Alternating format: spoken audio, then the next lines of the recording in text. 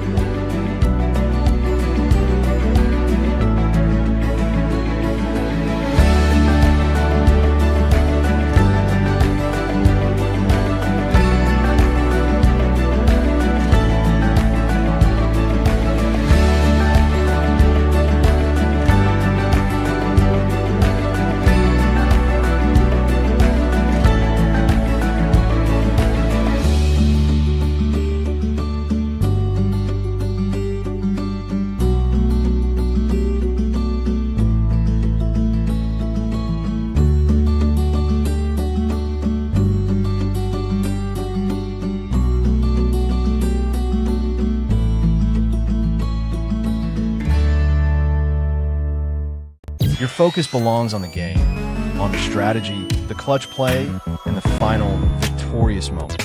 For too long, that focus has been broken by the frustrations of slow top-ups, unreliable websites, and hidden costs.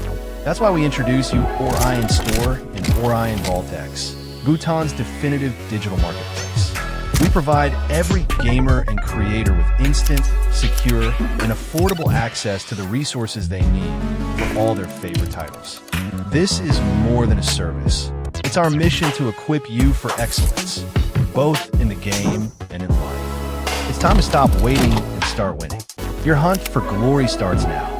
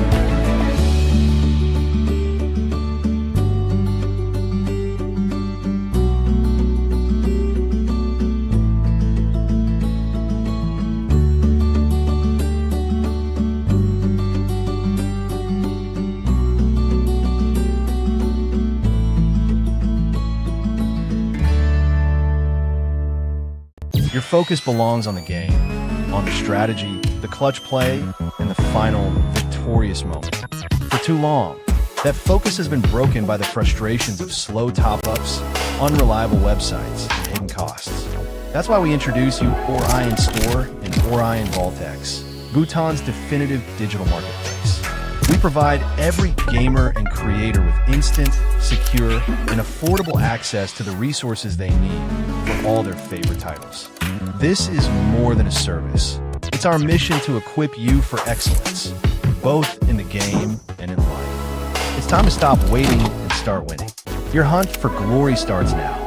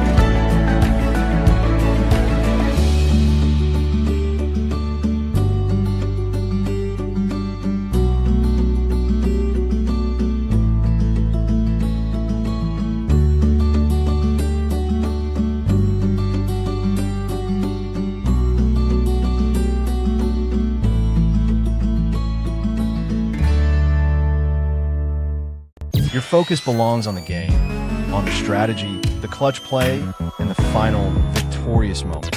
For too long, that focus has been broken by the frustrations of slow top-ups, unreliable websites, and hidden costs. That's why we introduce you Orion Store and Orion Vaultex, Bhutan's definitive digital marketplace. We provide every gamer and creator with instant, secure, and affordable access to the resources they need for all their favorite titles. This is more than a service. It's our mission to equip you for excellence, both in the game and in life. It's time to stop waiting and start winning. Your hunt for glory starts now.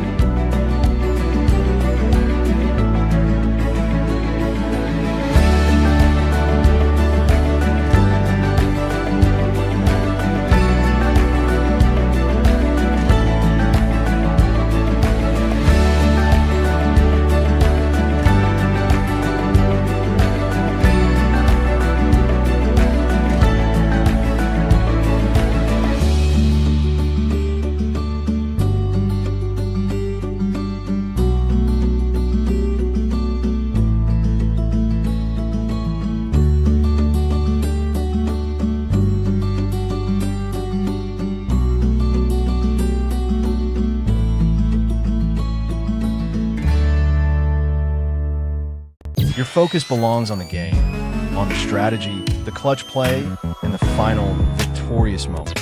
For too long, that focus has been broken by the frustrations of slow top-ups, unreliable websites, and hidden costs. That's why we introduce you Orion Store and Orion Vaultex, Bhutan's definitive digital marketplace. We provide every gamer and creator with instant, secure, and affordable access to the resources they need for all their favorite titles. This is more than a service. It's our mission to equip you for excellence, both in the game and in life. It's time to stop waiting for the start. Okay, welcome back everybody to the day 2 of the quarterfinals upper bracket for the MGC Grand Showdown sponsored by Orion and Brookfit. Today we have 2 matches. For the first match would be Onyx Paradox and Ice Paradise. This is your caster Paru, and with me I have caster Devi. Yep. And we are gonna be bringing you the server today. So yeah, this is definitely gonna be one of an interesting match because I've heard there's 2 teams that we're gonna be seeing into the first game, like Paru mentioned. Onyx Paradox going against Icy Paradise. This is gonna be a total showdown, and of course, Bhutanese Classical Derby it is called. So this is definitely gonna be one of the hypest team up matchup that we're gonna be seeing so far. So I'm really excited to see what the teams are gonna be doing because they are really new to me too. Yes. These 2 teams, they're like the big dogs for the Bhutanese community. They have always been the champion in the recent tournaments as well.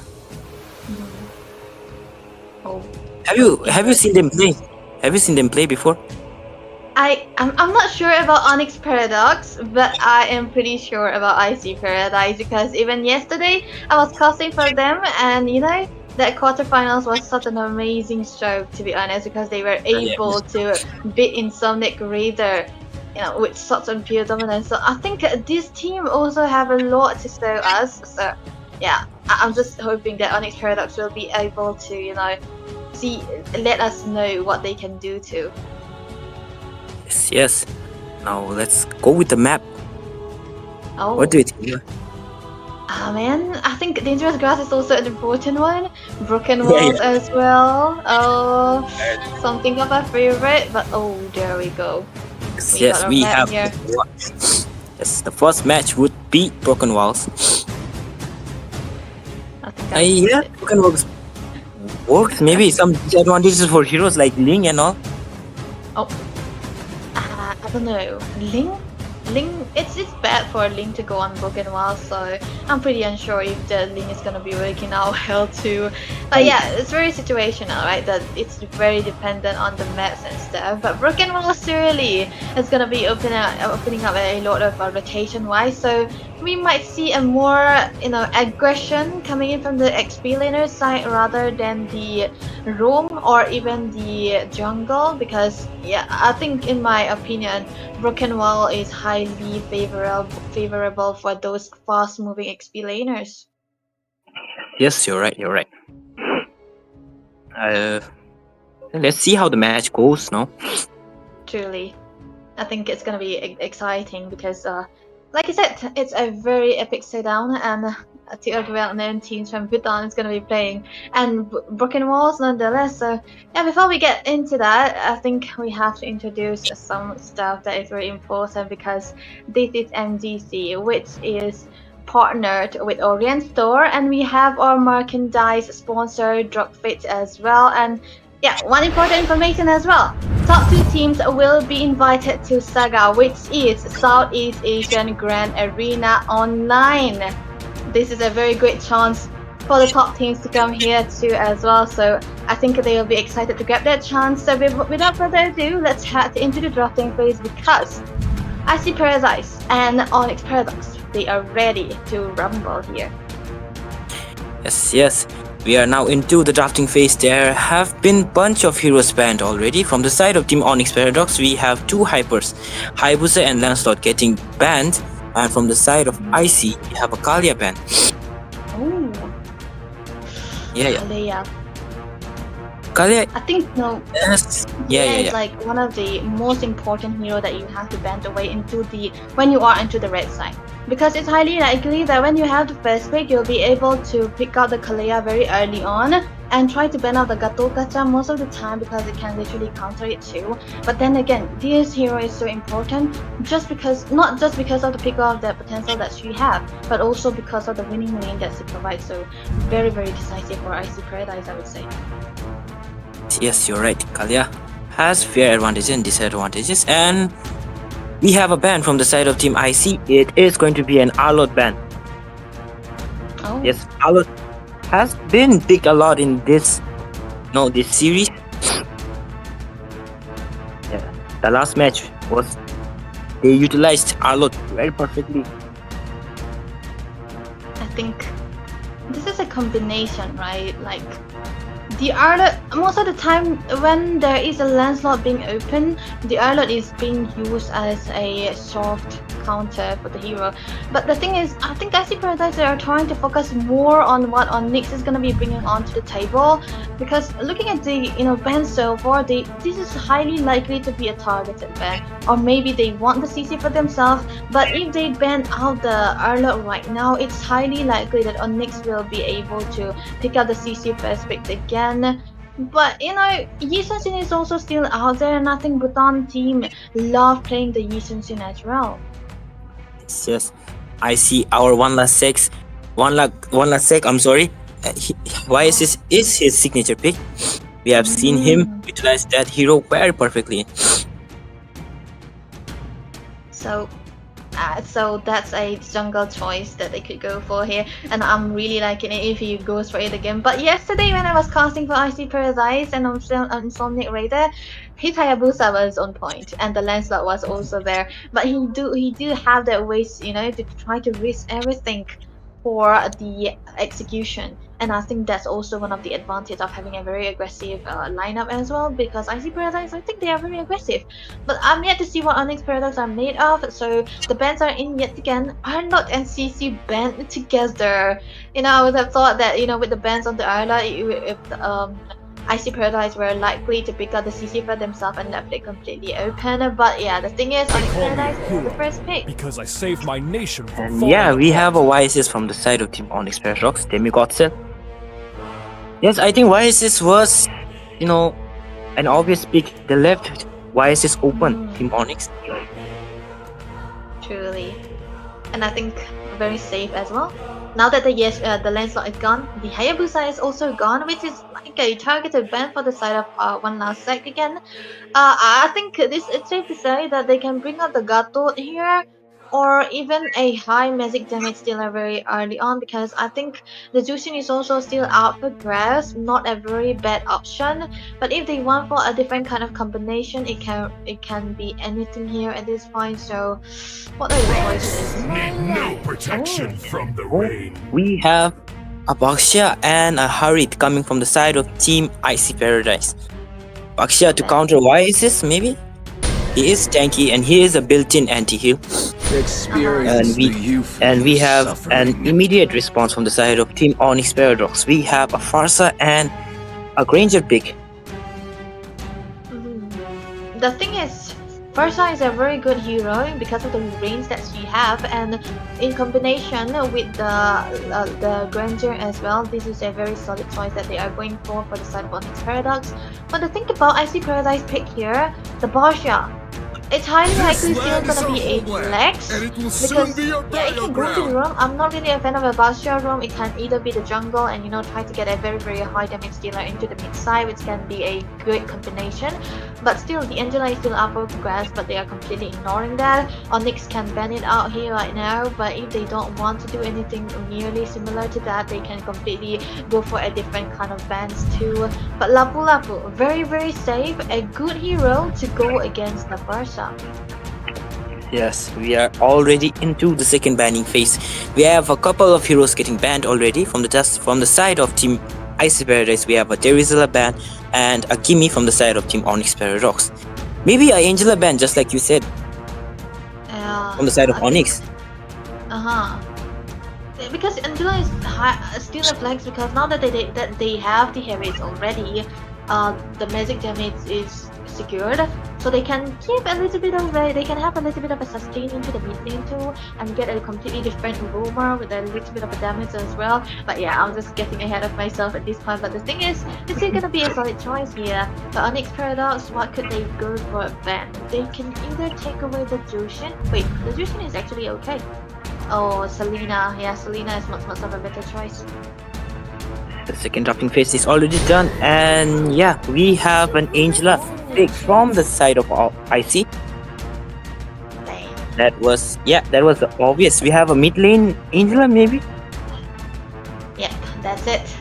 Now that they have the mid lane security, magic damage security, they are safe to pick out the Angela into the mid side as well. It can be the Rome too, because they already have the Lapu Lapu for the XP side again, and the Harriets in combination. But Onyx Paradox with the direct answer, that's also the reason why they wanted to let go of the Angela. Yeah, the Esmeralda does really well against the Angela and the Harriets and the Lapu Lapu as well. So this is such a great draw coming for the side of Onyx I am the Paradox. power of light and hard, color. but still, because of the presence of the Bosha, the healing is gonna be nerfed down at least 50%. So Kaza too. So this is kind of a pick-off, but also a direct attack for the mid to the late game for the combination coming in for the side of Onyx Paradox. Yes, you're right. Esmeralda is a solid answer to the composition of Icy Paradise. They have a lot of heroes with shield and all. But Icy also has Baksha, you know. Beat of the Flash. I think he That's can. He is INTL after all. I mean, oh wait, seriously, this was still a flex up to the very end. Like we said, the Boscia was not gonna be the jungle, because now the answer is right here. It's gonna be the Joy being picked away by Icy Paradise for the last. I think it's very unsafe to go for the Joy right now, because yeah, there's a Kaza with the Divine Judgment, and there's also the Esmeralda who feeds off on the shield that the Joy is gonna be having. So apparently 4 of the heroes coming in for the side of Icy Paradise, we have all the heals. So it was actually good for Onyx Paradox to go for the Esmeralda. Yes. The both teams' composition are looking pretty solid. They have answer for each other. Their compositions, you know, counter each other. I'm excited for how this match turns out. Yeah, that's definitely what we're gonna be looking forward to, because ladies and gentlemen, let's head into the Land of Dawn best of 3 series. Here we go. Onyx Paradox will be going against Icy Paradise with the lineups already set in. This is an epic battle between the Bhutanese team, a classical derby, dare I say, and let's go and see what they're going to be bringing on the table. As we can see a lot of aggression already coming in for the side of Onyx Paradox. Yes, they are right. Oh, Demigosel has started from the purple. Maybe he will not gank the gold lane. Both the side have started from, you know, the gold lane side. Maybe they're going to prioritize level 4 first for the turtle advantage. Yeah, Broken Wall, right? Broken Wall, your rotation is going to be much faster than normal. But the thing is, with the Yishun, you want to have the early game turtle, so that you'll be able to get the snowball going on, because even if you are 2 or a level behind against your opponent, it's definitely not going to be the best case scenario too, with the with the setup that he already have. But Ryzen onto the top lane, able to dominate his lane, because he's able to steal the gold cap. But the gold cap is highly set upon, but it is a very important creep to secure onto the early stages, especially for the gold laners. Yes, you're right. Look at the both hypers have reached level 4. They are trying to gank EXP maybe? No? We have 4 of Onyx already on the bottom lane. Yep. They're ready for the turtle. Position themselves for the turtle. It's actually good, because most of the time when you see this kind of rotation into these recent meta, you kind of see more focus onto the XP side, because it's very important that you get your XP to be up for the turtle first. Okay, that's gonna be Kandemski. Already level 4, but he's gonna be able to turn away to a member to the side of Paradise. Just look at that Onyx Paradox trying to gain the map advantage. Look at one last sec. He is going to contest for the turtle and Coyote with that flicker. One last sec. Yes, the turtle. That was a nice contest coming in, but Coyote almost takes out Kazansky, I'm sorry. And look at the airstrike coming in with that flicker. Coyote is almost taken out, but is forced to flicker. Yes, his first turtle will be for Team Ice Paradise. Oh, Wow. and in the mid lane, we have Hurry taking out Ranger. I think there was a little bit of a skirmish that's happening out there from the turtle, but no execution so far. But it's actually the gold laners who were rotating onto the mid lane that was, you know, the only capability so far. So that's definitely going to be giving Rise a little bit of a head start right there.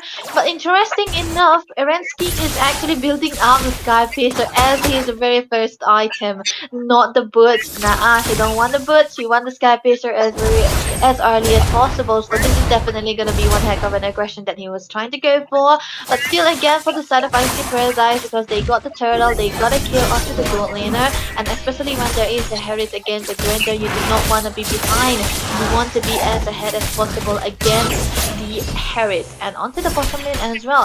I think Kentucky is also gonna be doing fine because this is a very suitable meta for both of the sides because they got one goal winning lane. Oh, never mind, look at that. Mid lane, Nico is forced to flicker. Airstrike almost gets Nico right there. That's a flicker wasted by Nico here, but he does have the Hogger, so I think it's definitely gonna be okay right now. But yeah, it's still gonna be a stalemate here because 9k goal lead, 9k for the side of Onyx Paradox and 10k for Icy Paradise. They are willing to start a little bit of a fight so that they'll be able to get the momentum back. Look at the engage, so nothing that's gonna be happening right now. But the only way the Onyx Paradox are gonna be finding a little gain is if they have the divine level of life. Yes, the second level is here already, and look at that. Icy Paradise trying to gain the map advantage. Oh, airstrike coming in. Flicker from Coyote. Yes, Erensky makes it out, unfortunately, and Kazansky is in deep trouble. Kazansky is taken out. This was second, not a big contested turtle for the side of Team IC. I think that was actually a miscalculation, but nevertheless, it was a lot of damage already onto the hands of Big Brain. But then again, you know, the Feather Extra was also on point, but Coyote was perfect in joining potential that he did, and even one last stack onto the Joy, he did have a full stack and the electrifying beat. And the hard gun was enough to give him a lot of heal. Even Kentucky wasn't able to do anything out there because even though he was an Esmeralda, there's always a presence of the Boshian that tunes down your healing potential, your seal potential, and that is just neutralizing him quite a lot. And the big purpose of even picking the Esmeralda is going to be tuned down right now because now everything is into the lead for the side of Icy Paradise. Yes, you're right. Icy Paradise composition is aggressive type of composition since they have big Angela and Baxia. This duo can do a lot of job in opening the map and all since they are Baxia is tanky and Angela heals. I think at this point, I'm pretty unsure if one last deck is trying to go for the Starlam side, which I do not really recommend because if you want to go for the Genius one, you cannot interact together with another system. Look at that Ryzen coming in with the ulti Paradox is almost taken out. Look at one last sec, dashing in and out, and this is going to be a double kill. And Farsa is taken out. This is going to be a 3-0 trade. This is looking bad for Team Onyx Paradox. Maybe they can hold on to the late game. That's the only option, but the thing is, look at that! Look at that! Demigotzer is taken out by Coyote.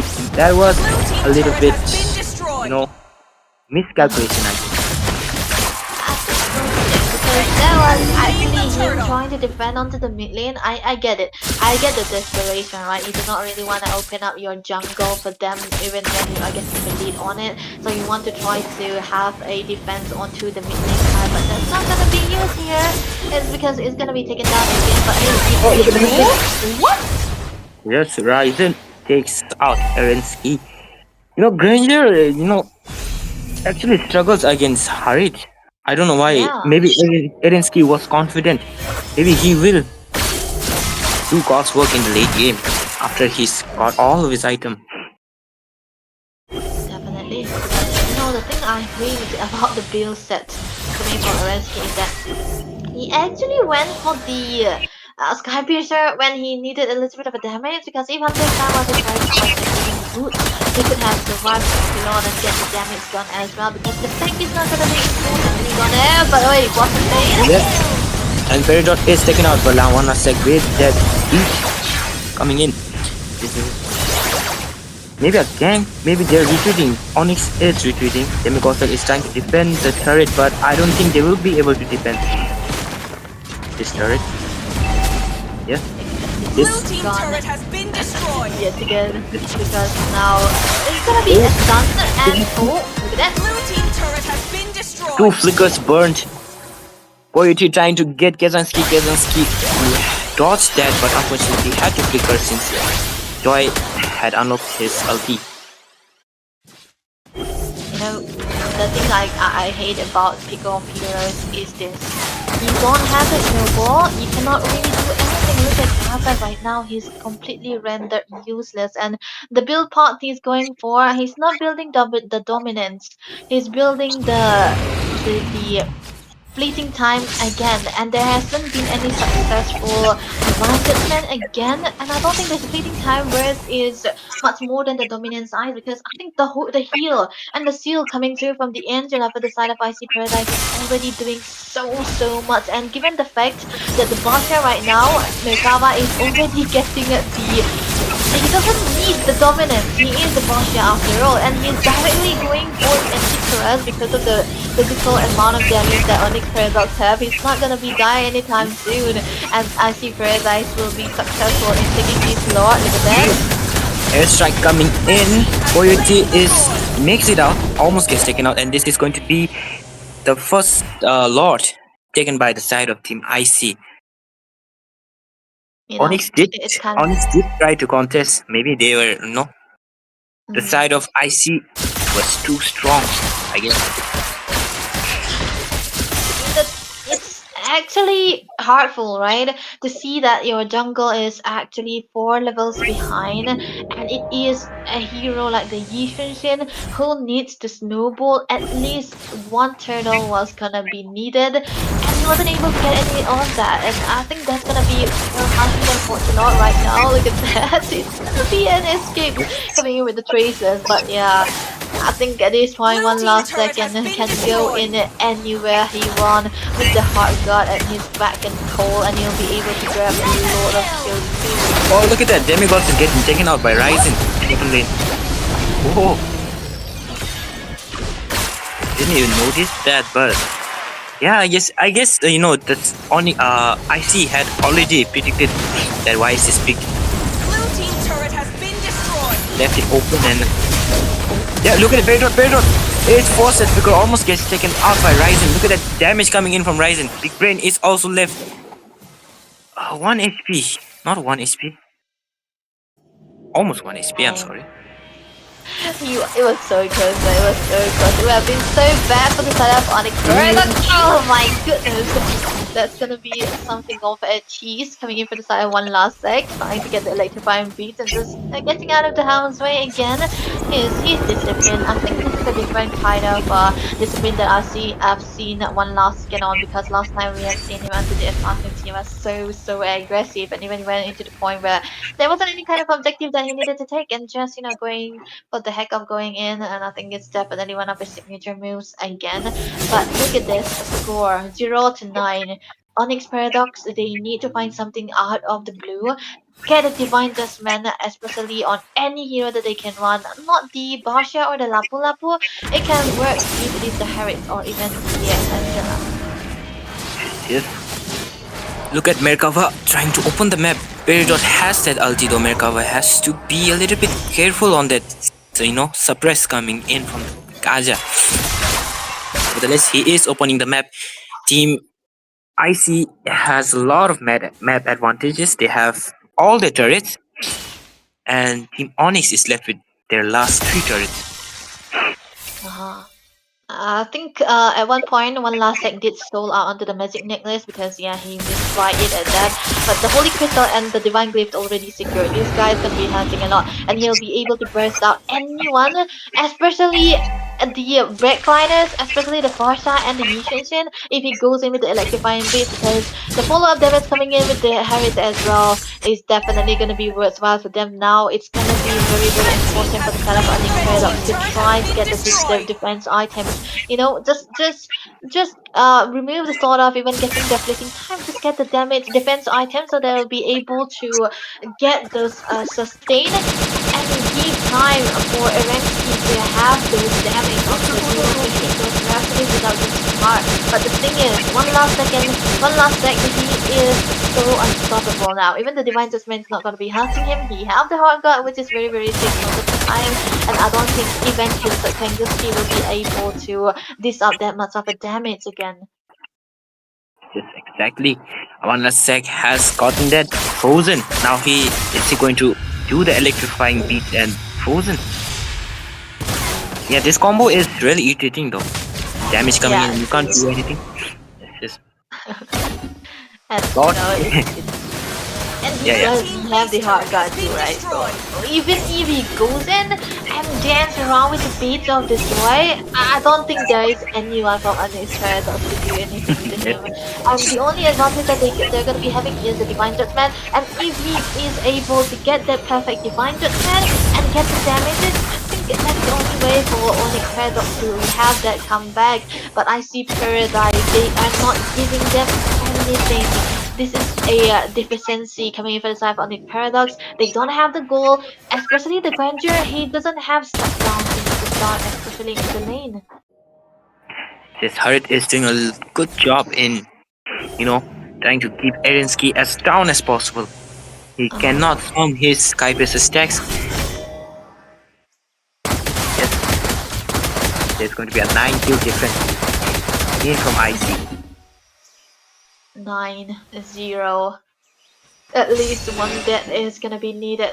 If they are able to grab that kill onto one last stack, that's gonna be a bounty for Onyx Paradox, and that might A little bit divine judgment coming in on Koichi. Koichi is getting picked up. Look at that, Koichi with the lives. Koichi does a good job with that flicker. Gets Erensky. Erensky takes out Koichi. Unfortunately, look at the electrifying beats coming in from one last set. Takes out 2 from the side of Onyx Paradox and 1 from the side of Team IC. Look at that, one last sec once more. Erensky, a little bit of one thing there, but yeah, Erensky is taken out by Ryzen. Airstrike coming in, takes out Ryzen right there. Oh, look at that, one last sec. Oh, that was a little bit miscalculation, you can say that. Oh man, miscalculation indeed, because he actually very low onto the XP and the ice wasn't gonna be enough to help him survive, but oh my goodness, why would they do that? IC Paradise, there was also a good discipline coming in, but the setup coming through from the side of Paradox, it was actually good here, because he, the only thing, it was actually a Hail Mary kind of move, because if they did not really go for the setup or even a ulting onto the Lamp, it's still gonna be enough because they did, for IC Paradise, they grew. Oh, look at the lot. Okay, Demi gets secures a lot, and is taken out. Demi Gonson gets taken out, and look at that! First kill coming in from Koyote, gets 3! But Farsa makes it out, and Gizan 3 unfortunately gets taken out. It's going to be a 2 for Lord. No, it's a... Yeah, it's a 2 for Lord. Yep, it is. It is 2 for Lord. But I think it was more of Onyx Paradox making a wise decision, because they know that IC Paradise, they don't have their jungler. One last thing was still in that timer, and you won't be able to do it on time, and they were willing to risk their life for this Lord, and I think this is gonna be giving them a little bit of a time, a breathing space. They cannot win with this yet, not yet. This is not really a comeback. It's more of them trying to stall the game as much as possible. Because still, I see Paradise, they have a 5k gold lead with all the things that they already did. Onyx Paradox are still suffering because they don't have that early game lead. And Look at that, third, There is airstrike coming in with a damage. Ryzen, look at Ryzen. On a sec. Goes in the middle. Electrifying beats with it. Goes in. Gets. Team hero has been Gets. slain. Yeah, gets Peridot. I'm sorry. Peridot and Erinsky. But one last sec is taken out. There was a nice credit drive and Nico is forced to flicker. Yeah. Oh, Ryzen. Look at Ryzen. Big Brain almost gets taken out by Ryzen right there. Yeah, I think mid turret is taken out. Inhibitor gone. Another one also. The bottom lane is what's left of the inhibitors by the side of Onyx Paradox here yet again. But I see Paradise, they know that they should walk away. They have to stay disciplined. They cannot lose any member yet, even though they are actually ahead. You do not really want to give out bounty. Heart guard being popped again, and Demigods will, you know, just trying to beat out a little bit so that they will be able to pull something out of them. But yeah, it's still gonna be okay. But yeah, that move coming from one last sec, I think it was not that necessary, but it was really not that, worth it either here, because look at this, he got the damage, he was able to take out Nerensky, but his life is more important than trying to get down a member on the losing side, especially into the goal here. So Onyx Paradox right now, they have the advantage to try to start for this contest, if they want to contest, but already full bill. Interesting enough for Demigod Cell, he got at the full bill already, and that's definitely going to be the power spike that they are looking for.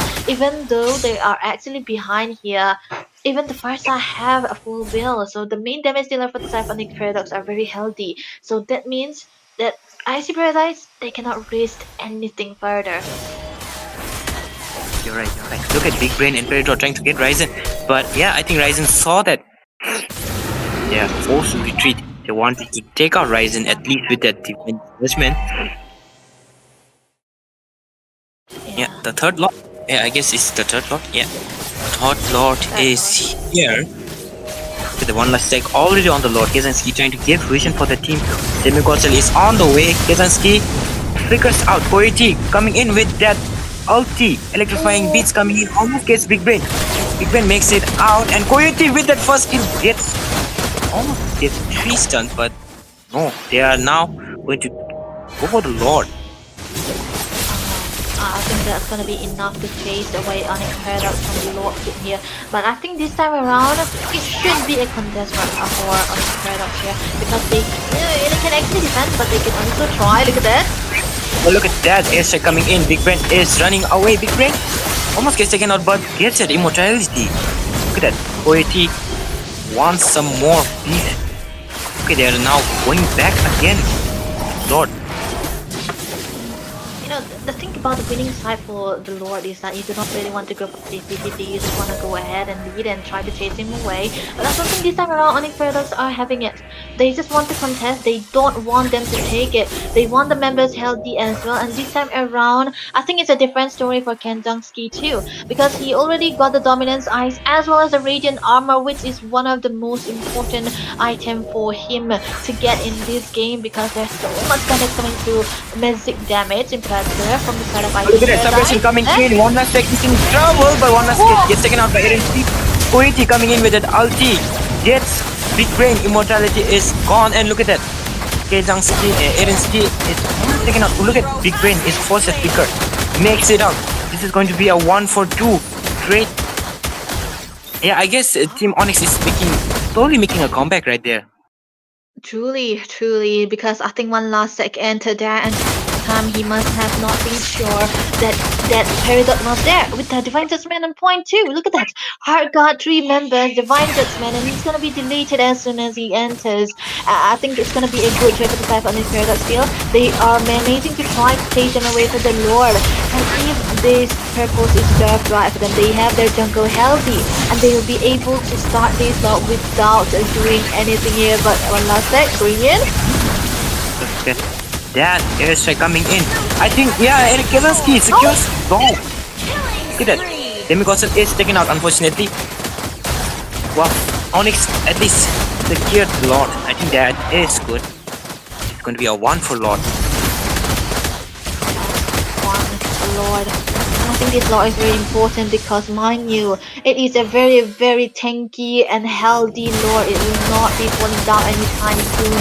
And this might be the breathing space that Onyx Paradox are trying to look for. And I think even Erensky is going to be having a lot of stack onto the Capriccio too. And he have 3 kills already onto his hand, which is actually very good for a team who hasn't been in the lead for so long. The goal lead Oh, is look at that. And yes, we have a frozen from Nico, and Nico will not make it out, unfortunately. The Lord is marching in from the bottom lane, but is taken care before it can advance any further, and they're going to get the mid turrets. I think they're going to get at least 2. No? Yeah, I think they're going to get 2. I think they're going to get 2. They have to actually attack away. It's gonna be a defense coming in for the side of IC Paradise. You know, looking at the goal lead so far, I mean, so far into the game, we would have thought that IC Paradise will not be in this competition. But then again, One last check is taken out with a feathered airstrike. Erinsky now has the stacks, now has all the items, I guess.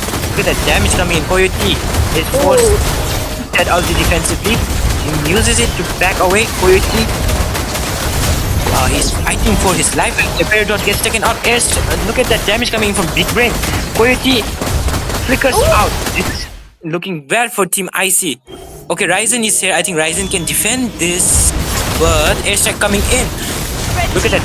They're trying to take out Big Brain. Look at Coyote is taken out by Erensky and Merkava. Trying to tank all the damage. Lead Team's Onyx Paradise in below half of their HP. This is looking good for Team Onyx Paradox. Actually, yes. This is actually looking good for Onyx Paradox because if we look at the game 5 minutes prior, it's actually so winnable for the side of IC Paradise, and if we had a little bit of the vote also, it's gonna be 80% their win. But Onyx Paradox, they were able to fight back with the damage they already had onto Erensky here. He's not even dying. Even though they lose our Peridot, it's gonna be enough. It's gonna be fine because he is just a roamer. But the thing is, the Lord is already up, and IC Paradise are merging here, trying to start onto this Lord. The jungle still available for both of this team. It's gonna be a 50-50 situation. Kenjunski already very, very tanky enough to try to have that damage potential also sustain. One last leg, trying to go in hard, but also carved. Look at that. The Demigodsel is seen by Merkava. Merkava tries to take out. Look at one last sec. Almost gets taken out. Yeah, Demigodsel is taken out. The one last sec secures the Lord. This is going to be the 5th Lord. Kazansky flickers. I think that was a little bit unnecessary, but yeah. It was supposed to be a contested Lord here because they cannot really give away the Lord for free, and it was a good try coming in for the side of Onyx Paradox as well. Looking at the constant instant replay here, I think one last sec was trying to drone away Big Brain from all of those because he knew that he's the main damage source right now, and I think it was a good try coming in for the side of Demigod. Cell 2 was trying to get onto this Lord on time, but the magic damage is what Yushin is actually very, very weak against. So this is actually a skillful matchup and a good micro coming in from the side of IC Paradise yet again. But it's gonna be actually hard for Onyx Paradox to defend. This is an Evolved Lord and everyone is ready. Yes. One last sec coming in for the backliners. Peridot is in deep trouble. Peridot, I think, yeah, Peridot is taken out. Airstrike coming in. Almost gets Ryzen. Ryzen is taken. No, Ryzen flickers out. This is looking bad for Team Onyx Paradox, and yeah, I think this might be game. Brain cannot defend this. Yeah, we have the winner for the first match. It is going to be Team IC Paradise. Oh man. Yeah, how was the match? Paradise. How's the match? That was actually, after the first few 10 to 15 minutes of the game, we would have thought that it was definitely Icy Paradise winning it easily.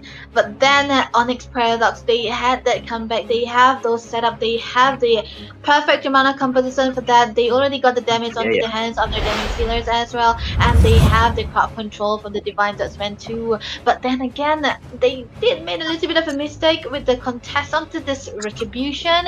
One last sec, he played it so well with the joy, electrifying beats together with the retribution, perfectly on point. And if we focus on to the MVPs here for today, Merkava, yet again, I see Paradise of course with the boss you're able to get so much value with the gameplay that he was having. No need for dominant size and Twilight Island is one of the most important factors you want to get to. And I don't think at that point of the time into the later part of the game, eventually the Yi Shinshin wasn't able to do anything to him already because looking at the defense item that he already had, it was full build Barsha with the Turkish Persons. He's actually very, very healthy. Yes, you're right. And let's look at the overview. Look like I thought IC was going to. IC had the early game, early to mid game. Yeah. IC was dominating, but in the third lot, I guess, after Onyx Paradox secured the third lot, the game almost flipped over. But yeah, there was a little bit of a mistake coming in on the fourth lot where Demigod got picked off. I think that was the moment where IC got back their dominance. Yeah, Yes. Well, it's more. I think if you check the later part, it's more of a 50-50 at that point. But the early game was played so well by Icy Paradise. I think they actually controlled quite a bit. If they didn't, they could have ended the game a little bit more early as the 15th minute where they took the second Lord. But yeah, I think the damage was already set in for the set of Onyx Paradox as well. Well, if you compare to the gold laner as well, they already got a lot of damage too. And at one point of the time, it's actually Erensky who did have the gold lead too. He was already full build with the Sky Pace stacks as well. And onto the jungle as well, I think this is a game where Demigod Shell was suffering quite a lot because Yishunshin is gonna be suffering against Joy because of the music damage that he dealt, and you do not really have that kind of unlimited dashes to try to survive from all of those attacks coming in from the side of Icy Paradise. yes, there was a nice gameplay coming in from both the hypers. Demigod tried his best but was outmastered by our one last sec. And let's talk about the mid laners. Big Brain did a good job in positioning himself and doing a lot of damage with that feather airstrike. Rico was, I think, yeah, Angela mid lane is the one works in one kind of way. You know, we have your healer. There is like Yeah. two frontliners for the side of IC. There was a nice. This Angela pick was a very smart pick, I should say, Alright. from the side of Team IC. I do think Yes, that. and The thing is, Yeah. Angela mid lane only works when you either have a Magic gold laner or a Magic jungle, and they have both. They have both. So I think it was actually top notch that they were able to draft just like that. And Onyx, I think they did a good job too as well into the middle part. Even Peridot, even though he done a lot of times, it was just a sacrificial sometimes because trying to keep up the region is definitely not the best case scenario when you are a pickup. You want that frontliner into your side, especially dependent on the XP. And talking about the XP here, Esmeralda versus the Lapu Lapu. It was a winning lane for the side of Esmeralda. But then again, I see Paradise. They know that they have to help the XP laner because they already had a winning gold lane. They need to win out onto the XP side as well so that they'll be able to start all this turtle yet again. And I think they did that too. yes, both the EXP did a good job in their team fights and all. And let's talk about the highest gold per minute. We have Erensky, our Granger. Oh, Yeah, I think Erensky did have a lot of trouble, but yeah, somehow he was the highest goal per minute. absolutely. And Yeah. yeah, and the highest damage would be Ryzen, as we could see him dashing around, getting kills and all, marking the backline. There was a nice play. The Peridot gets taken out. Look at that damage coming in from Big Brain. Both of the Coyote XP laners, flickers out. the It's gold laners looking did bad a for Team very IC. amazing Okay, job Ryzen here. is here. I think Ryzen can Especially defend that- this, no, it's the but happiness airstrike and coming the- in. But Look at that. Turret has They're been trying to take out Big Brain. Look at Koyote is taken out by Erensky and Merkava. around Trying to tank all the damage.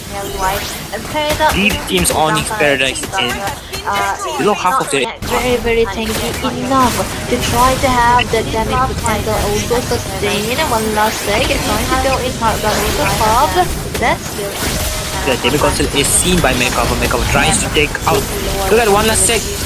Almost gets taken out. Yeah, Demi Console is taken out. One last sec secures the Lord. This is going to be the fifth Lord. Erensky flickers. I think that was a little bit unnecessary, but yeah. and a skillful. A good micro coming in to set up ICT Paradise yet again. And it's gonna be actually hard for Onyx Paradox to defend. This is an Evolved Lord, and everyone is ready. One last sec coming in for the backliners. Peridot is in deep trouble. Peridot, I think, yeah, Peridot is taken out. Airstrike coming in. Almost gets Ryzen. Ryzen is taken. No, Ryzen flickers out.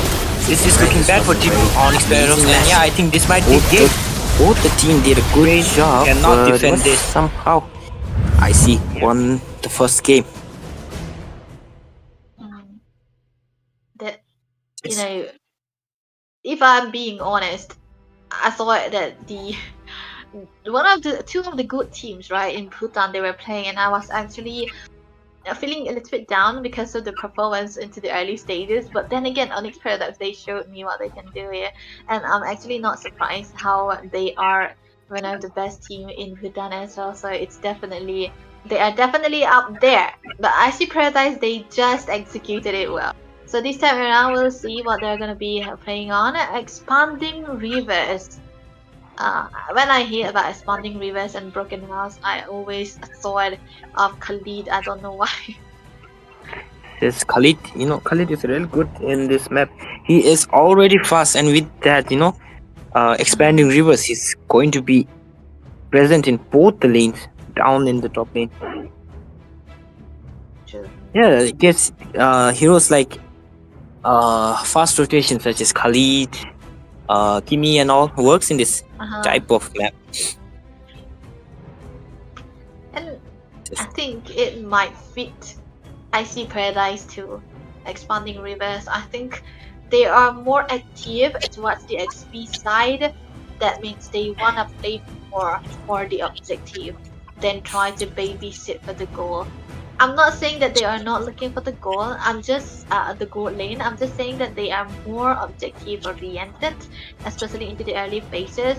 And I think it mostly have to do with the jungle because they love assassin jungles. And if you love assassin jungles, you want to prioritize onto the goal lead, especially at the snowballs. So I think IC Paradise, they set their heart straight on what to do. But Onyx Paradox also this time around, if they want to play the extension, I don't see any ults in the draft that they had. It was just that the room, I would like if it was a little bit in room rather than the default room. Yes, you're right. Okay, now let's go to the drafting phase. We have a couple of heroes getting banned already. We have Angela and Kalia coming in from the side of Team Ice Paradise, and two hypers from the side of Onyx Paradise. We have Lancelot and YSS Shin getting banned from the side of Team Onyx Paradox. Yeah, I think it's going to be the same ban from the side of Team Onyx Paradox. They don't want one last deck to get hands on that assassin heroes, since he specializes on those type of heroes. They can stick to that. They can stick to the Hayabusa Lancelot ban if they don't play the Hayabusa or the Lancelot if they want the Yishunshin. But yeah, I think it's actually okay if they want any onto their side. But it's wait. They ban out the Yishunshin, huh? Yes. I think it is expanding rivers, I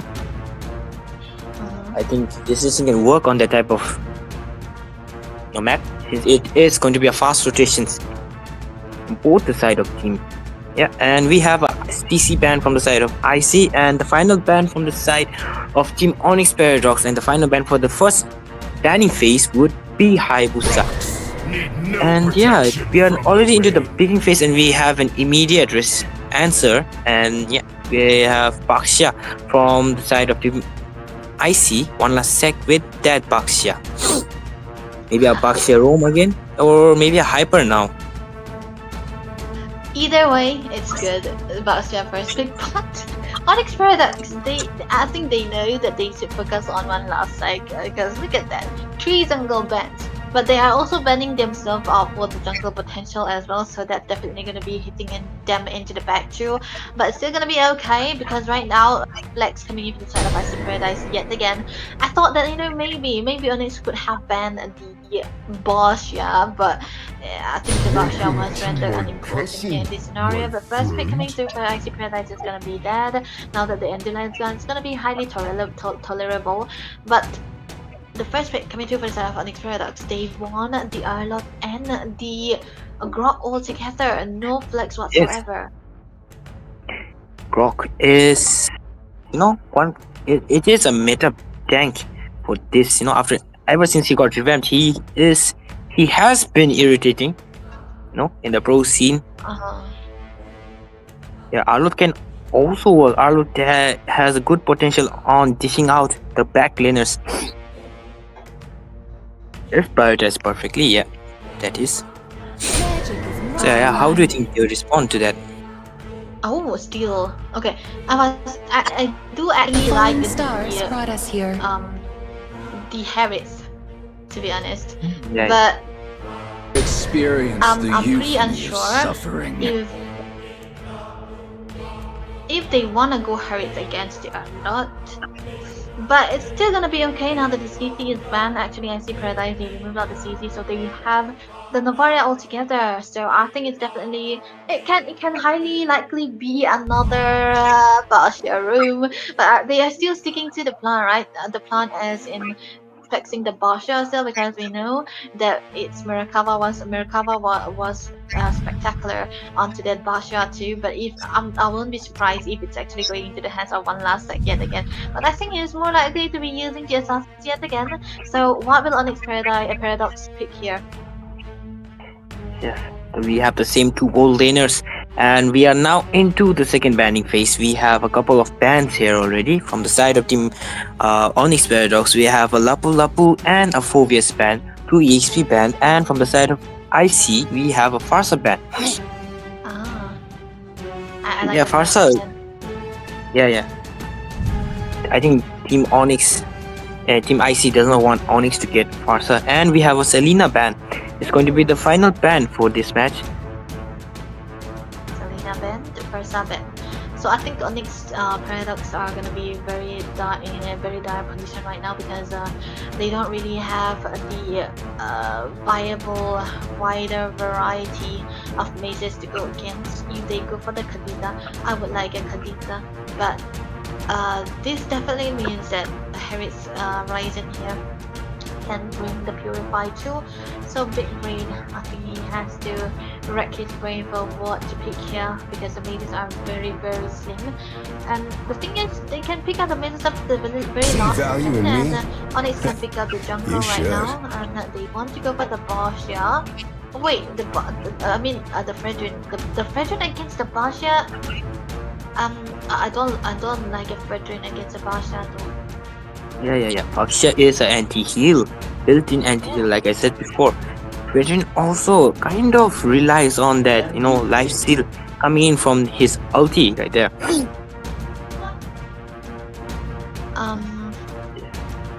We have. I think they have to pick a very good mates right now for Onyx Paradox, or else they are gonna be suffering quite a lot here. The youth is gonna suffer against the Harris, not a really best choice. I see Paradise, they have to My be kiss they couldn't grants pick you out the immortality in the room, so or okay. death. Wait, at least Yeah, they yeah. deal a flex. Because last night they had at least was right. Maybe. Yes, you're right. No. They have to carry. They have to pick a Gary my mate. wish. Ah, Juicy! Yes. Lantern's There we go. light. It's not Brain with something we that want. position. I think Vision will have a little bit of a trouble since there is, Nico with the Nico and Ryzen. I think they can lock on to Big Brain. Blunder, blunder. I'm Yes. still skeptical. You have quality with that There's- Alice. I want to see how Alice is utilized in this match. Yeah, and it's still a flex, right? Because we don't know if this Elise is going to be the XP or is it gonna be the jungle? It's either way, it's still gonna be a flex for Icy Paradise. These people are so good in flexing, man. I wouldn't be surprised if there we go, it's 40 into the Elise, so it's still gonna be a Bastia jungle. A very good one at that. But the Basha, if you have the Basha, I think you're more likely to get the Jushin solution because of that. So Onyx Paradox, they want to pick that Jushin, but they're going to be lacking out the damages. And I am actually not really a fan of this drop coming from side of Onyx Paradox because they don't have anyone to try to target the Harris. Yes, you're right. Harry has been a trouble in the last game as well. Mhm. So we'll be Going to heading land. into the game number 2. This is gonna be a best of 3 series yet again, but the first match was secured by IC Paradise, and yeah, both of the teams are actually very ready to try to win out because Onyx Paradox, they don't have the liberty to lose this game because they need one win to try to take Farouk, out there's this game. some echo. We can hear some echo Still from not you. be able to do anything just yet because looking at the draft so far, I think IC Paradise has got it into the bag. Yes, Devi, you're right. We have the first pause of the game already. Maybe an issue, maybe a network issue, since it has been an issue in the Bhutanese, esport community. So yeah, how do you think the game will turn out? You said you The early were game not. Yeah. is definitely gonna be more into the hands of IC Paradise. And the thing about the Elise into the XP side against the Arlot, I don't think they're gonna be touching each other anytime soon. They will likely be leaving the lanes as much as possible and join the team fights. And when we talk about Elise, he's more likely to focus onto the late game than the mid and early game. So that's definitely out there still. So maybe before that happens, the Arlot can try to do something for the team. But we'll have to wait and see because we'll be jumping right into the second game. Ladies and gentlemen, this is gonna be IC Paradise going against Onyx Paradox yet again into this best of 3 series. The IC Paradise with 1 win. Just look at Demigod. He got that, small buff. Wow. But is to use that Reggie though, maybe Yeah. I don't think there is going to be an invade from the side of IC. It is going to be too risky. If that invade fails, Onyx is going to have a little bit of lead in the early game. Yeah, I think this is what you want to do, on a pattern. You don't want to give out the farms as much as possible, especially against the Basha. You want to be at least a level ahead of the Basha or to the very equal. But onto the mid side as well, the Jushin we are talking about, the Jushin and the Oh, look at that, the Jushin! is definitely gonna be good. Oh my god. It's almost taken out. Yeah, Nico almost connected that shot on Zujin. Zujin is forced that flicker. And yeah, there was some important. Ooh, Nico trying to take out Big Ben right there, but does not take out, unfortunately. And yeah, we have another boss. Yeah. Eh, I think Onyx Paradox, they got to be careful because the mid game was actually a winning lane for them. Paradox and Big Brain, they had the lead, but the rotation coming in from the side of one last sec was actually very very good because most of the time when you see a tanky jungle, they usually get onto the XPs or the lanes, but it's not that. You want to win out into the mid side first and try to rotate together and get that objective done, and I think IC Paradise are doing exactly that. Yes, you're right. Both the team's composition is a little bit, lack damage. Team Onyx lacks damage, but yeah, I don't. We can't really tell how a match can go. It's unpredictable because most of the time it comes down onto execution as they're very important. But if you cannot able, if you aren't able to draft according to your combination, it's definitely gonna be your downfall most of the time. But I do think that there's gonna be a lot of aggression we're gonna be seeing as early as the first few minutes of this game, which we already saw. But the thing about the Jushin and the Novaria combination is that the Jushin cannot really touch the Novaria, so I was actually skeptical of the Jushin. But I think more likely, it was actually in the hands of Onyx Paradox where they pick out the Jushin more because they want to try to counter the boss here. But sticking to the point, look at that stun. You're right. The first turtle is here now. Demigod Cell and Merkava. I'm sorry, and Lon Lasek is already on the turtle. Okay, so yeah, I see it's making their way to the turtle. One Lasek is having a little bit trouble with the fusion. Demigod Cell trying to get the turtle, but is forced back by 3 of Icy. Look at that. Not much going on here, and Kizanski trying to get that, and Demigod secures the first turtle. Ulti coming in from Peridot, gets Merkava right there. Ulti coming in from Zushin. Vanasek is taken out by Erensky. This is a good, early game for. This is going good for, on Peridot. I'm sorry. Yeah, definitely. Look at this set. Look at this set right here. It was so perfect for Icy Paradise, but something happened out of the blue. It is Erensky with the rotation coming in onto the bottom side, trying to join out the objective as well. And when he is into the entrance, it's actually a lot of DPS coming through. And not to forget, a perfect retribution coming in from the Demigod Cell as well, winning out the retribution, which turned around everything and anything from the side of Icy Paradise. So the early composition that they had for IC, they are down the drain just because of the loss of the turtle right there. So whatever risks they are going to be taking, they have to be a little bit careful and very attentive of where the map or how the rotation is coming in for the side of Onyx Paradox yet again. So yeah, IC Paradise, they can drag the game as far as possible because they have the Annalise and then nobody altogether for the late game, but still they are actually not gonna be able to move towards that path if they keep dying, if they keep losing as they do. Yes, let's look at the top lane there. Bunch of people's already back there. Look at the Kazanski trying to take one last sec is trying to run away from Kazanski. Kazanski's damage output is a little bit higher in the early game somehow. And look at that. Ulti coming in from Coyote gets Merkava. I think Merkava is dead. Kazanski takes out Merkava. This is looking good for the side of Team Onyx Paradox. Look at the aggression coming in from Demigod Cell now. He does not want the old advantage like the recent match. I think it's more likely because of the goalie that Onyx Paradox already have, that they gain back their aggression and their confidence too. And looking at the build so far, still Erensky still with the usual build that he was before. First build for the Skyfacer, and I think it's really worthwhile for him this time around because he's definitely getting the first skill already, and we have the rotation and the complete build bag, and look at that! Yes, look at that. Oh, one last stick. Here's the turtle. Demigod Cell was trying to abuse that ulti retribution but does not get it. Kizanski with that final slash but does not get anyone. Peridot with that ulti gets to Coyote trying to go away. Demigod Cell with a third skill intimidation did not get anyone. Coyote is low on HP. Look at that. Brain trying to pick someone up. And Ryzen.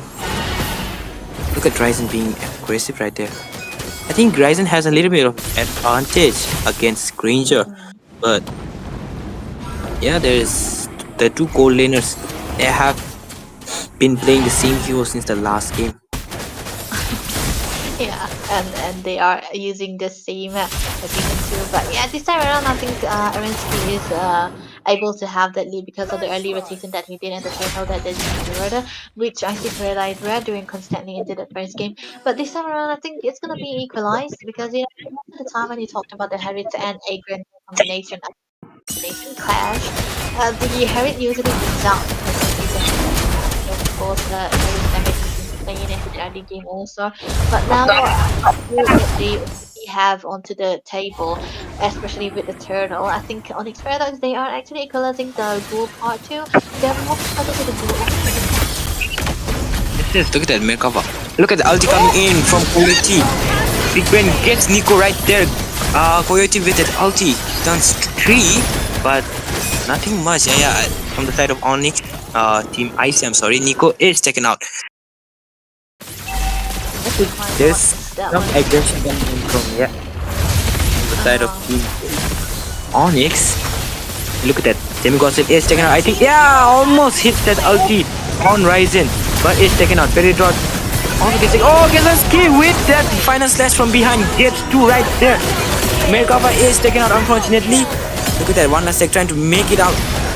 This is looking bad for Team IC. That final slash really turned the table around, and one last sec is taken out. This is a maniac from the side of Team Onyx Paradox. Erensky.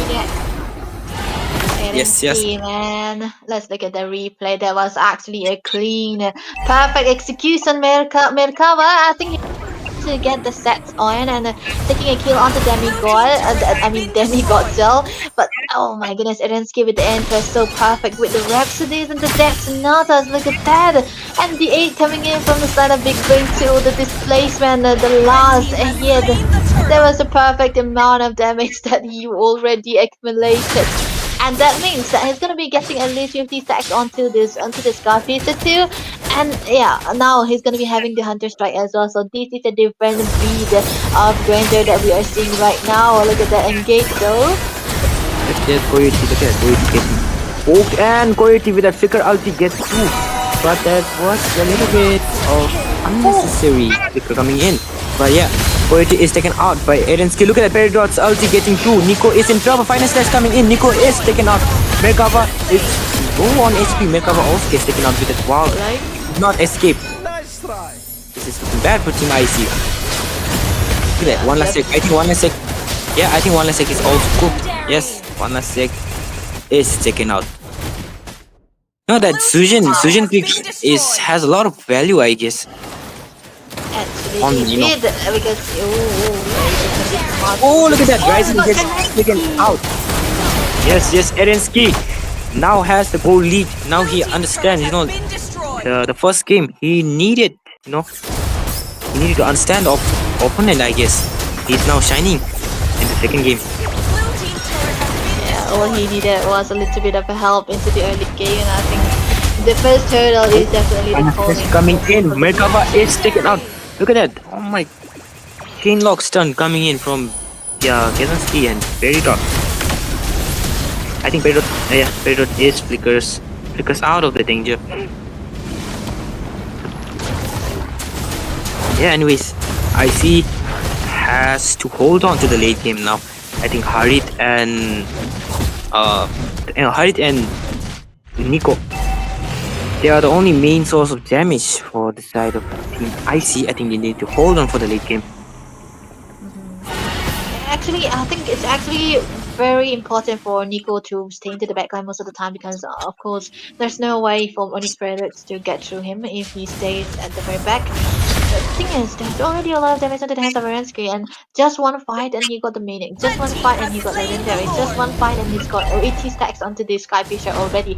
That means a lot of gold accumulated onto his hands, and whoever he Rhapsodied on, or even the Detonata is on, they are gonna be falling down eventually, and I don't think SC Paradise have the enough amount of sustain to try to get through all of those damage done coming in for the side of Onyx Paradox too, especially into the hands of the Granger man. And then, I think he's shining quite a lot in this game already because of the first win that they had. The rotation was actually out there. He kind of knew that eventually there will be a Ryzen onto this Hadit who will be trying to get in onto the perfect timing with their Zaman force, of course, but they weren't able to do anything out there. Look at that aggression coming in from Onyx. The Lord is marching in from the bottom lane. They want at least one turret. And they secured that one turret. Look at that ulti coming in from Merkava. I think that was to slow down the opponents. And ulti coming in from Peridot gets two with that final slash. Coyote flickers out of danger, but Merkava is taken out by Erensky. Double kill from Erensky. Final. That ulti from Demigod leaves one last sec on low HP. Ryzen is also down half. Triple kill, but not a maniac. Erensky wants it. I think this is going to be the end. Will they be able to defend? Final slash coming in, does not get Ryzen, though Ryzen is on low HP, but this is game. This is game number 2, and the winner will be Team Onyx Paradox. Onyx Paradox, man, with the goal leader, with everything that they had, with the early game that they secured with the first turtle, able to win out so and quite easily. I think it was a turn, but I see Paradise, they couldn't do it. I think one last like he's not really confident onto the boss yet either. Because looking at the draw so far, it was more in favor for the side of IC Paradise, but dang. Onyx Paradox able to come back with that amount of HPs, with that amount of goal lead. Erensky, the man of this match, with the amount of the 61k, 61.9k damage, 83% team fight participation. That was actually one of the best you can do with a marksman, and I think he's definitely out there onto the top because even if he did not have the full item build, he is getting a lot of gain, a lot of damage already, and of course he didn't have the spell vam for that a little bit of sustain too, because whoever targets on him, he's definitely able to sustain with the damage he already had to.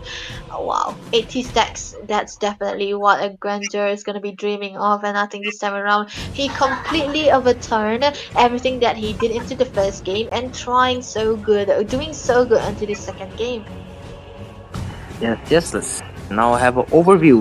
That gang, on the top lane after that final slash connected on 4 people. I think there was the moment where IC lost all of his, chances. After that, Eren Ski already farmed a lot of Sky Pacer stacks, and he also got a Maniac. At least 50 stacks from right there.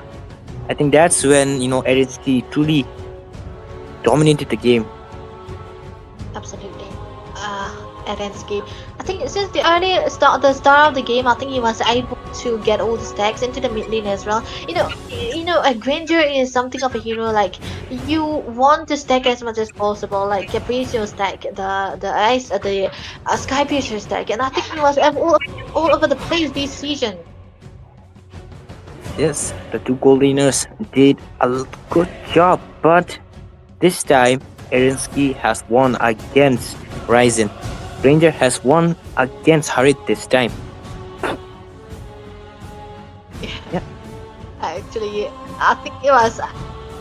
You know what? I think this game for both of these teams is like, once I get the first turtle, I'm gonna be done. I'm gonna be winning it, and this is definitely one of the best that they can play so far on both of their sides. Yes. I think Onyx also, they do know that their composition was not really made to hold on, right?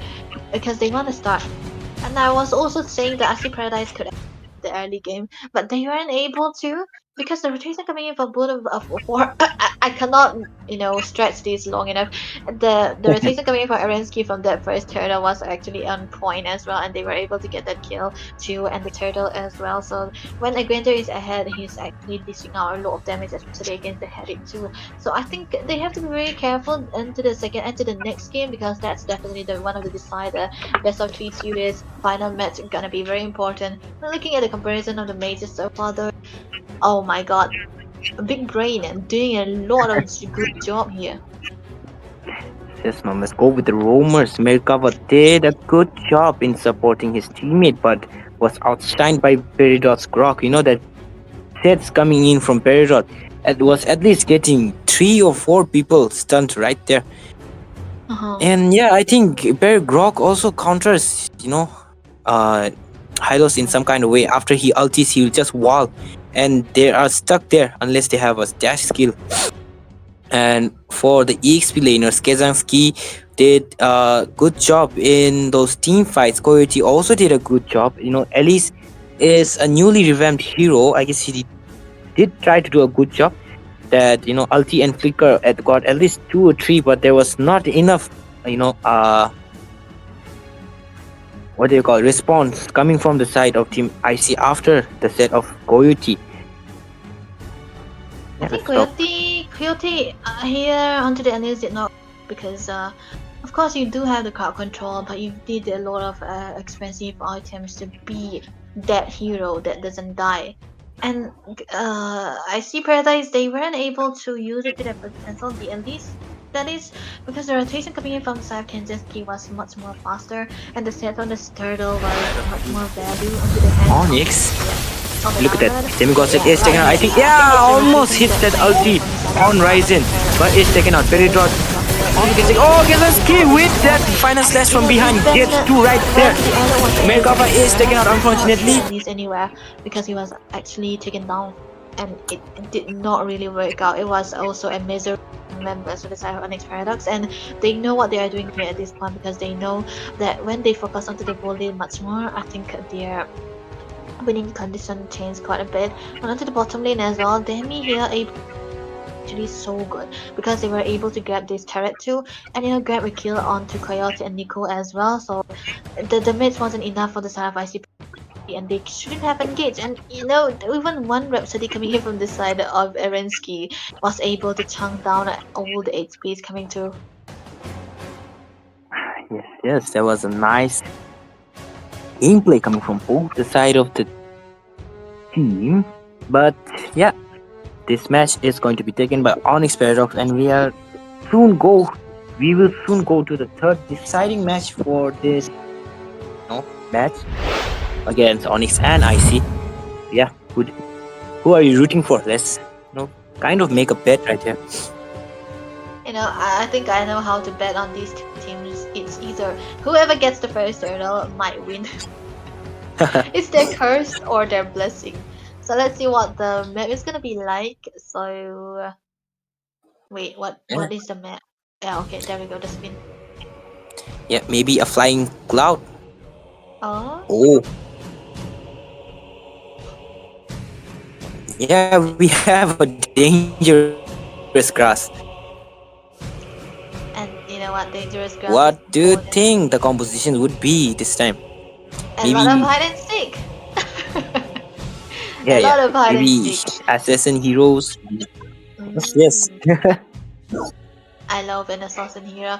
Maybe we'll see clutch steals coming in. From true. Those are an factor. But I wanna ask though, Yeah. does any of these jungle play Fanny?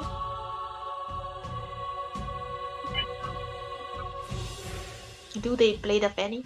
Yeah, I think so. I think I have seen one last deck playing Fanny. Yeah, I think Demigosel as well. Both the hypers, Oh. they have a huge hero pool. They can adjust and play anything, I guess. If it's a hyper, yeah. I guess. Do you want a Fanny? You wanna see a Fanny? Even with the dangerous burst, it's very important that the Fanny can come through too. Because the Fanny means you do not really have to focus on the objective, unlike any other assassins. You're more focusing on getting the kills, and when you have a Fanny, you cannot really have a losing lane either, because the Fanny always focuses onto the lane, get the purple, get the lanes, and completely forget about the objective as in the turtle. So I thought that maybe Fanny could also work for both of these teams, because the playstyle is definitely meant to be for the Fanny as well.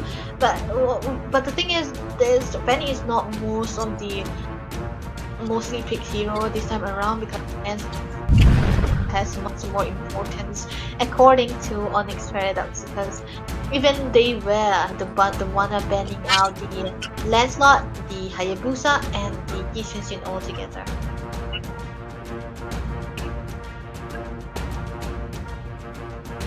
Yeah. Can you take on? I'm having an issue. It's okay. Sorry. Please take over for a little bit.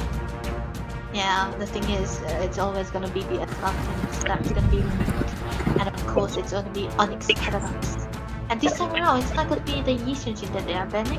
It's gonna be the Joy. Why? Because they have the first pick and they can play the Yishin yet again.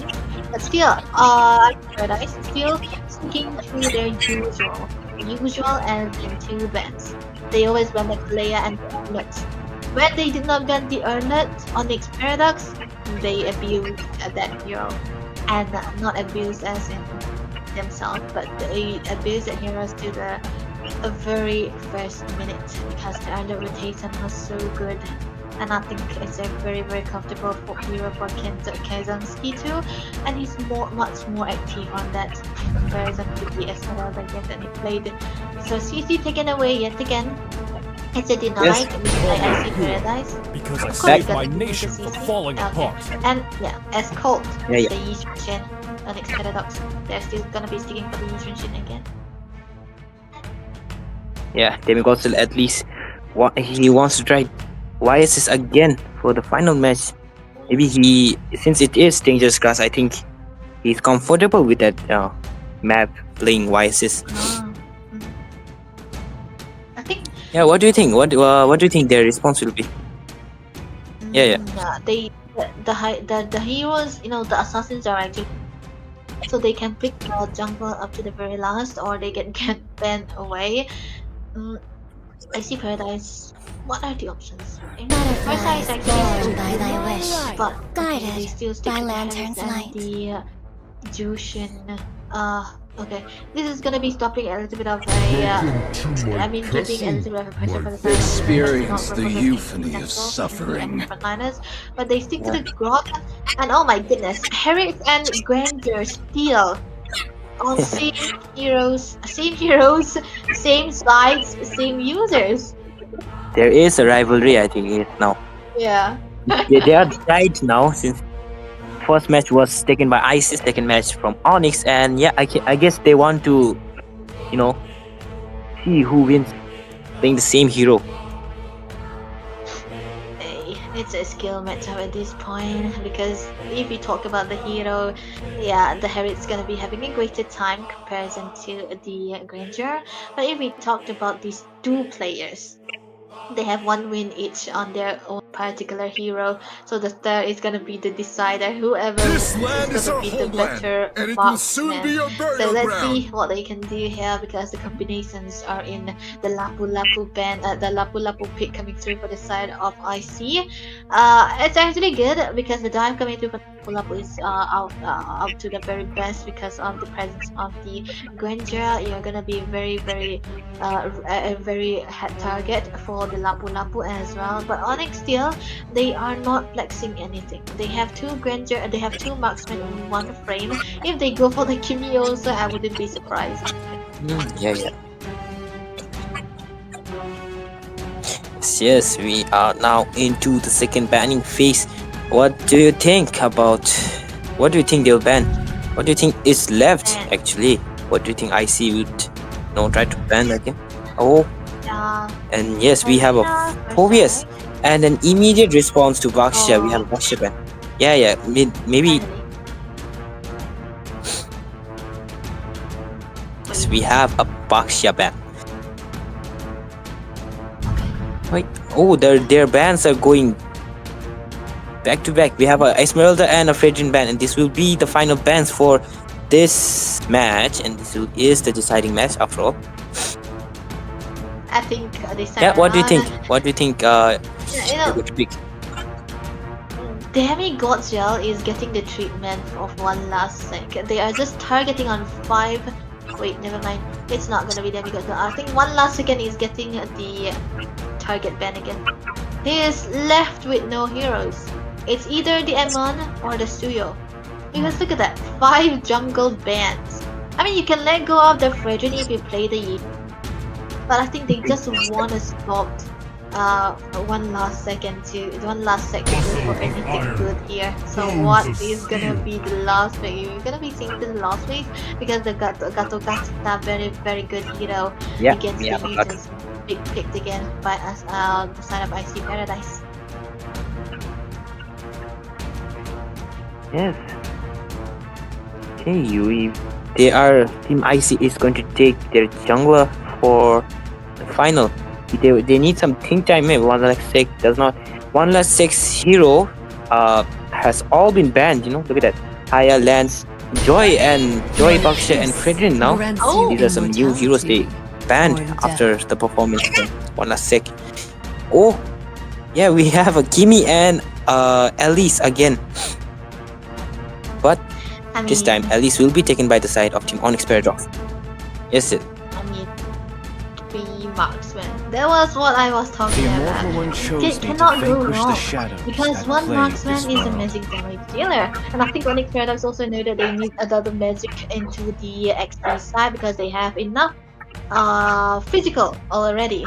So what's left is for IC Paradise to become the jungle, and the Suyo was the only option.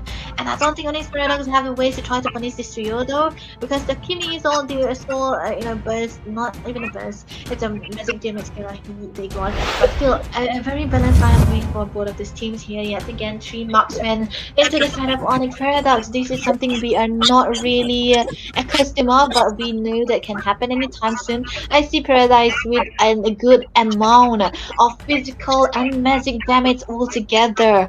So I'm very excited to see how this will work out because into the second game, the Elise into the hands of Icy Paradise did not work out, but Onyx Paradox right now trying to show what they can do with the Elise. Yes, you're right. Look at that. We have Alice again, but from the side of Kazanski. I want to see how,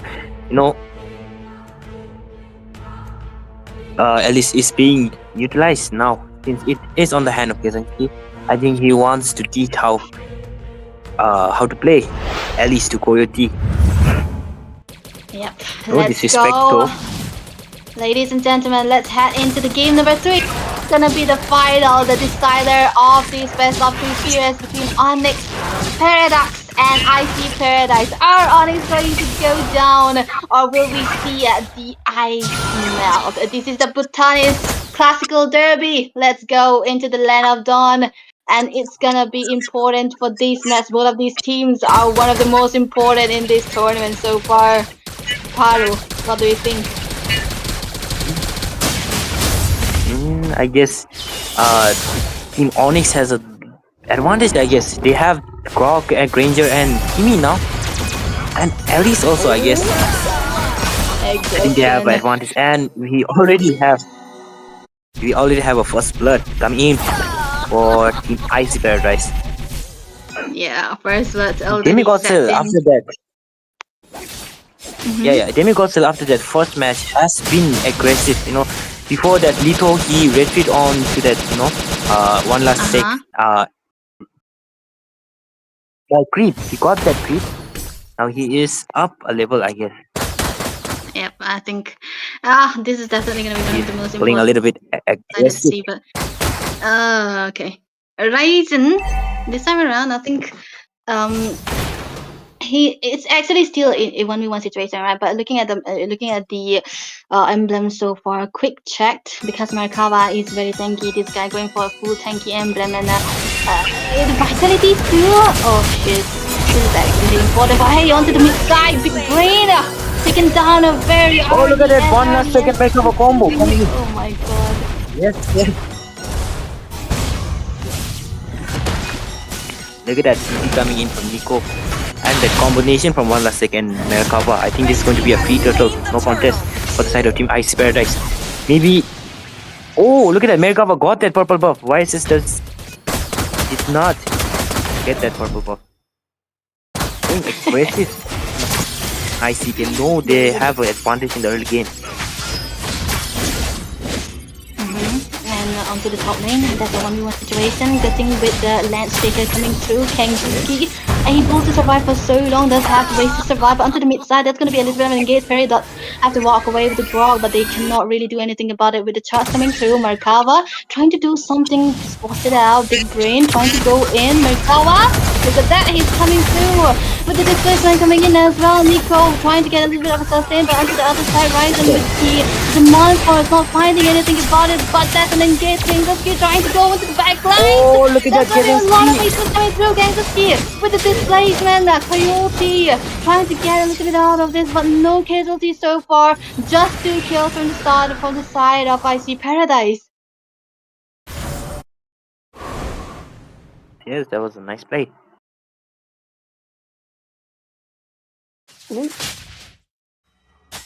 Let's look at that instant replay right there. Look at that. Ryzen with that ulti almost gets, that big brain. Not big brain, I'm sorry. And that flicker ulti coming in from Kazansky almost gets the back line. Ryzen was almost taken out. Yeah, it was almost a successful gank. But yeah, it was dismissed. Yeah. I think that's definitely something of a good try coming in for the side of, for both of the teams here. But actually Paradise with also one with hey Nico, you gotta be careful with the wall, with the sun coming through as well. Damage coming in, big brain not taking any kind of nuisance, right? He's gotta be careful though, because if there's a set coming through to the side of Nico, it's gonna be, deleted instantly.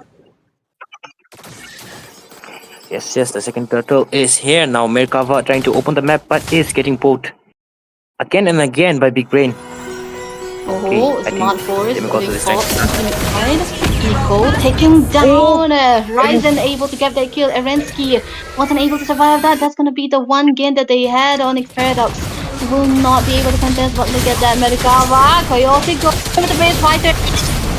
Coming through as well, looking at the card and the test. The one last set will be able to grab that turtle, but it's not gonna be enough just yet because one last back will be able to grab another kill on Paradox. That's gonna be a lot of games. Oh, And Ryzen sniped down from downtown. Nerensky will be able to grab his vengeance, able to chunk him down, and this is gonna be the response that Onyx Brothers are making. But out to the top lane as well, that's gonna be a stun. Kingsley able to survive with 1 HP, and he is able to walk away, leaving his turret all along. That's the gain that the Elias is gonna be having to sustain.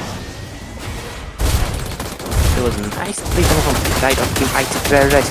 Look at that. Awanasek is trying to invade the buff. He's trying to take Demigos's purple buff. Demigos is busy on the red buff. Red team turret has been destroyed. And yeah, I think Demi needs to keep up with the farms. Awanasek is trying to level up so fast. He has to keep up. If he doesn't, I don't think this is going to be a game for Team Onyx. Yeah, we don't really know how the game will turn out. Really, it's important. This is the third match. We're talking about Paru, and again, it goes so far. War is already closed out by the Lapu Lapu, which means that it's going to be sustaining a lot. But also, Curse Helmet very early for the side of Kajansky. This guy name has always been a bit weird to me. But Mountain Circle being topped immunity with the Tracer still out there, so Demigod Soul will be able to walk away. Yes, they are trying to gank Demigods. Look at that. Four on the bottom lane, and look at that mid lane. They're all gathered in the mid lane. I think there's going to be a gank soon, maybe. Okay, one last sec is going to get the purple. The third turtle is here now. I think Onyx is trying to have some map advantage on the third turtle. This is important.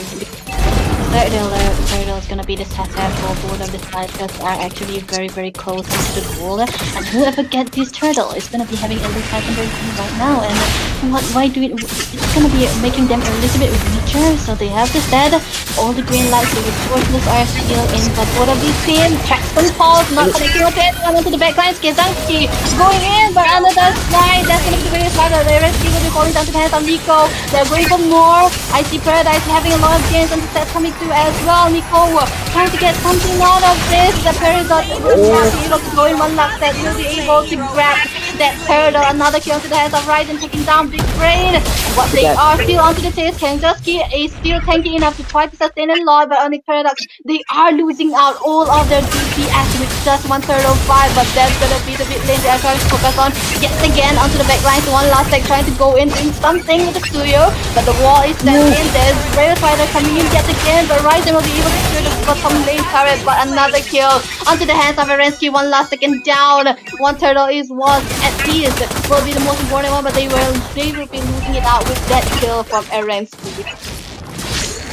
Let's have a quick replay on that third turtle gank. Look at that. Kazansky was trying to get 3, but Arensky was getting ganked in the back lane. Look at that Nico and Koyuchi combo over there. They're marking the backlines first. That's where Onyx Paradise's composition really crumbled down. One Laxek was able to secure that turtle. Demigod was taken down. That was a nice try from Onyx, but they were overtaken by the side of IC.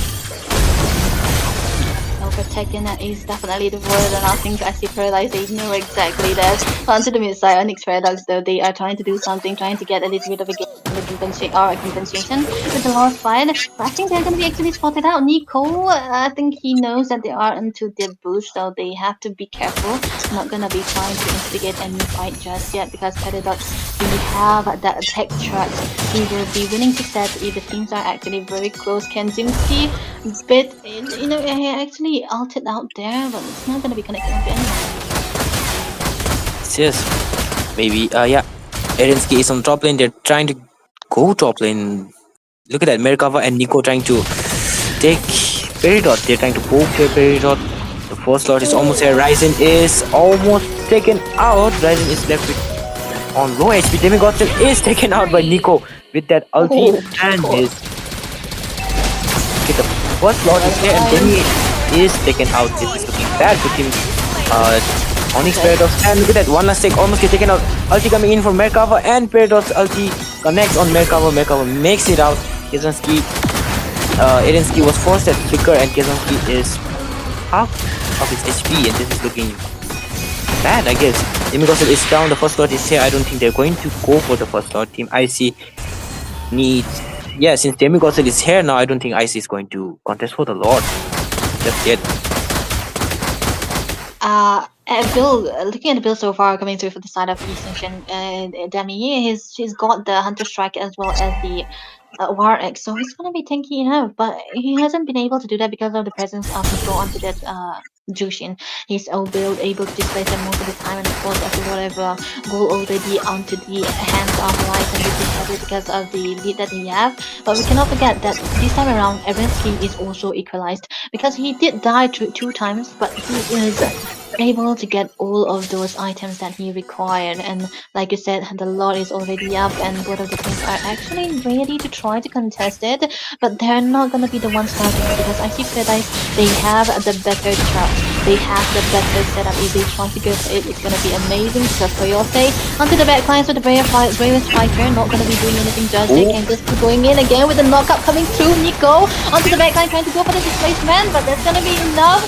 He's gonna be able to back down. Erensky going in the 1v1 situation, but Ryzen will not be taking anyone down, but the Lord will be secured by one last again. A lost point is coming through for the side of them. He got self falling down. Erensky able to grab a kill on his own, and Nico very low, able to walk away, but Kazanski trying to get something into the backline as well, but Merkava will be able to walk away with the Gapple Tata. They lose their member. They did gain the Lord, but the mid lane is gonna be taken down by the side of Onyx Paradox.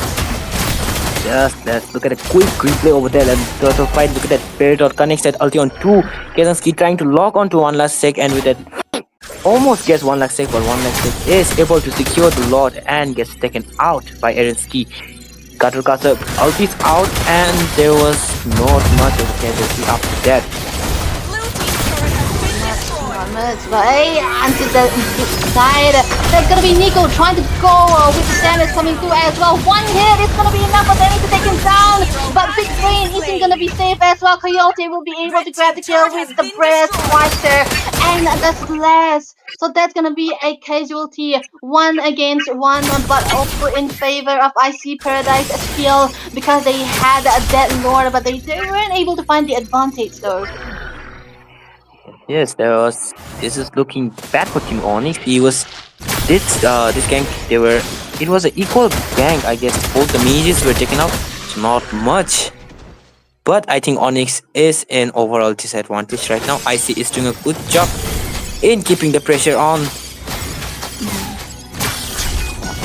The pressure, like you mentioned, Nico. Kazanski. Displacement and Gate coming in. Kazanski will not be able to survive. Ryzen will be able to grab that kill, burst it down, and the blink of an eye. And that wasn't at least we were talking about. That was a little bit of an overextension. Maybe they were opening the map, but Zujin caught on to that. After Zujin pulled him in, that was a game over for Kazanski right there. And I think it was unfortunate because if we had a little bit of time, they could have, just get all those combinations right and get the lifesteal, the spell bands, But what can you do? Because there are a lot of damage already coming to the side of Icy Paradise, and it was 5 against 1, and the team wasn't anywhere near him. Looking at the position of Demigod so far, I think he was trying to find a little bit of a pick off, but it's not gonna be enough. Peridot able to spot one last sec into the mid of it all, and the mid lane as well. Nico being so aggressive onto this Jushin. He knows that it's gonna be tanky enough with the Crimson Beacon, and he'll be able to walk away from dire positions. But I think Onyx Redux are also doing a really good job in not giving Icy Paradise a match before. It's just the third. Is it the third Lord? Oh, yeah, I think Yeah. the third Lord is here now. Lot of value on the third Lord. Kizansky, look at that. Kizansky trying to. Yes, Kizansky is taken out, I guess, from Coyote. There was a little bit of overextension. He wanted to get that 5-man stun, but was taken out. Nico utilizes that Zushin passive very good. It is a very irritating hero to deal with. Yeah, Coyote gets picked on, and Coyote with that ulti. Merkaba is hit by that ulti. Merkaba makes it out. Zushin also makes it out. Coyote going back in. Merkaba with that ulti gets no one. Peridot is in deep trouble. Look at that. I one last secures it. Total Ryzen is going in from the backline. Gets big brain. Peridot is in trouble. He's getting pulled back again and again. And Aaron's key gets Nico. Yeah, that was a little bit of overextension, and look at that, one last sec is also taken out. Ryzen is trying to run away, but is caught on by Demigod Sip. This is bad, I guess. It was a 5 for Lord trade, or 3 for Lord, I'm sorry. It was worth it for the side of Icy. Man, they could have leave that to go along with the lore, but now that this lore is gonna be a little bit of a waste at this point because it's gonna be free to taking for Erensky. Look at this guy. This engage coming in from one of the marksmen from the side of Onyx Paradox trying to chase onto Ryzel. One basic attack was enough to take them down, and I think the Lord will be also taken care of. This was a perfect AOG, not gonna lie. But one last sec, I think we secured a lot already, so they could have backed off. But it was more of a force errors coming in from the side of Onyx Paradox. They want him to fight. They want to fight together, and try to get a little bit of a compensation because they lost that Lord. Yes. Look at them, all of them on the top lane. Look at them. Nico is taken out. Yes, Erensky is slowly getting that gold lead and that Sky Blaze stack. If it goes on to the golden, look at that TP is coming in from Team Onyx. Yeah, they know they're making a comeback. They know they're making a comeback right there. This might be a little bit of nostalgia for the first game that we have seen so far. So definitely a good one too. It's gonna be a little bit cinematic again. The wall coming through. Look at that. It's gonna be Kozansky trying to go in with the Sun Multi-Stoker as well. Godlike for Erensky onto that Ranger with stacks, and we have the mid lane is trying to be on the focus for the side of the Paradox. They're trying to grab these one, but no minion. Not just yet. 2 members down for the side of Icy Paradise, but it's gonna be still good for them because they will be able to defend onto that inhibitor that they lost right now. The Lord is close to spawning. Both the teams has to be ready because Coyote will be up on time just before the Lord too. So it's gonna be the decider who's gonna be taking the Lord. Whoever takes the Lord will be able to win this game. Yes, 30 seconds before the Lord, and Team Onyx has a lot of advantage. They are up in gold now. They're also up in turrets. Team IC is left with 3 of their inhibitor turrets, and the mid lane one is almost taken out. So this is looking bad overall. To be honest, but I think this time around Peridot is in a safe choice. He is on a Grog, and the Grog, when he has 2 items onto the defensive ones, he's already so tanky with skill he have and the ways he can try to set all of those movements so far. So it's gonna be very important for the side of IC Paradise to not really make any kind of mistake. If they do make a mistake, it's gonna be very bad for them too. And the thing is, they already have a lot of damage onto the hands of Ranger. He is 8 kills already, which means they have had a lot of strikes. So now, more stepped in with the Deton. I think it's not gonna be gone just yet. Tendency on the red guy trying to do something with the blood load that we have.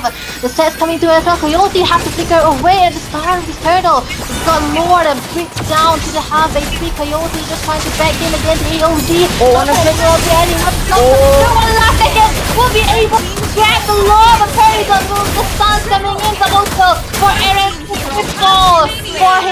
and he's gonna be getting the maniac, killing down Nico onto the back. That's gonna be the last shot that he did, and now the Lord is coming in. They do not care for the Lord. The base is what they wanna focus on. The minions still very healthy, both. All of the members at the side of Onyx Paradox alive and kicking. They'll be able to withstand anything against all odds. Onyx Paradox will be able to grab the win against Icy Paradise. Yes, that was a nice play coming in. Onyx Paradox with that comeback in from the mid game. I thought IC had the game, but it was only for the early game. After that, mid game, and after Erensky got that gold and that Sky Pieces stack, he really turned the game around. I'm pretty sure that was one of the most interesting matches I've seen so far. Erensky yet again the MVP of this game, of this match, with the same build that he had. Sky Piercer, he got no problem with that. The first build is definitely always gonna be the Sky Piercer, but the team participation this time around is gonna be 87%. This guy's got a lot of damage already, man. And I think he's one of the youngest that I've seen. That Avenger, he wasn't touchable. He wasn't being locked down most of the time, and I think there wasn't anyone to target him as well. And of course, Ryzen onto the Harris was already getting damages, but it wasn't enough to take anyone down because Erensky, whenever he saw his face, he's the one grabbing the kills most of the time. Yeah, so if we talk about the overview, I thought no, Nico had, with that Sujin pick, it was very irritating for the team Onyx Paradox. Look at that. Paradox was having a difficult time. Paradox, Kesansky were getting put in and again. But they were able to make a comeback with that Erensky's damage spike in the late game. So yeah, I think that was a nice play. Nice comeback from the side of team Onyx Paradox. Yeah, man. I think I see Paradise, they got a little bit cocky, I would say. Even Nico, man. You gotta be careful, man. You gotta be confident, but you're gonna have to be very humble as well. But Onyx Paradox against all odds, I think they did a really good job, especially the gold lane. Erensky, I think this guy's Granger is definitely onto the top tier list, especially in Bhutan, because he's one of the best Granger that I've seen so far. And yeah, he was having a lot of farm too, to be honest, because even Ryzen wasn't able to do anything against him. He does have all the damages that he required, a full build already, mind you. But Erensky at that level, he got a lot of stacks onto the Sky Piercer already, and he was able to do so well. And look at that. Icy Paradise, they have one jungle left, and it was the Suyo. Yes, I think Onyx Paradox banned all of one last heroes, but he was left with the option of Suyo, but Suyo is not much of a meta pick right now, and it was since they had an advantage on the draft. Demigosel was playing really aggressive in the early game. He was taking a lot of 1/6 buff, and yeah, and overall they had a gold lead. And to talk about the mid laners, Big Brain did a good job in with that poke and that continuous damage, and Nico also did a good job. He was confident with his skills. He was pulling tanky heroes back in and again and again and again. But again with that Erensky's damage spike, they were able to come back. Yeah, it was important.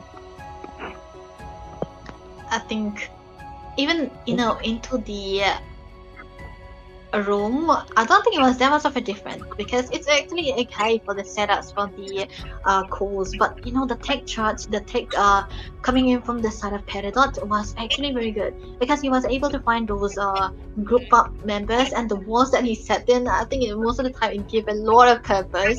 He wasn't Grog, the importance of Grog is that he have a lot of tankiness, and even with 2 items, he cannot be melted down anytime soon, and that's one of the advantages of having a Grog onto your side as well, and you are not going to be risking death if you go in, because you can survive for a long haul.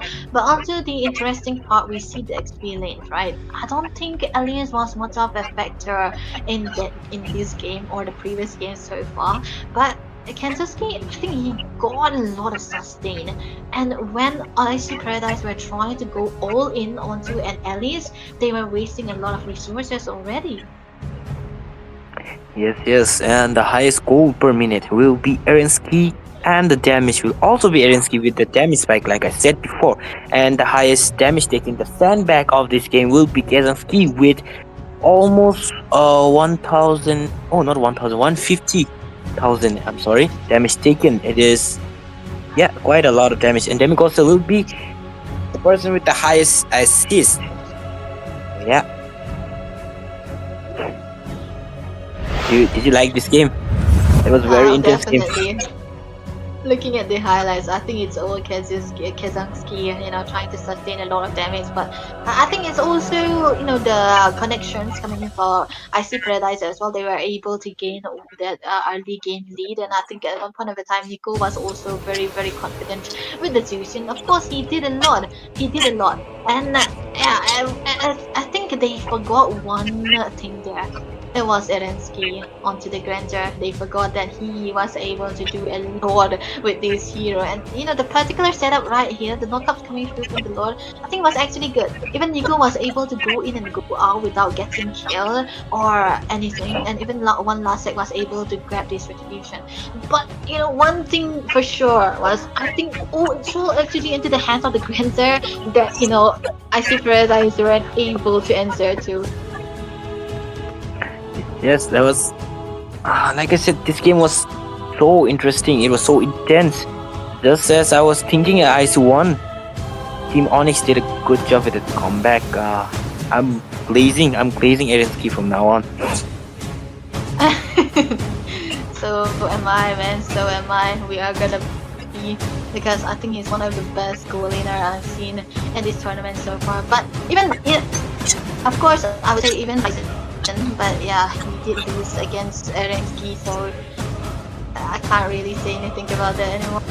So yeah, let's see what entails for the future, for their future. Yes. IC Paradise still has a chance from the lower bracket though. I think Onyx and IC will meet in the finals.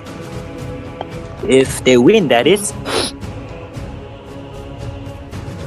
But yeah, I want to see them play again. Me too, because it was definitely awesome to watch. It wasn't boring, not at all. There was a lot going on. I think I feel Paradise are well versed on the early games, and they couldn't handle the late game most of the time, the most important part. But yeah, I think we're gonna be heading to the next match though. But before that, let us take a little bit of a break. Yes, see you.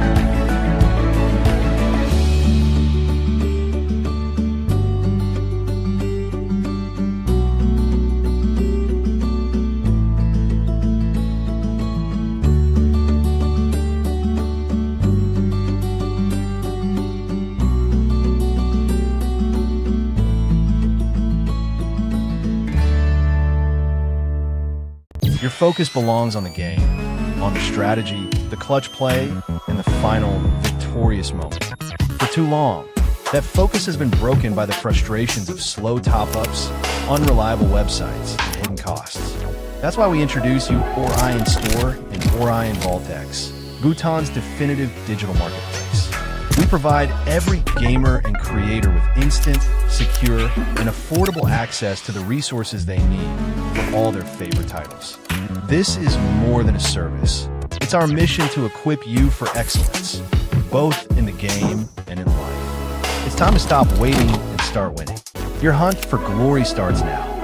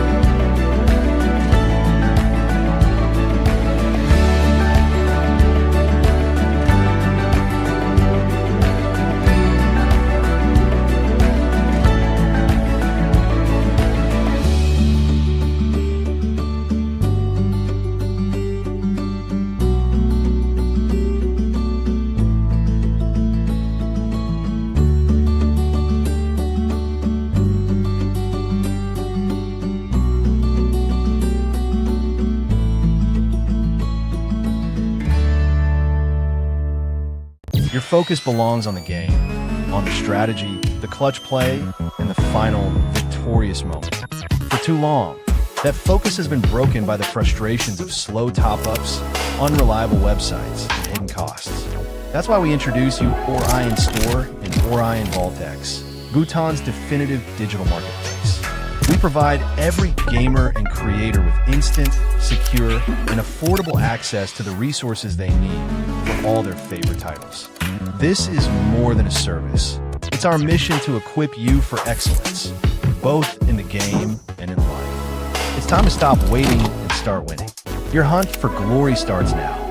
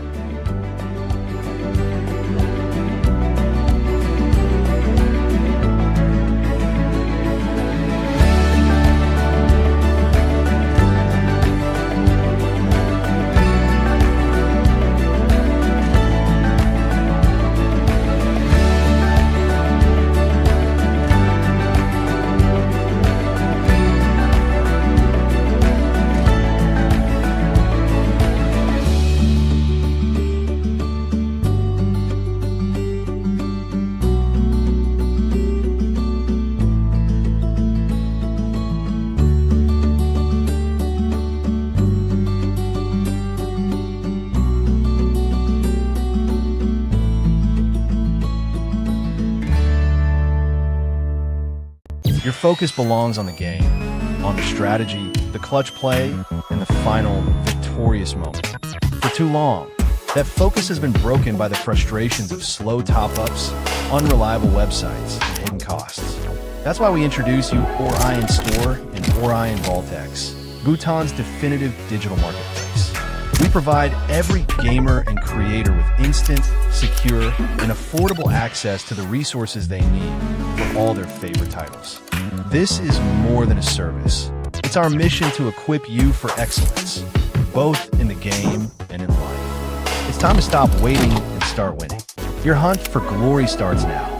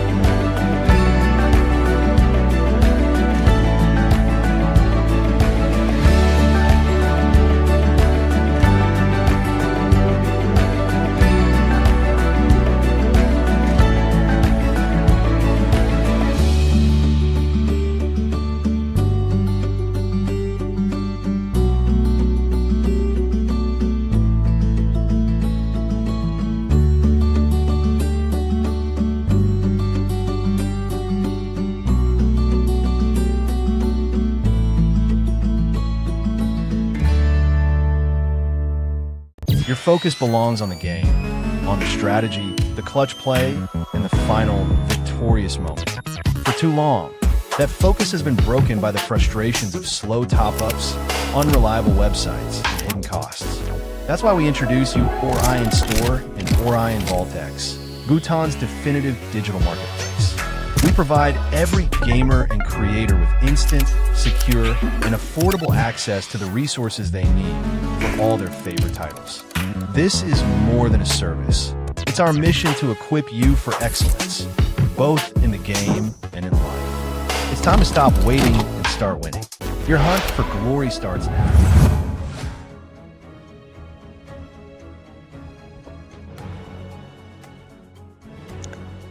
Alright, what's up, ladies and gentlemen, boys and girls, gamers across the land of Dawn. This is Reznov and I have my partner right here, Hades, and we are going to cast for game number 2 of day number 2 of this tournament right here. So this is Reznov and beside me I have Hades. So, hello, what's up, Land of Dawn fam, and it's me, Hades, out here. Before we jump into the game right now, let's talk about the previous match. It was the classical derby, the classical Bhutanese derby, Onyx Paradox and Icy. I got chills, bro, I got chills out there. What do you think about the game? Because for me, it was one of the best games throughout the series right now. Exactly, you don't really have a better matchup than Icy against Onyx, two of the most dominant teams in the Bhutanese scene, and it seems like, you know, even after all these years, they don't seem to quite slow down. These teams, they really despise each other, not as people, but as a team, they are fierce rivals. Game number 1, Icy Paradise in dominant and comfortable fashion. Game number 2, Onyx showing why they are of equal standing. And game number 3 was full of high tensions, high emotions, all round action game. You saw IC dominating, and then you saw the other team you saw Onyx dominating, and at the end it was decided by one single gank at the very end of the game. And that is how it should be when these two teams face, right? Absolutely Oh, wonderful yeah, game from yeah. both the teams. But with that being said, we are going to draw the landscape, right? The game mode right here, and it is going to be Flying Cloud. Hades, what do you think about this mode right here? Flying Cloud, it's a pretty good mode, because Flying Clouds, it allows those laners, especially those gold lane, as well as obviously all the lanes, for that fast rotation, good clearance in the lane, and lane maintenance is perfect with this map. But I don't know how they are going to manage with the ganks, because even if you try to gank a lane, there is always backup coming up from that Flying Clouds, and it is going to be very hard for both the teams to set up their strategies out here. So let's see how they have done their homeworks and all, and let's see how it goes in the game. With that being said, the two teams that we are talking about right here, on one side we have Team RKO, Rise Kill Outshine, one of the most dominant teams in the tournament so far, and facing them will be one of the high riders of this tournament, Nerf Esports. So before we actually talk about the mood once again, and the map in general, what do you think about these two teams, and like what do they have in common, how are they different, and what could be the difference maker today for any of those teams? From my personal point of view, RKO, it's Rise Kill Outshine. They have done pretty good in the group stages, They have won all their matches, and their win rate is pretty good out there. Whereas for Nerf Esports, yesterday I have seen their game up against God Voyages, and they had a solid game, a clean sweep coming up from them. And what I really like about Nerf Esports is that they have the typical rotation, the typical mid, roam and jungle rotation coming up from them, and that's the key point, that's the winning point for them. So Rise Kill Outshine, they need to shut down this rotation coming up from the mid lane with better clearance in the mid lane and better ganks. So let's see how they are going to do it. That is going to be the way. But with that being said, also the one of the things I've noticed, usually the way the game balances out things, it's pretty interesting, right? Now what happens is you usually trade high late game action or high late game damage or effectiveness for sustainability. Those heroes who are very sustainable, who can handle their lanes, who do not have to recall very often, they tend to be pretty okay in the late game, whereas those who frequently needs to recall, those who are not that sustainable, those who are weak in the early game, they tend to be strong. And the flying clouds, it's going to be dangerous grass in this game. Seems to be a mistake, right? So this is dangerous grass, but I was referring to the flying clouds, right? The flying clouds, it allows the heroes to those heroes that are not sustainable, they can get the opportunity to go back and then come to feed off their lanes, and it is going to be a pretty common use, if you ask me, right? Like for example, even heroes like Aldos, very poor EXP laner if you ask me, especially in the early to mid phases of the game. But then with the flying clouds, he can recall, get back, clear the wave, recall, and then he still maintains that level, right, defending the turret. So this is how it could be used, but it'll be pretty exciting the way they use it in this game. But with that being said, we have already a couple of bans in here in the banning phase. What do you think of these bans so far, Hades? Alright, let's see the bans out here. But before the bans, when you were talking, I was noticing something out there in that mugshot, I can see Wink in Rise Kill Outshine. He's one of the best gold laner I have seen. He's from a former, player from Icy Paradise. Wink is out there, so I'm just curious how he went out there, and I just don't know when did he go there. So I was just curious about him. But whatsoever, let's jump into the drafting phase, and we can see Nerf Esports as usual. They are going for that ban, that typical meta heroes. Lance and Yisun already being banned from out there, and it's an Angela as well. So they are trying to minimize those burst damage coming out from Lance and Yisun. Whereas for Rise Kill Outshine, two roamers or jungler maybe. Kalea out there as well as CC along with that Bakshia. So will it be a utility game or maybe okay, I think after the pick, that Arlet pick, I think we might see a Arlet Fred combo out there because Fred is still open and is yep, as I said, it's an Arlet Fred out there for Nerf Esports. Whereas for Rice Skill Outshine, they have gone with that Grok signature revamped Grok out there.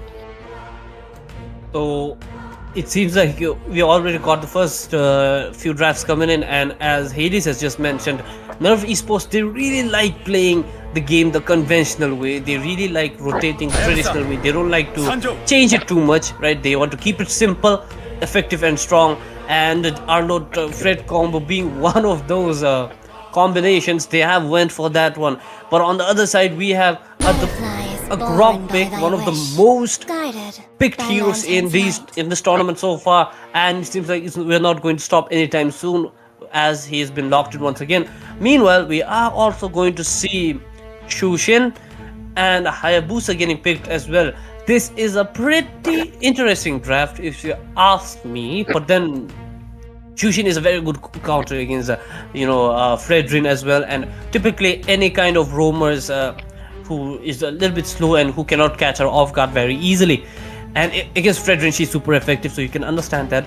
But an early Hayabusa pick right there, not knowing the roam, or it really opens up the options and possibilities for a counter pick if you ask me. But they are going to risk it either ways, and we are going to see it being replied with a Kimi who can currently flex either on the mid lane or on the goal lane at this point. So what do you think of these bans so far? I mean the picks. Let's see. That's Nerf Esports, they are going for the typical, they have read the textbook. It's just the textbook pick coming out from Nerf Esports. The typical Arlet Fredrin comp out there, along with that great high burst damage coming out from Kimi in that mid lane. So this just want to play along with that mid lane rotation, as I said, just like the previous matchup against God Voyages. They focus more on the mid lane, and with that rotations, they try to dominate as early as possible and win those objectives and everything out there. Whereas for Rice Skill Outshine, it's a Grok as well as the Zushin, a perfect counter as you said for Fred Drain, but it all depends on how they, catch up with the mid lane clearance and all, because up against a Kimi, it's going to be very tough for the Zushin as well. And yep, looking at the banning phase, the second ban phase, it's Lapu Lapu being banned from Nerf Esports. Well, Rice Skill Outshine responded with a Gatot. So yeah, I was about to say Gatot would be a good pick for Nerf Esports, and I think Rice Skill Outshine, they also knew that Gatot would be a mess for them. So they tried to ban out those Gatot out there. Coming up for the next band, let's see what it is, because Rice Skill Outshine, they still have their gold and EXP yet to be revealed. So okay, there is a band coming up which is a Harith.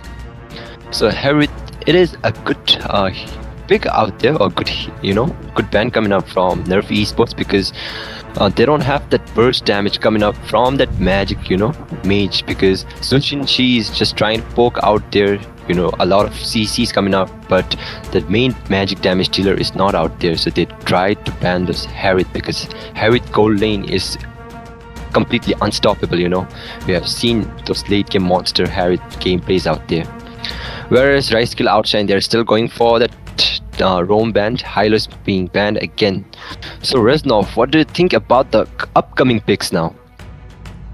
So it's going to be pretty tight for the roamer for Nerf Esports, and it is going to be pretty interesting. Like there are options and possibilities with utilities, like of course all supports are of utility, but then rather than going for a traditional tank, they could go for a healing support. Not a lot of healers are there, like Angela, one of the one of the most compatible heroes for Fredrin has been already banned, so it is going to be pretty interesting. And then Katot is such a good hero to counterplay against aggressive setters like Grok. He is being banned out. Hayabusa needs to farm properly, so Hylos could have disrupted, but Hylos is getting banned as well. And this makes the job difficult for the roamers to actually go for a particular draft. And also, let's not forget, we do see a Granger pick coming right here. Now this is a very risky pick again. They are keeping it open, and I told you it's risky because counter picks were abundant, and it seems like Irithel is going to be the way. We have seen a history of Granger getting dominated in the gold lane with that hero, and it seems like it might be the same case here, but of course, we'll have to see the match for that. But it's going to be a very hard time for the gold laners to go forward and farm, especially with the presence of an Irithel. And now we are going to see Phoveus, a very strong, front line for RKO at this point right here, at this point of the juncture. And let's not forget, their full draft is absolutely perfect. Could be a little lacking in magic damage if you ask me, but then the Yushin, she can ramp up her damage exponentially throughout the phase of the game, especially from the mid phase. And it's going to be Khalid Room right here. He's again, I said he doesn't have a lot of options, and it seems like this is going to be the final drafts if you ask me.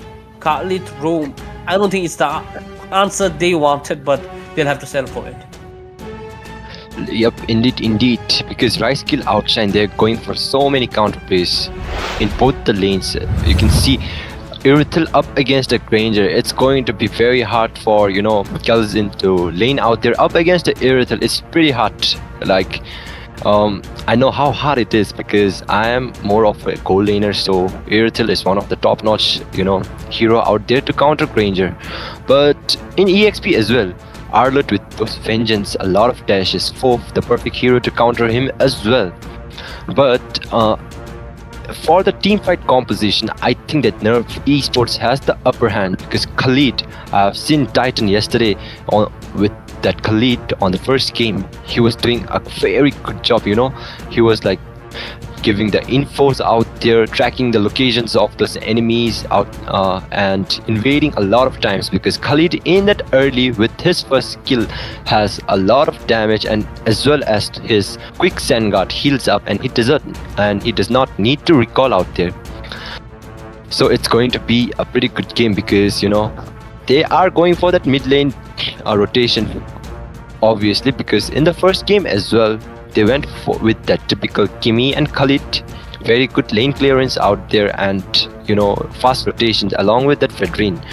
Let's see how Rice Kill Outshine can do up against them. So I'm very sure that it's going to be a heck of a game. Very good matchup. It's Wink and Kelzin on that gold lane, and Jayakumar is also a very good jungler, and I'm very excited for this. What about you, Reznov? It is going to be one hell of a game, as you said, but then again, I feel like Nerf Esports, they got slightly outdrafted, and it is going to be a little bit of pressure on the two side lanes to dominate in their micro skills, because on the macro they have on the bigger picture they have already lost, if you ask me. But then again, at the end of the day, the game is played not only through drafts but on the battlefield. And here we are, boys and girls, ladies and gentlemen, into the land of Dawn. This is the MGC Grand Showdown qualifiers day number 2, and we have the second game of today. We have on the blue team Rise, Kill, Outshine, and on the red we have and now both junglers are going to mirror the rotations with the red buff being secured, and it seems like, as you said, aggressive on the mid lane already. Both the teams trying to clear it out as fast as they can. Two side lanes will have to deal with each other only, but the Kimi is already going to the XP lane very early. Wink taking a lot of damage right here, trying to zone him out. Again, access in the mid lane already. Titan getting pulled out, but I don't think it'll be of any issues. Uguay will be getting away as well. So far, both teams look to be pretty slow on the kills right here. it looks pretty calm to me. What do you think about it so far, Hades? I like the way that Ricekill Outshine are matching up those lane clearing ability on that mid lane, because as per the books and all, Kimi and Khalid should be doing pretty good out there in that lane. But yep, Rock and Zushin, they are doing a pretty good job out there. So we can already see an invade coming out there in the bottom side. Kin need to be very safe, good map awareness coming out here, and it's an even game right now because the gold laners, they don't have much to do, just clear out those minions, get some gold for them, just fight for the gold crabs. But we can see Kumar already rotating to the top side. He did not get anything out there, and he might go to the turtle. Oh, he might be in trouble out there. Ryu is going to fall. First blood secure already. You don't want that to happen with the turtle getting up so fast. That was not expected right here. Ryu saw that Daikuma was actually going to rotate off to the opposite lane. He wanted to get that small creep right here, the Crammer, but it will be very unfortunate. As you can see, it's going to be an uncontested turtle, and it's a brutal mistake right onto the early game right here by Ryu. But now they will try to salvage this here. Nerf Esports want to go for that goal lane, but Wink will be getting away without any issues right here. That was not a good look, especially in the early stages of the game. What do you think happened right there, Hades? I think that was a blunder coming out from Ryu, because he did not have that info there, because both his roamer and mid lane was still there in the mid side clearing those lanes, and Ryu was all isolated out there in that bottom lane, and he, I guess, overcommitted out there, not seeing how many members were out there, and that was a blunder. And a free turtle for Ricekill Outshine. Yes, you don't really want that to happen, especially in the early phases, and knowing that they can snowball, and it seems like it's already Daikuma right here. He will go get Uwe right there with the shadow kill, and it seems like Medina's in trouble right here. Medina will be going down to the turret damage as well, and now James trying to do something. James will have to ult out of danger, but that could have been a very good trade if not for Medina dying right here, with the Moon trying to save him with his ultimate.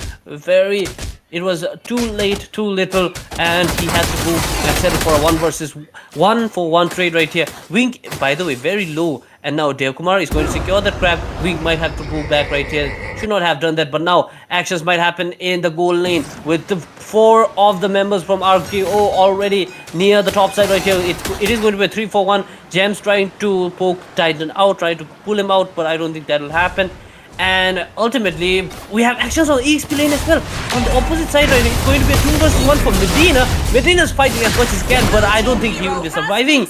Ryu and Kim took full advantage of that with the turtle coming up and the EXP going all the way to the base right here. That was beautiful, by the way, coming in from Nerf Esports.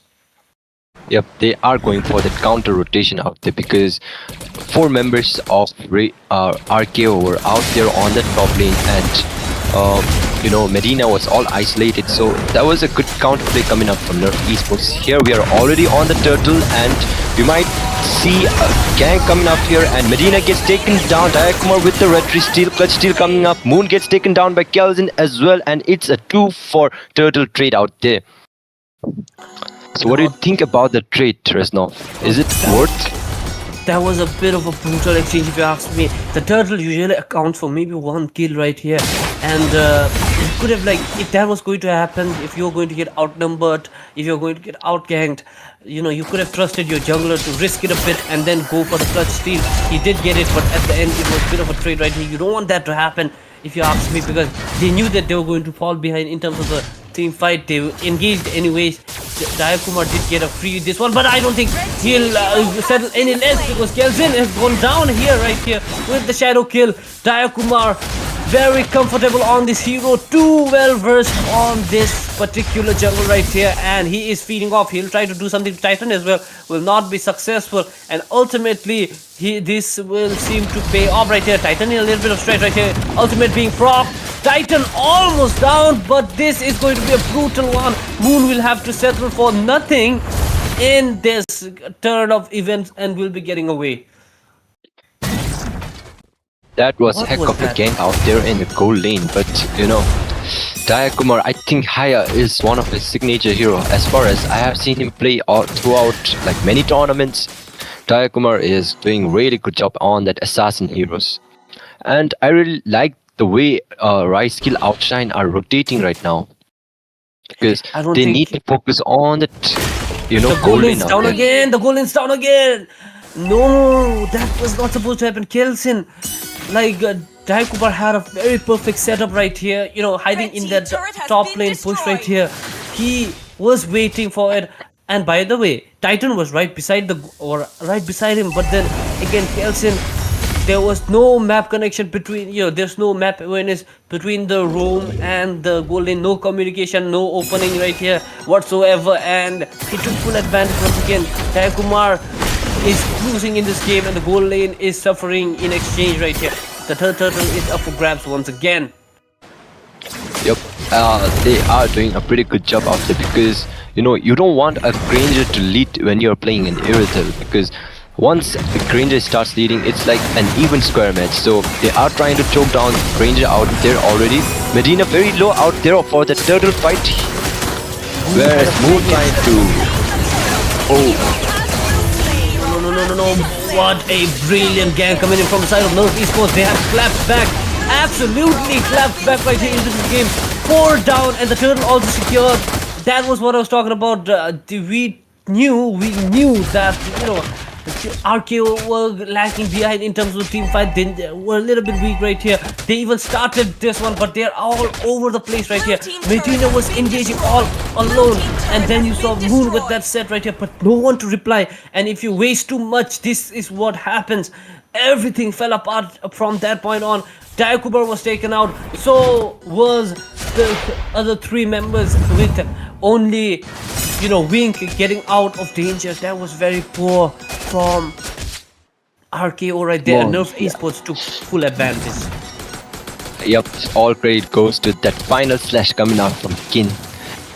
Kin is absolutely dominating with that Arlet. Like, it's not one time, it's not just 2 times, it's like couple of times, many times. He has been doing a great job with that Arlet out there.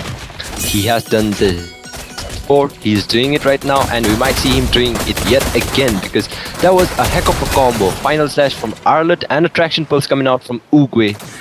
That was just a game-winning moment for them. A good team fight coming up from Nerf Esports, but they're back again. Now let's see how it goes. Drama once again right here, unfolding near the middle, but this time they're outnumbered. They have to be careful. Medina is going to go down. Titan might go down here, very low in HP. Wink is trying to get as much as he can value. He does get out, but then Uwe is going to fall as well. Wink is not stopping right here. Wink, absolutely beautiful play on the Irithel, securing the double, but he might go down this time right here. He has nowhere to go. And look at the good wall coming in, but it is not going to be enough to save the goal laner. Dayakumar trying his very best, but View will survive as well. It is going to be a 3-4-3 trade right here on this after the proceedings. Medina again getting picked off very early, and by the way, he's playing Phobius. He's supposed to be very tanky, but that's not happening. Titan tried to heal up, but was very unfortunate. Okay, yeah, as you said, Irithel is a very great counter up against that Granger. Irithel just did a 2v1 out there. Wink absolutely dominating with that Irithel. He already has his power spike, and I think he's ready for the team fight as well. So Lord Dan's already beginning, and let's see who takes the Lord now. Intense right here, the Lord almost out to 10,000 HP, but now Dayakumar is also going to have retribution battle. They will try to do their level best, but Ryu is going to be the first one to secure the Lord. This is very good for Nerf Esports right here. They will try to get away, but Ryu is going to get taken out in exchange. This is pretty unforgiving, but then it's a 1-for-1 trade right here. They got the Lord, but their jungler's down, and that is going to be it seems, with both teams backing out immediately. And I was expecting things to escalate, but it seems like they are going to stand for this. But again, the use of the clouds right here, they have jumped right back into action right here. Medina again getting picked off right here. You don't want that to happen, but Wink going from behind right here. Wink trying to get something, but Wink will not get anything. And instead, it's going to be Dayakumar right here securing that marksman pick off that Wink wanted initially. That was a very risky play coming in from Wink, and it's going to be some insane damage on the turret right here. Final slash coming in. It's going to be the else coming in from Khalid as well. It's not going to be enough. Titan is going to fall, and it seems like the perfect counter engage from RKO. They might lose out on the turret right here. Not enough damage to clear, but it seems like that's going to be it. Or will it be? Look at the beautiful pull right here, but King is going to get out of danger. Moon might get taken out. Moon is going to get away as well. It's going to be back-to-back action. That is what the Clouds do. Insane. Yep, indeed. A heck of a team fight coming on from both the teams. A lot of engages and counter engages. I just think it's going to be a heck of a match. Granger might be in trouble. Had to flicker out there from Dayakumar, and Dayakumar might get taken down. He is very low on HP and gets taken down by the Death Sonata coming in. Traction pulse landing on 3 people out there, and 2 gets taken down. A very well traction pulse coming out from Uguay, and that was the touch coming out from Nerf Esports. Again, that is a very poor trade-off right there. There are no reasons to fight. They know that they're weak on the team fight already, but they're still going for it. They're still trying to make some plays, and that is going to cost a 3-for-0 trade right here. They might be getting this inhibitor as well. Nerf Esports, they're doing really well. I know they lost on the draft, but as you can see, that is different in the micro right there. This is brilliant, but Wink got, the final slash was on him, but then managed to get away. Instead, it's going to be Moon going down in exchange for Kin, and now they're trying to go for it. Uwe is going to fall. The Cloud is giving full favor this time to RKO, who lands a very successful counter engage right here, and Kelsin, Rio, Titan will have to go away, but Uguay meanwhile got taken out in all the ruckus. Again, Kin with a very beautiful final slash right here, flickering out of danger, but then it was not enough right here. He got taken out as well, and then in exchange it was Moon for Kin right here, and not enough. Uguay got taken out as well, and it seems like we'll have to wait for the next lord, which is going to be coming up very soon, to settle this game again, if you ask me, because as of now it's been 50-50, but it's time for the coin to land on one side, if you ask me. But which side is it gonna be? We'll have to wait for this gank. Yep, I think there was a miscalculation coming out. They are not aware that the Flying Clouds will let Ryskill outshine to defend perfectly with that counter engage as well, and I think there was just some sort of miscalculation coming up from Nerf Esports, but whatsoever, we are already out for that Lord dance, and let's see which team takes the Lord and the game as well. Now it's going to be a pretty rough one. It's a 5 versus 5 gank already. It is going to be pretty interesting the way they go. Wink has completely hidden himself, and that is going to be it. It seems like full advantage being taken, both teams going on it, but it's going to be the losing side. It's going to be Nerf right here. The very low HP, Ryu very low as well. Kelsin might get taken out. Kelsin will be able to get away. Will he? No. Jams comes flickering in, and on that one, Kin is trying to his level best to survive. He'll not be able to survive, and it's going to be 4-for-0 trade, and that is the perfect use of the pushes for RKO right there. Beautiful gank. It was rough, but then what happened? They, Nerf Esports, they went for the gank full on, but unfortunately for them, their backline was already being picked apart right here, and that was not warranted on their side. It's going to be a 4-for-0 and a Lord as well, and now the tides have shifted, in my opinion, to RKO, who has potential to end this game. That was a great gank coming up from RKO. It was all thanks to Wink hiding on that bush. Nerf Esports, they were trying to gank out there, but it was a lack of information out there. Wink had not revealed his position, and so he got the chance to take down Uguay as early as possible and could win those team fight easily. So now it's time for Nerf Esports to defend this Lord. The Lord marching from the top side, and let's see how are they going to pull up a defense coming up. Oh, it seems like Dayakumar is risking it all right here. Almost got Uguay. Well, will be very lucky to have survived. They can't be too greedy. They can't try to defend every lane right here. You don't want that to happen, because the more scattered you are, the more chances of getting picked off. It seems like they will have to send to clear out the Lord lane, but it's not going to be easy, is it? Because the Lord has been cleared, but now the mid lane inhibitor in danger. Mid lane inhibitor is going to go. It's a very big mess of a defense for their side right here. The bottom lane inhibitor very low as well. Meanwhile, engagement now on the top side right here. As I said, you don't want them to be far apart, but in fact, it's going to be falling here, and you don't want that to happen as well. They did pull off a very good trade in my opinion, getting that mid lane inhibitor. Now the pressure is going to be on Nerf Esports until they get the mid lane inhibitor, which they did by the way. But the side lane as well, very low right here. It's going to be a rough turn of events right here. Again, they're trying to apply pressure right here, RKO, but I don't think they can. What went wrong for RKO in that particular gang or in that particular fight? I think they did the best out there. They tried to like take down all the turrets. They were quite scattered, but yep. As a reward, they got that mid lane inhibitor, and I think that's worth it. And yep, for a lot of 14th minute, it is a good trade. So we already have very low HP on those inhibitor turrets, those side inhibitor turrets, and with the next lot, let's see, whoever takes it will have a great chance to win this game. But we can see out here the dominance in the map, the resources, everything is taken from Nerf Esports, and RKO are having like a 4k gold lead out here, and let's see how they are going to defend. It's not just about defending right now, because Lord is, I think, already up out there, and they need to like fight for this Lord. They need to fight for this Lord, or else it might be a free Lord for Skill Outshine out there. Again, they're not going to wait for the evolution Lord right here. It's going to be Lord being taken out already. Titan in very dire need of help right here. Titan might be falling, but instead it's going to be Medina. But now it's all scattered all around the battlefield right here. The backline's being picked apart once again. Titan is going to fall.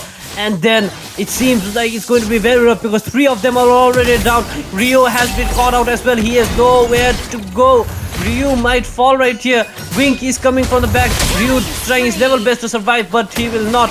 And Kelson being left all alone to defend. His immortality popped out as well. It's not a complete wipeout, because the immortality still stands, but it is as good as wiped out, because I don't think the Granger will be defending this all alone. And it seems like that's going to be the case right here. Kelson being chased down all the way to the base. The upstart is going to get executed, but it's going to be game number 1 secured by team RKO in a rather brutal fashion. That was a heck of a game. That was a heck of a game coming up from both the sides. Nerf Esports tried their best out there as well. They did a pretty good job, but it was all because of that map, all because of that flying cloud. Right, RKO could counter, and yep, that's how they just took the game. A slight miscalculation coming up from Nerf Esports, and let's see, it's Moon who is the MVP of this game number 1. Yep, he had some very good game out there because of his tectonic charge out there, landing on 3 people, getting some good pickoffs, and very well set gank. So Moon, okay, I think RKO might not be the underdogs, as I think, because there are many ex-players, 2 of the IC players. Moon is also from IC, if I'm not wrong, and Wink is also out there. Diakumar has been playing this game for a very while. He's a veteran for this game in our Britney server, and they are not the underdogs, I guess. So let's see how game number 2 goes on. But before that, you can take on this overview, Resno. It looks like it was a very close game, as you can see from the statistics, and it was, by the way. But till the very end, but by the second Lord, I feel like the match was decided. It was a matter of when instead of who, and by the 18th minute it was secured. But as you can see by the statistics, it looks very, very close, and in fact it was until the second Lord, and it seems like they took full advantage right here. RKO, no fatal mistakes in the late phases of the game, no miscalculations, no panic. They took their time with the Lord. They did not wait for the evolution Lord. They knew that it was not needed, and it seems like they had the game by the neck, and then they took full advantage. And as you can see, the comparisons in the gold laners, it looks like not much of a big difference, but then Kelsey very much more involved compared to Wink, and you can look at the rating as well, very close. But we all know that Wink was more instrumental in the later phases, and it was just very messy. And props to Kelsey for holding on his own. All right, for the junglers, as you can see, Rio against Dayakumar again looks very close. Both of them with equal rating right here, and again, these are two totally different junglers. One is on the damage side, the other is on the utility side. Both did their job very well, but again, it's not just about them; it's about the whole team. And yeah, it just there's nothing much to say about them. But on the other side, flip side, in terms of the mage, we saw that we saw Gems getting frequently outperformed by Uguay, but then the rating does not really go fair for Gems, who, by the way, was very instrumental in the team fights that his team has won. And Uguay, meanwhile, very good damage coming in from his side, just not enough to take his team over the line. And here we are, the star of the show, Moon against his opposition Titan. A KD of 1314 and the MVP, and deservingly so. He was everywhere on that walking fountain of a hero and made sure that it goes perfectly. He had his struggles early games, a couple of mistakes, making sets that were not reachable by his teammate, but fixed it up very well, passed it up and delivered the win. And then we have the XP laners. Alright, so looking at the XP laners, Skin against Medina. Skin, by the way, handles himself very well. Medina struggled, in my opinion, with the 4Vs. Got isolated, struggled a lot to get involved, but held his cool, tried his very best, and then his team managed to get the win. He was instrumental, he did take some damage, but Kin a lot more influential in terms of the team fights, and he made his R load work out. But on the other side, these are the overall statistics. As you can see, Wink highest gold, Wink highest damage taken was Titan, and also the most assist secured by Titan. These two were the top rankings in each category right here. But and we do have a quick run of the highlights as well. Very, very close to ending the game right here, but then a very good defense coming out as well. Yep, indeed. It was that flying cloud. Look at Dayakumar out there just marching on with that flying cloud and taking down Uguay as soon as possible. He was deleted out of the map, and that was the counter. That was the counter coming up from Ricekill Outshine that let them win this game out there. And here it was a lot of rough game. Wink had an open chance to dish out a lot of damage, getting Uguay out of the map, and although frontliner did the best for Nerf esports, but the backline and the gap between the frontline and the backline was too much that Wink had an opportunity to just deal out a lot of damage, and that's how they took on this Lord fight. And I think it's the last moment of the game. Look at the damage coming out from Wink. It's just 2-3 shots for Irithel to burst down that Granger. Immortal also cannot save him out there, and game 1 was very close. It was very close. Nerf esports also had the chance. A bit of a miscalculation, but I think they are going to bounce back in the second game. Game number 2 will be starting soon, but before that, let's look at the random map first. Okay, so what's your preference, Resnov? What do you think about the map? Which map do you want to see now? Come on, we've already seen Flying Clouds. I'm a huge fan of the Tides, to be honest, because it offers a lot of expanding rivers, but it seems like we'll have to settle for Broken Walls. Very fast jungles, plenty of open spaces to roam around the jungle area, and it's going to be pretty interesting the way this particular map is going to be used. Again, so much freedom for movement, so much branches of possibilities, but I feel like on these maps, personally, I feel like it gives an advantage to RKO just because of the fact that we have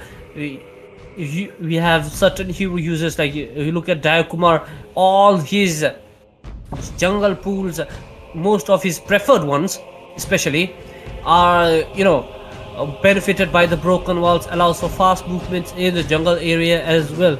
But if he's more of a utility user, like you have seen from Nerf esports, he will struggle a bit to catch up, because despite the Broken Walls, again, it does not really it does not really get the full advantage of the rotations as much as high flying assassins. But it'll be exciting to see how both teams are going to strategize. And by the way, regarding strategizing, I feel like in game number 1 they could have done better with the drafting Nerf Esports, because as you saw, RKO, they utilized the full extent of the flying cloud.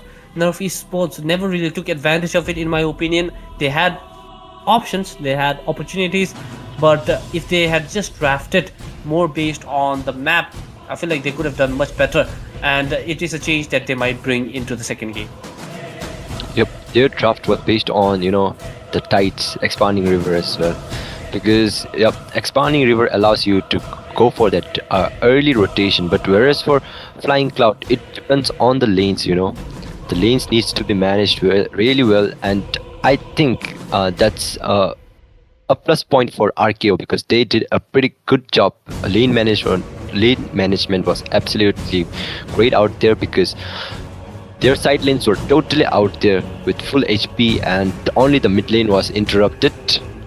Whereas for Nerf Esports, I think they need to come up with a plan for this broken walls again, because if they go for the similar lineup in this game, it might be a trouble, because as you said, Dayakumar is going for that flashy jungles, I guess.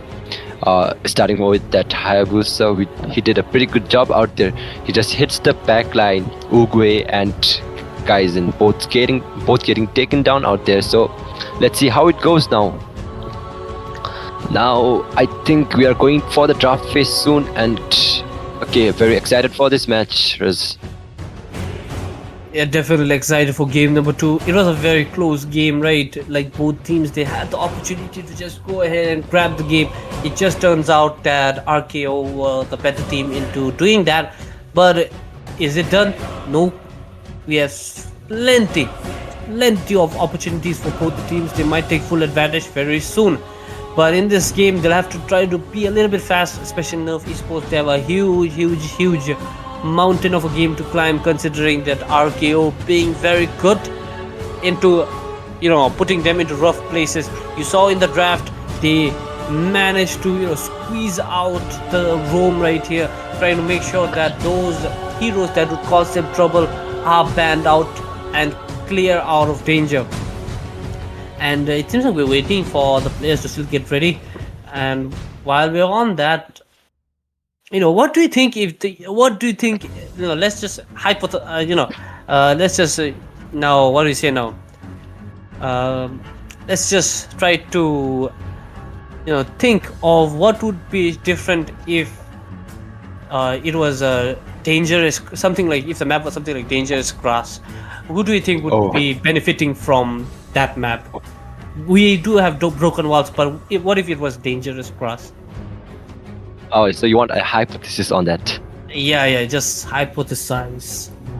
So let's see, because hypothesis, it's kind of sure or unsure, but yeah, for me I preferred RKO for that as well, because it all depends on that jungling capability of Kumar. Dangerous grass, bro, he's already too dangerous, and with that dangerous grass he's gonna be super duper dangerous. And from my opinion, that is going to be like RKO's game, because Wink is also out there. The sneaky plays coming out from Wink is very crazy. So it all depends on the lineup as well, because we never know. Because if Nerf Esports had that pick-off lineup, that pick-off and instant burst lineup, for example, a Kaleya along with a Isenshin, or a Kaleya along with Kagura, that is going to be a menace, Definitely. Or they could have just simplified, if you can't go for flash heroes, just go pick a Eudora and get things done, right? That's not going to happen. It doesn't really happen in tournaments, but come on, man. Just go for Eudora in dangerous grass. yeah, some trolls out there. But with that being said, it is going to be game number 2 of RKO versus Nerf Esports. This time, Nerf Esports on the blue team, RKO on the red. And we have entered into the first phases of the bans right here. It is going to be a Yisoshin ban coming in from the side of Nerf Esports, and a Grok ban coming in from the side of RKO. Okay, so they don't want to trade off that Grok because high skill outshine. They are pretty aware, especially Moon is pretty aware what heck of a hero Grok is out there. Grok along with that wall Grok along with that wall and tectonic charge. Yep. That's going to be a heck of a problem, so they deleted it instantly, and here we are. Are we going to see something crazy coming out from Nerf Esports because they are trying to choke down the heroes of Dayakumar? Ishinshin already getting banned, and there is an Hayabusa which is getting banned as well. So Dayakumar, will he land up on a utility jungler if they go for another assassin ban? That could happen. That was a strategy used pretty much in the esports scene as well. When you look at the high esports scene, like even in M series, we see sometimes particular players having I remember. having to play out of their own desired skill set. Like one of the most popular ones we saw was MOBA Zane, when he literally had all 5 of his heroes getting banned, and hence he was stuck with a Saber jungle, which he did very well, by the way. But we are not MOBA Zane, and I feel like personally, if 5 of the heroes are target banned, and then like you see him being playing out of his comfort zone, he's going to struggle a bit. But with that being said, it is going to be Fasa instead getting banned, and that leaves some flexibility for Dayakumar to pick an assassin that he could use. We might see him use as you said, utility jungle as well, but then that's not really his style. That's not really his team's style, so we may not see it. But with that being said, we have a Kalia Grok getting banned. It seems like they are looking at very particular bans right here. Heroes that are going to obstruct in their team fight. It is going to be interesting, in my opinion, to see how they are going to go about it. But with that being said, it is going to be Angela. Yeah, that is an Angela being banned out there. So I think for the first pick, I am pretty sure that Lance is still open out there, and it is one of the safest pick, along with he's quite scary in this meta as well. So I think Nerf Esports, they might go for the Lance, or else it be Dayakumar getting that hand on Lance, and it would be quite exciting. Lance is free out there, so they might go for that pick. But let's see how they have talked with themselves and discussed about this match. Yeah, with the current shifts and the adjustments, Lancelot literally has no counters. You could ever argue that Kufra is a very good counter. You could argue a lot of heroes, but then Lancelot being sustainable as well this time around, and it's going to be an insta lock on that Lancelot right here. Dayakumar probably rubbing his hands with his tongue out, ready for some insane plays. So on the Lancelot, he did not wait at all on that Lancelot pick right here. And then we also see a CC pick coming in. Baksha, by the way, as a first pick is very questionable, because over the years, over the changes, his flexibility has gone down by a lot. Now you can really just use him effectively as a jungle. He's not really an option for the roam or the XP lane as well. So it is going to be pretty interesting how they deal with it. But allowing a free Lancelot pick like that was not warranted from my opinion, and I don't think they really thought about it. But instead it's going to be a Arlott pick once again in, and it's going to be a Shu Shin pick again from side of the Esports. But earlier it was RKO, but now it's from the Esports. Yep, they are still going for that Arlott pick from Kin. But I really like that Lancelot. As a TLPH fan, Lancelot has been one of the greatest heroes in their history as well. Carl TZ on that Lancelot. So let's see, will we see some GOAT gameplays coming out from Dayakumar as well? And talking about that lineup, I really like the CC out there, because CC is a good pick up against that Baksha as well. Whereas Arlott is somewhat great, like he can manage the lane up against a CC, but once they have their each one of them have their powers, like it's going to be tough. Whereas for the third pick of the game, it's Eve from the hands of RKO, and I really like that Eve play, because Final Slash ain't gonna work out there. and yep, a lot of zoning out and poke damage. A good way to counter Baksha as well. So I really like the pick coming out from RKO. Moving on to the drafting phase, Nerf Esports yet to pick the goal lane, and let's see, will there be some goal lane being banned? For me, I think maybe they might go for typical Harith or something like that getting banned out there, but yeah, Harith is not a... Okay, wait. Bane. That is the Bane. Okay, Bane is getting banned out there. I really like that Bane, Bane has insane damage in this recent patch. I really like that damage coming out from Bane. I'm surprised he's not being. He was not considered for picks in the first phase of the picks, to be honest. So good, but then I guess both teams wanted to wait, right? As you said, insane damage in the current patch, but it seems like we are not going to see any of the octopus action, and he's going to get banned out right here. We also see a Hylos getting banned as well. We are waiting for one more ban right here. Is it going to be a gold laner? Is it going to be a roamer? Or if the Baksha is playing roam, then is it going to be a jungler? We will find out in some time. But with that being said, let us just look at it once. I feel like they'll not risk going for the flex spans and then just go for like a gold lane hero only. Or a roamer. It seems like they're going to go for Khalid as well. Khalid getting banned right here, and now we are in a tough spot right here. As you said, they have a very good player in Khalid is getting banned right here. Gatot Kacha is up for grabs, but then I don't think Gatot Kacha is ideal for someone like Lancelot. But let's see how this one is going to roll out.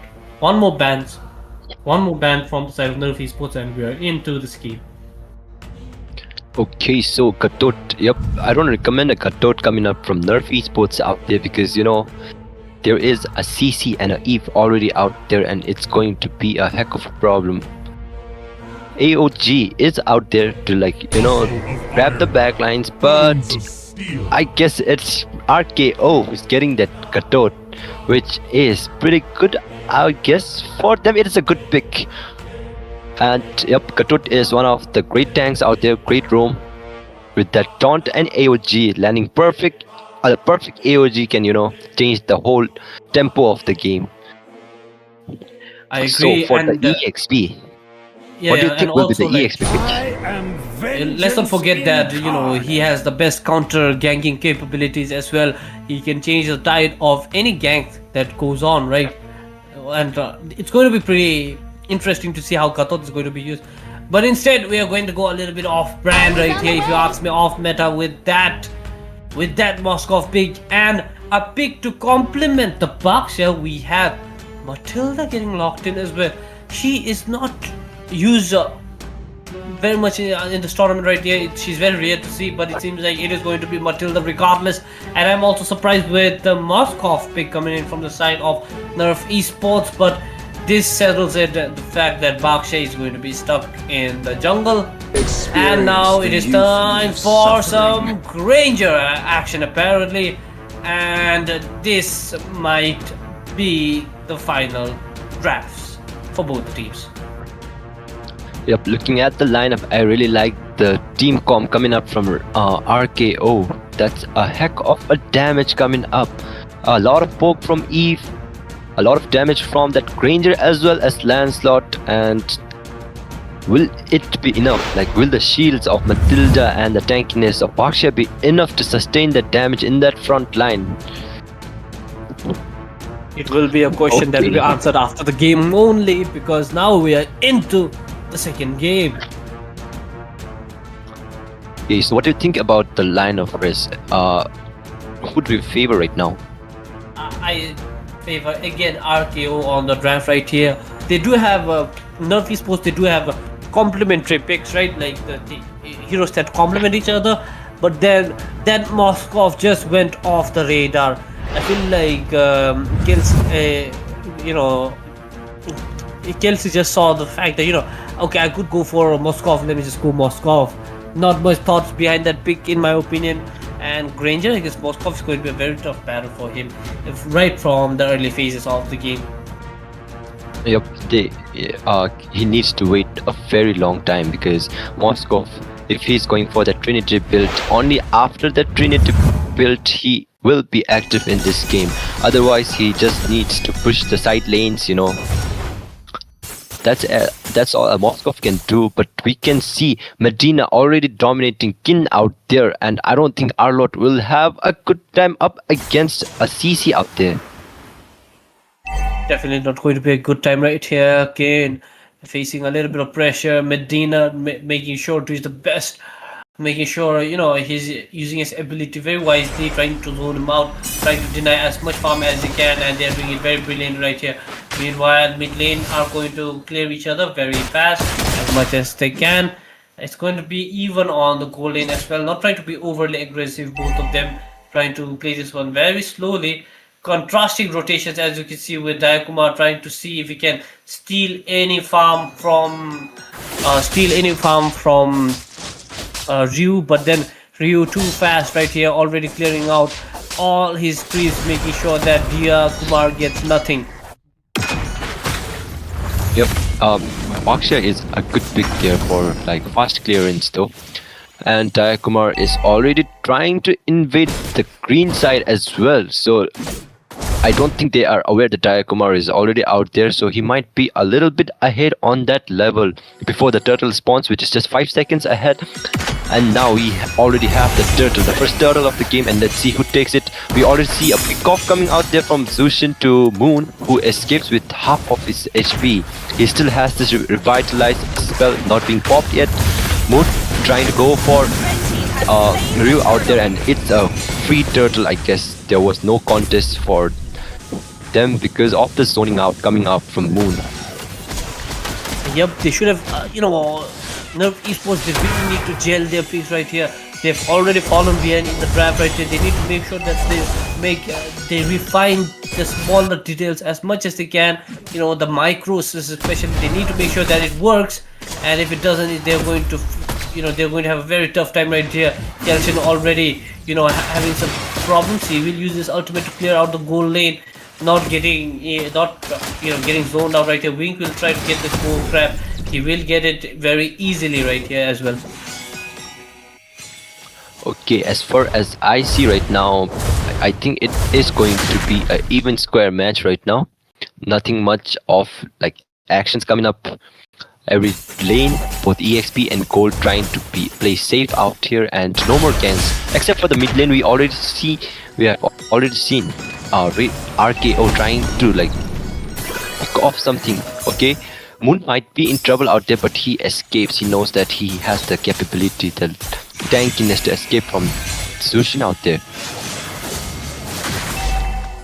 It's happening right here, but I don't think like anything's going to happen so far. The turtle still a very good half a minute away, and you look at the farm, you look at you look at the farm, you look at the damage dealt. As you can see, RKO slightly ahead, and the Medina and Jams just causing all sorts of problems right here. Again, even on the goal lane right here, as you can see, Wing really farming, but now Ryu jumping into action right here. Jams will try to get away. I don't think he can. That was a bit of overextension coming up from Jams, but yep, whatsoever, he got the kill even though he died, and yep, it is a kill, 1-for-1 trade out there. So a good AOG coming up, and Dayakumar is already on the turtle, whereas Ryu is trying to rotate. He has the mobility right now to come, but it all depends on the retry battle, and Dayakumar secures it. It's very hard for someone to beat a lance on that turtle fight. Okay, Dayakumar and everyone of RKO trying to march on that mid lane. Okay, he's already on that purple side of Nerf Esports, and he might take that, but let's see who gets the purple out here. A gang coming up, Matilda trying to zone up, and yep, it is an even game right now. RKO trying to be very dominant, Dayakumar trying to make his plays out there. SOD landed on Moon.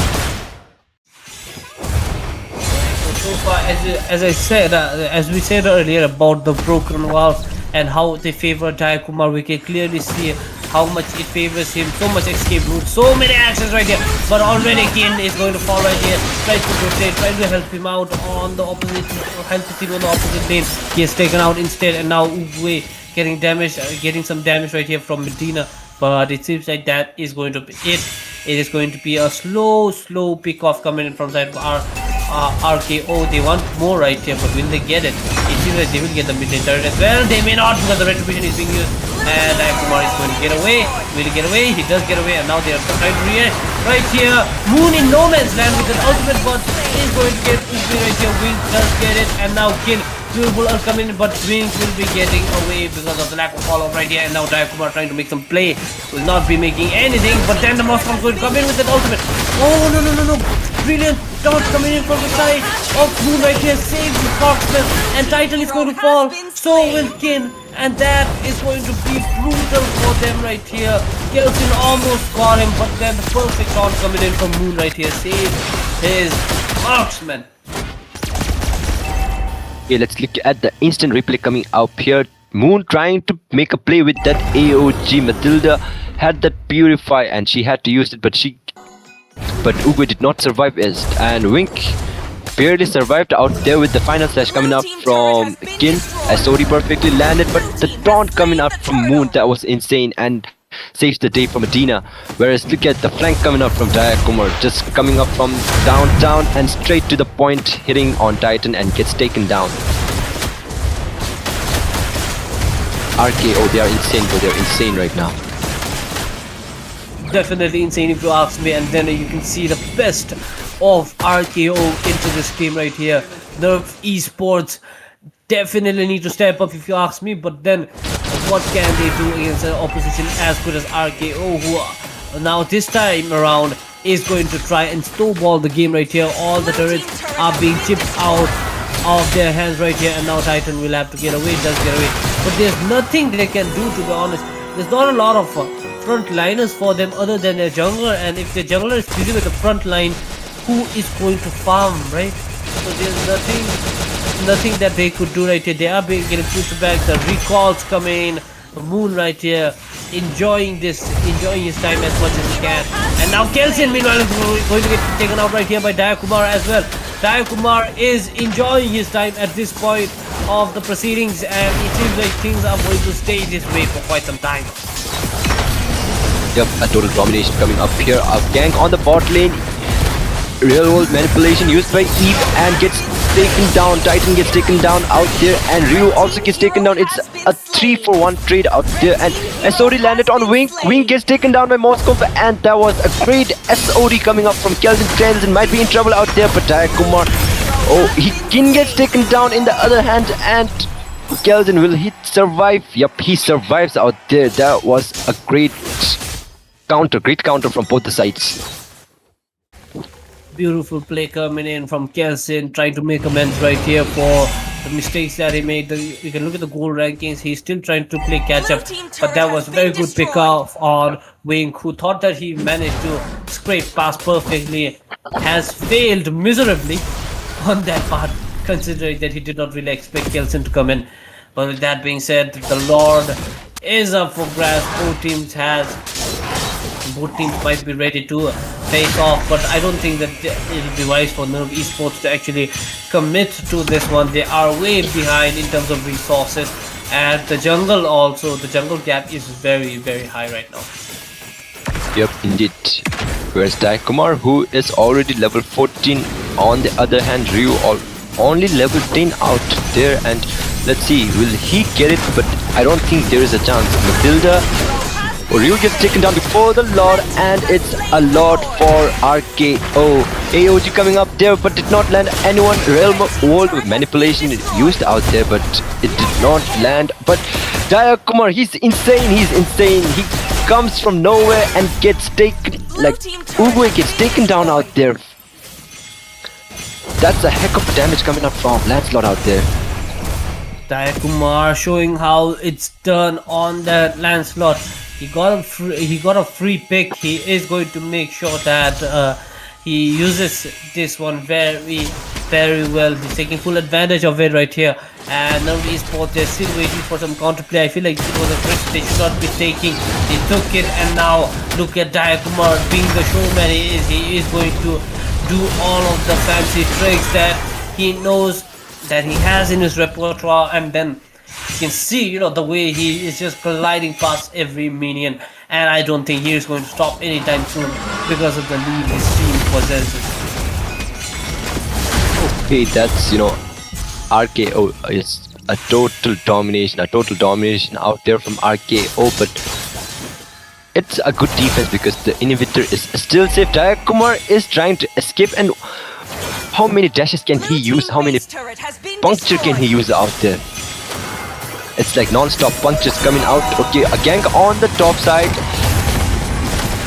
So no casualties as of now. Real world manipulation being used. SOD and Moskov escapes. Kelvin escapes out there, but the team fight is still going. SOD landed on Moon, might get taken out there. Medina is the one who gets taken. Moon escapes with the AOG, and they need to back off right now. They really need to back off.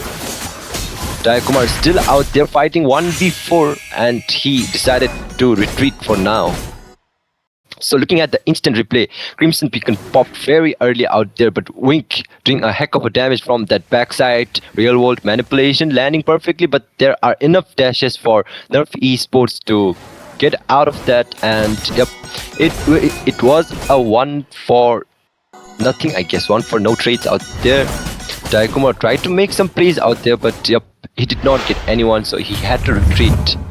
Okay, Nerf Esports, they are not going to back down real soon. They are still fighting up, and they think that with the late game coming on, with that power spike coming up from Moscow, they might have a chance to win this.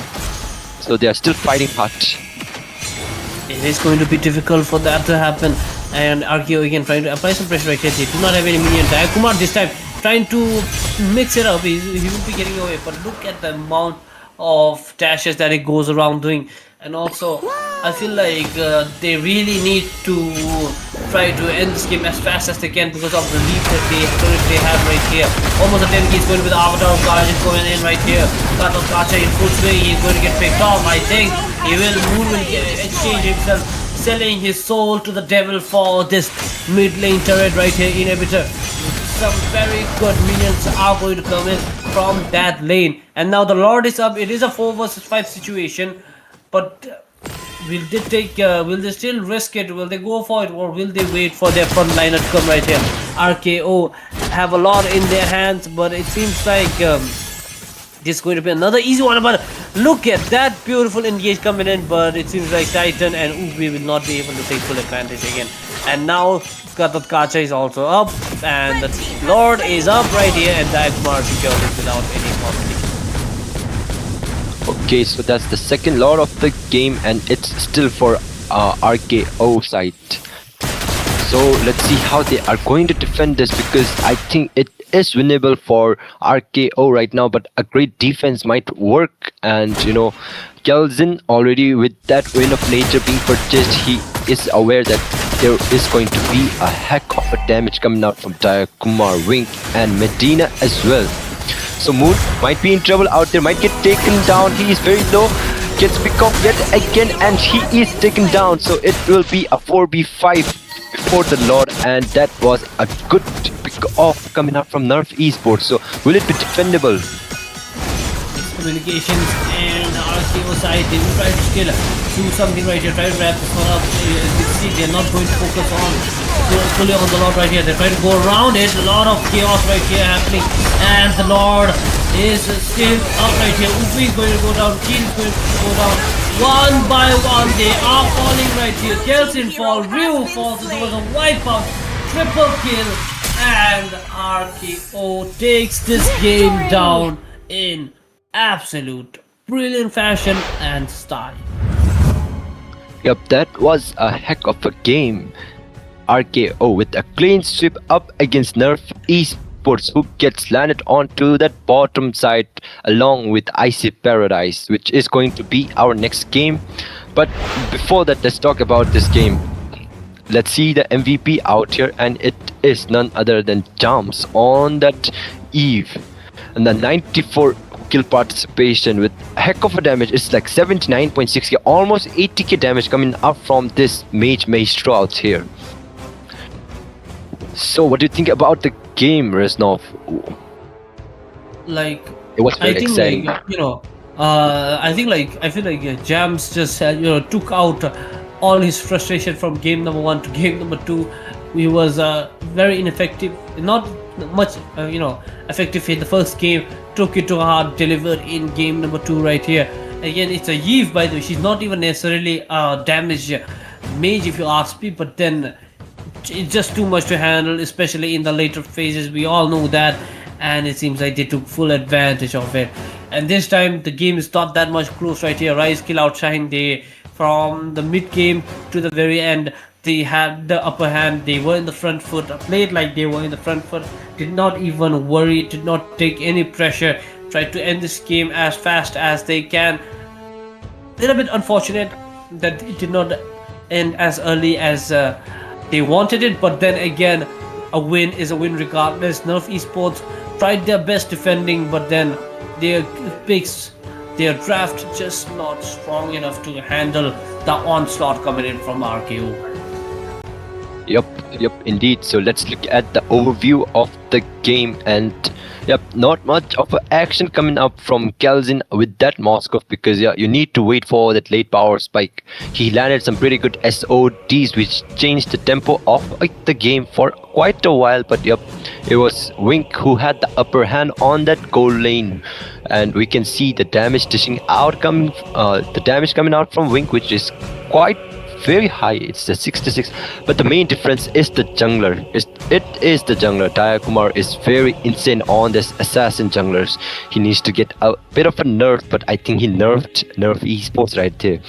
So Ryu did not have the best game of his life, and he was having quite a trouble. He was lacking on those EXP early trade-offs coming up from Dayakumar, who got that early lead by invading those jungles. And Nerf Esports, they were unaware of the potential of Dayakumar with that Lancelot. And we can see out here as well our Mr. MVP Jumps of second game, who was doing a very great job with that Eve. The only time he got taken down was when he overextended on that top side, which indeed he got a kill out there, but that's the only time he got taken down. And after that, I think it was all frustration, as you said, Reznov. It was all frustration coming out from Jumps, dishing out so much damage. Moon is also the MVP of the first game. He was doing very good out there. As a Gatot, he did everything a Gatot can do in the game. Whereas Titan, Matilda pick, it was very uncomfortable. It was like the lineup was pretty good, but the way you play a Matilda in this Broken Walls, it's really hard. It's really hard to play a Matilda, and she's not in the meta, I guess. And Kin with his signature Arlot could not do much in this game, and he was like totally shut down by Medina out there. Medina, who had the upper hand from starting phase of the game, who was totally dominating in the lane as well as in the team fights as well. The final sesh we all wanted to see was not on point in this game, and that's how it ended. And for the gold, it is Dayakumar. For the carry with the highest damage, it is Jumps with a whooping of almost 80k damage. Ryu did his best, tanking up as a frontliner and as a utility jungler. He did his best, but the follow-up damage coming up from Nerf Esports was lacking, because Moskov is a late game hero, and for that early to mid fight he was not available. So that's how the game ended, and it is the second game of this day 2 playoffs. And now, after taking a short break, but before that we'll see the highlights. Never mind, so we'll see the highlights out here. Titan getting taken down, and I think this was the point where SOD landed perfectly on Wink, and Wink gets taken down by Kelzin. SOD coming up from downtown out of nowhere. Dayakumar showing his flashy dashes out here, tried to take down, but Jumps to Kin out there. Dayakumar managed to escape, as well as uh, as well as Medina. And this was the later phase of the game, real world manipulation, landing perfectly, zoning out everyone. Final Slash was there, but the damage was not there. Medina somehow gets taken down out here. Moon escaped. Daya, looking for that revenge out there, did not get any kills because of the guiding wind coming up from Matilda. And here I think this is the last part of the game where Dayakumar, look at how many times did he land that puncture. It is already 4, 5, 6, 7, 8, and he is still going, and he got a triple kill at the end along with the game winning. So it was Dayakumar, the showman, with those flashy Lancelot gameplays. So Reznov, it's time for you to take on now. I think I said too much now. No, that was all there is to it. And this is Reznov. I have my partner Hades. We are done for game number 2. Congratulations to congratulations to the winners right here, RKO. Of course, tough luck on Nerf Esports. They still got an opportunity to go through. They'll have a very tough opposition in IC Paradise soon to be faced. This is Reznov and Hades signing off. And do not go anywhere, as we'll be back with game number 3 after a short break. Thank you for watching.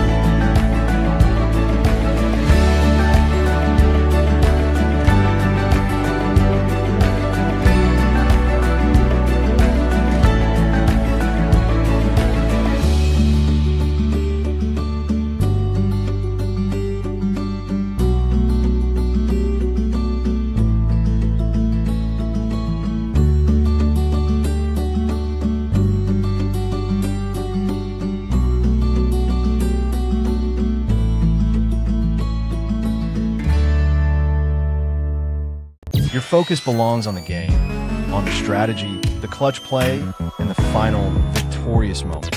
For too long, that focus has been broken by the frustrations of slow top-ups, unreliable websites, and hidden costs. That's why we introduce you Orion Store and Orion Vaultex, Bhutan's definitive digital marketplace. We provide every gamer and creator with instant, secure, and affordable access to the resources they need for all their favorite titles. This is more than a service. It's our mission to equip you for excellence, both in the game and in life. It's time to stop waiting and start winning. Your hunt for glory starts now.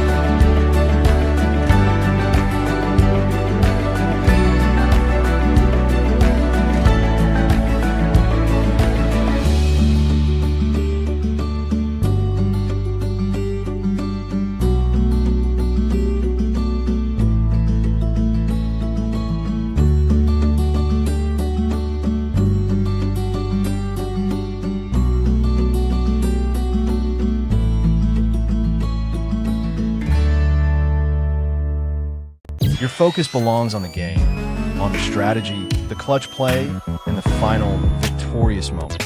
For too long, that focus has been broken by the frustrations of slow top-ups, unreliable websites, and hidden costs. That's why we introduce you Orion Store and Orion Vaultex, Bhutan's definitive digital marketplace. We provide every gamer and creator with instant, secure, and affordable access to the resources they need for all their favorite titles. This is more than a service. It's our mission to equip you for excellence, both in the game and in life. It's time to stop waiting and start winning. Your hunt for glory starts now.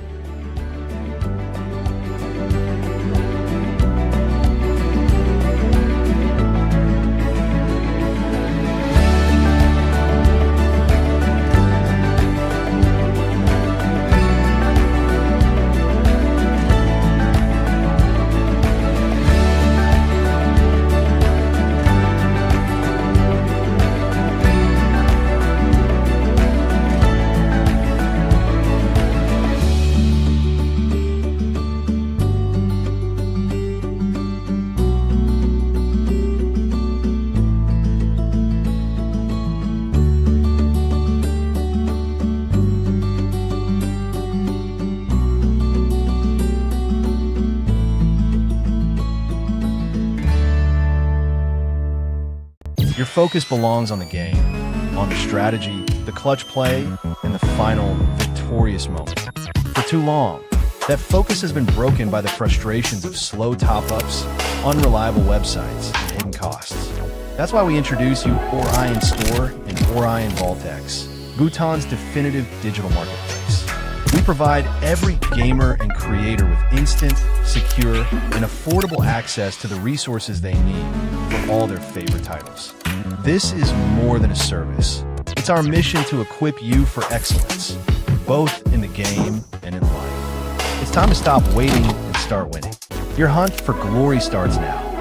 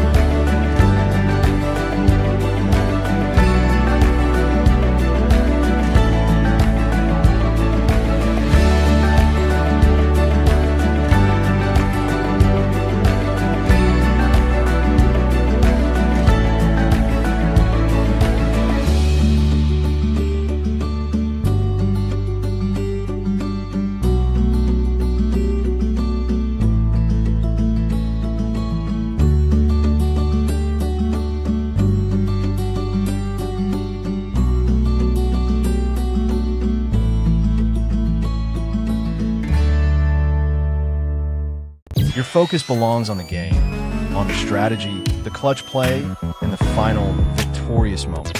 For too long, that focus has been broken by the frustrations of slow top-ups, unreliable websites, and hidden costs. That's why we introduce you Orion Store and Orion Vaultex, Bhutan's definitive digital marketplace. We provide every gamer and creator with instant, secure, and affordable access to the resources they need for all their favorite titles. This is more than a service. It's our mission to equip you for excellence, both in the game and in life. It's time to stop waiting and start winning. Your hunt for glory starts now.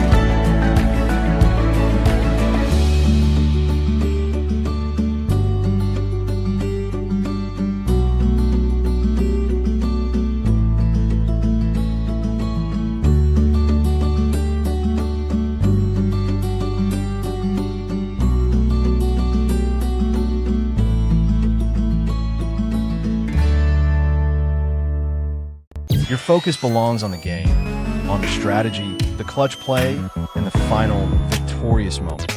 For too long, that focus has been broken by the frustrations of slow top-ups, unreliable websites, and hidden costs. That's why we introduce you Orion Store and Orion Vaultex, Bhutan's definitive digital marketplace. We provide every gamer and creator with instant, secure, and affordable access to the resources they need for all their favorite titles. This is more than a service. It's our mission to equip you for excellence, both in the game and in life. It's time to stop waiting and start winning. Your hunt for glory starts now.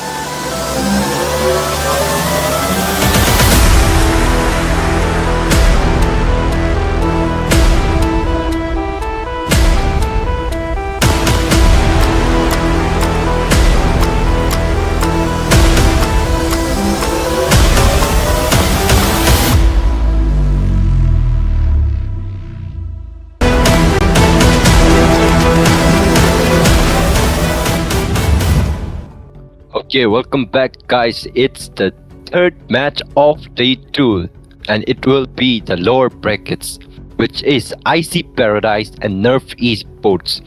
They both played the game, the first game, where IC lost. It was a slight loss for up against Onyx Paradox and Nerf Esports. They also had a tough time up against RKO. So now both the teams, they have to prove themselves from the lower brackets, because the one who gets defeated out here is out of this series, and the one who wins will continue their journey. And we might not know, because we might see some from going to the playoffs as well, the grand final, sorry. So before that, I have my new friend out here. I am Hades, and we are going to cast with ones out here. Yeah, and talking about the game right now that we're gonna face between Nerf Esports and IC, it's gonna be a very tense game, because this is the lower bracket game, and whoever loses from here, they're just simply gonna be eliminated. So there's a lot on the stake, and Yep. yeah, so there's gonna be a lot of heat between these two games, and I'm just really excited to see how this is gonna turn out, because I see Paradise. I've been familiar with them in True International. I've casted for them as well, so I do know this team. But as for Nerf Esport, I'm not really sure. But then again, yeah, we are just gonna be looking up into the effect that we're gonna get into the game. And oh, Hades, look at that! We're getting broken walls for this match. So this is going to be a really, really good,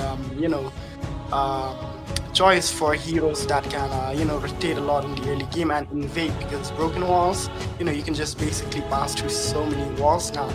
And I'm a big fan of broken walls. So what do you think about this, Hades? From my personal opinion, like, Broken Walls is, one of the great maps. It is a good map for junglers to showcase their flashy skills, their flashy heroes, something like a Lancelot, or Eastern Sheen, or maybe a Hayabusa as well. Just flank from downtown, get the backline, kill it, and retreat.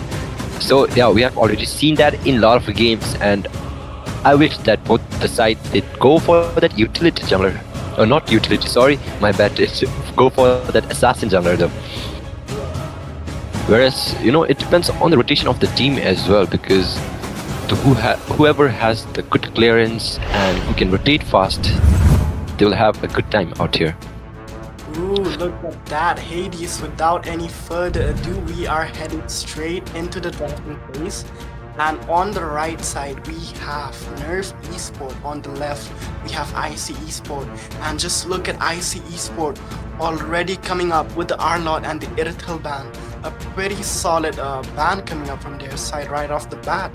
And as for Nerf Esport, they're looking for junglers.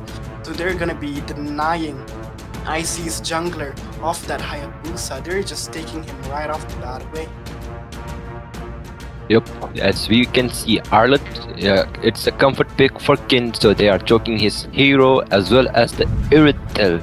So Irithel is quite a menace, a lot of high burst, but she needs to get that power spike.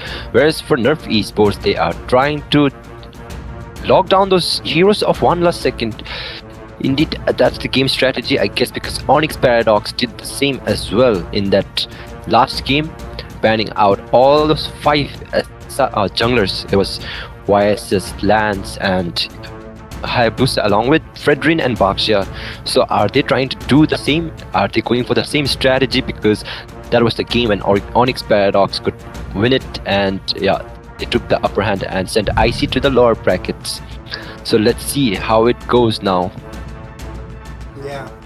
And talking about the draft so far, we're seeing a pretty standard ban coming up, nothing out of the ordinary, because He's in Shin and Hayabusa are definitely really good bans that usually get banned most of the times. And as for Irithel and the Arlot as well, they get banned a lot as well. And for the third ban from the side of IC Paradise, we are seeing a Jushin ban. Jushin, despite the current nerfs that she's been receiving throughout the patches, somehow she's still very prevalent throughout the meta, and she is a very good counter for utility junglers and a lot of fighters. So if you're gonna go for a utility jungle, it's a very good option to ban out Diffusion, so you don't have Thorns to remain face should her, petals fall. But look at that, Hades, right off the bat. I see Paradise coming up with that Lancelot pick. I am just so excited to see the Lancelot here because there's gonna be a lot of Sing Sing, and I'm really big fan of that. Yep, indeed. I am also a very big fan of Lancelot. And other than that, this Lancelot is in the hands of the jungler of Icy Paradise. One last second. He is a very great jungler out there, and I am like having a high hope from him to like do some great gameplays out there, because we already have seen in that second match of the day, it was the Kumar with that fancy, he had a lot of tricks in his arsenal, and yep. But for Nerf Esports, they are still going for that utility jungler. I guess Fedrin already being picked, as well as the CC. So what do you think? Like, we can, it's like, CC can be, right now it is flexible, because we have seen some gameplays in that gold lane as well in the pro scenes. Do you think it will be a EXP CC or a gold lane? I mean, so far looking at the draft, I definitely feel that CC could definitely be thrown into the EXP rather than the gold lane, because she works really well in the EXP, and mostly she counters a lot of fighters. So once you're facing up against a CC, it's really hard to pick a counter pick for the CC. So I feel like this time around the CC will definitely be thrown into the EXP. But then again, Hades, look at Icy Paradise. They are coming up with such solid picks. They have secured the Grok on their side, as well as the Lapu Lapu. A lot of tanking and a lot of bursts already coming up from the side of Icy Paradise. The Lapu Lapu, he can just dive into the back line, finish them off, and the Lancelot as well can do that. And as for the Grok, he can always disrupt the front line with his walls. He can just go in with the wild charge and deal a huge amount of AoE damage and crowd control. So the picks coming up from the side of Icy is looking very solid. The only thing they're missing right now is a mage and a marksman. And so far, looking at this composition, I feel like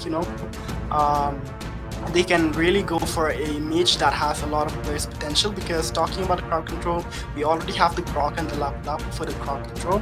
So this time around, I feel like they can definitely go for something which can deal a lot of magic damage, which is consistent. So maybe a Kimi might work here, but we'll see what they're gonna pick. Yep, indeed.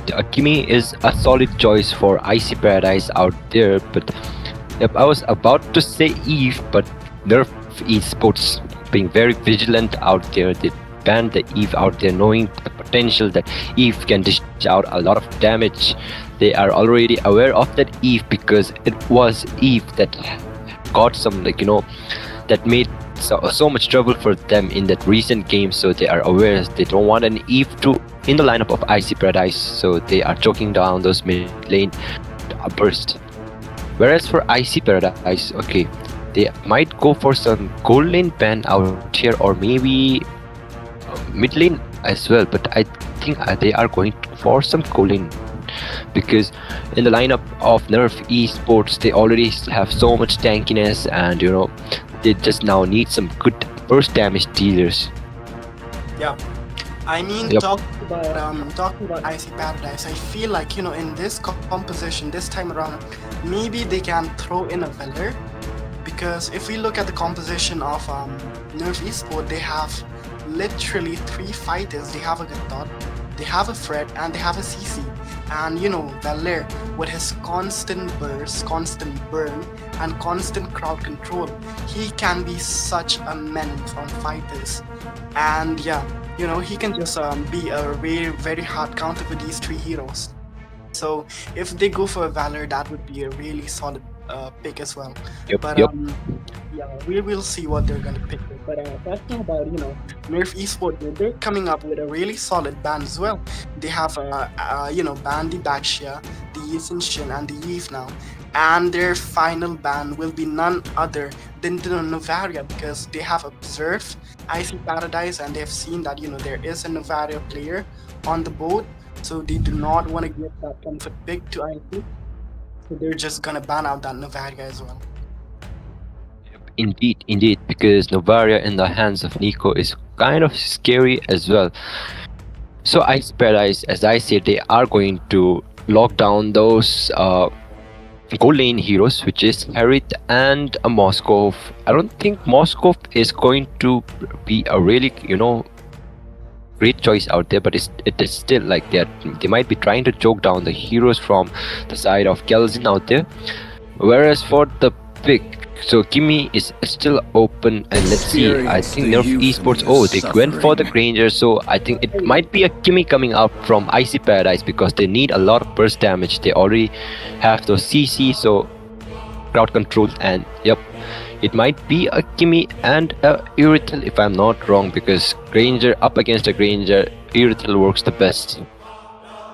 Yeah, definitely. I do agree with you because the Irithel with the ability to hit and move at the same time can be really hectic for a Granger.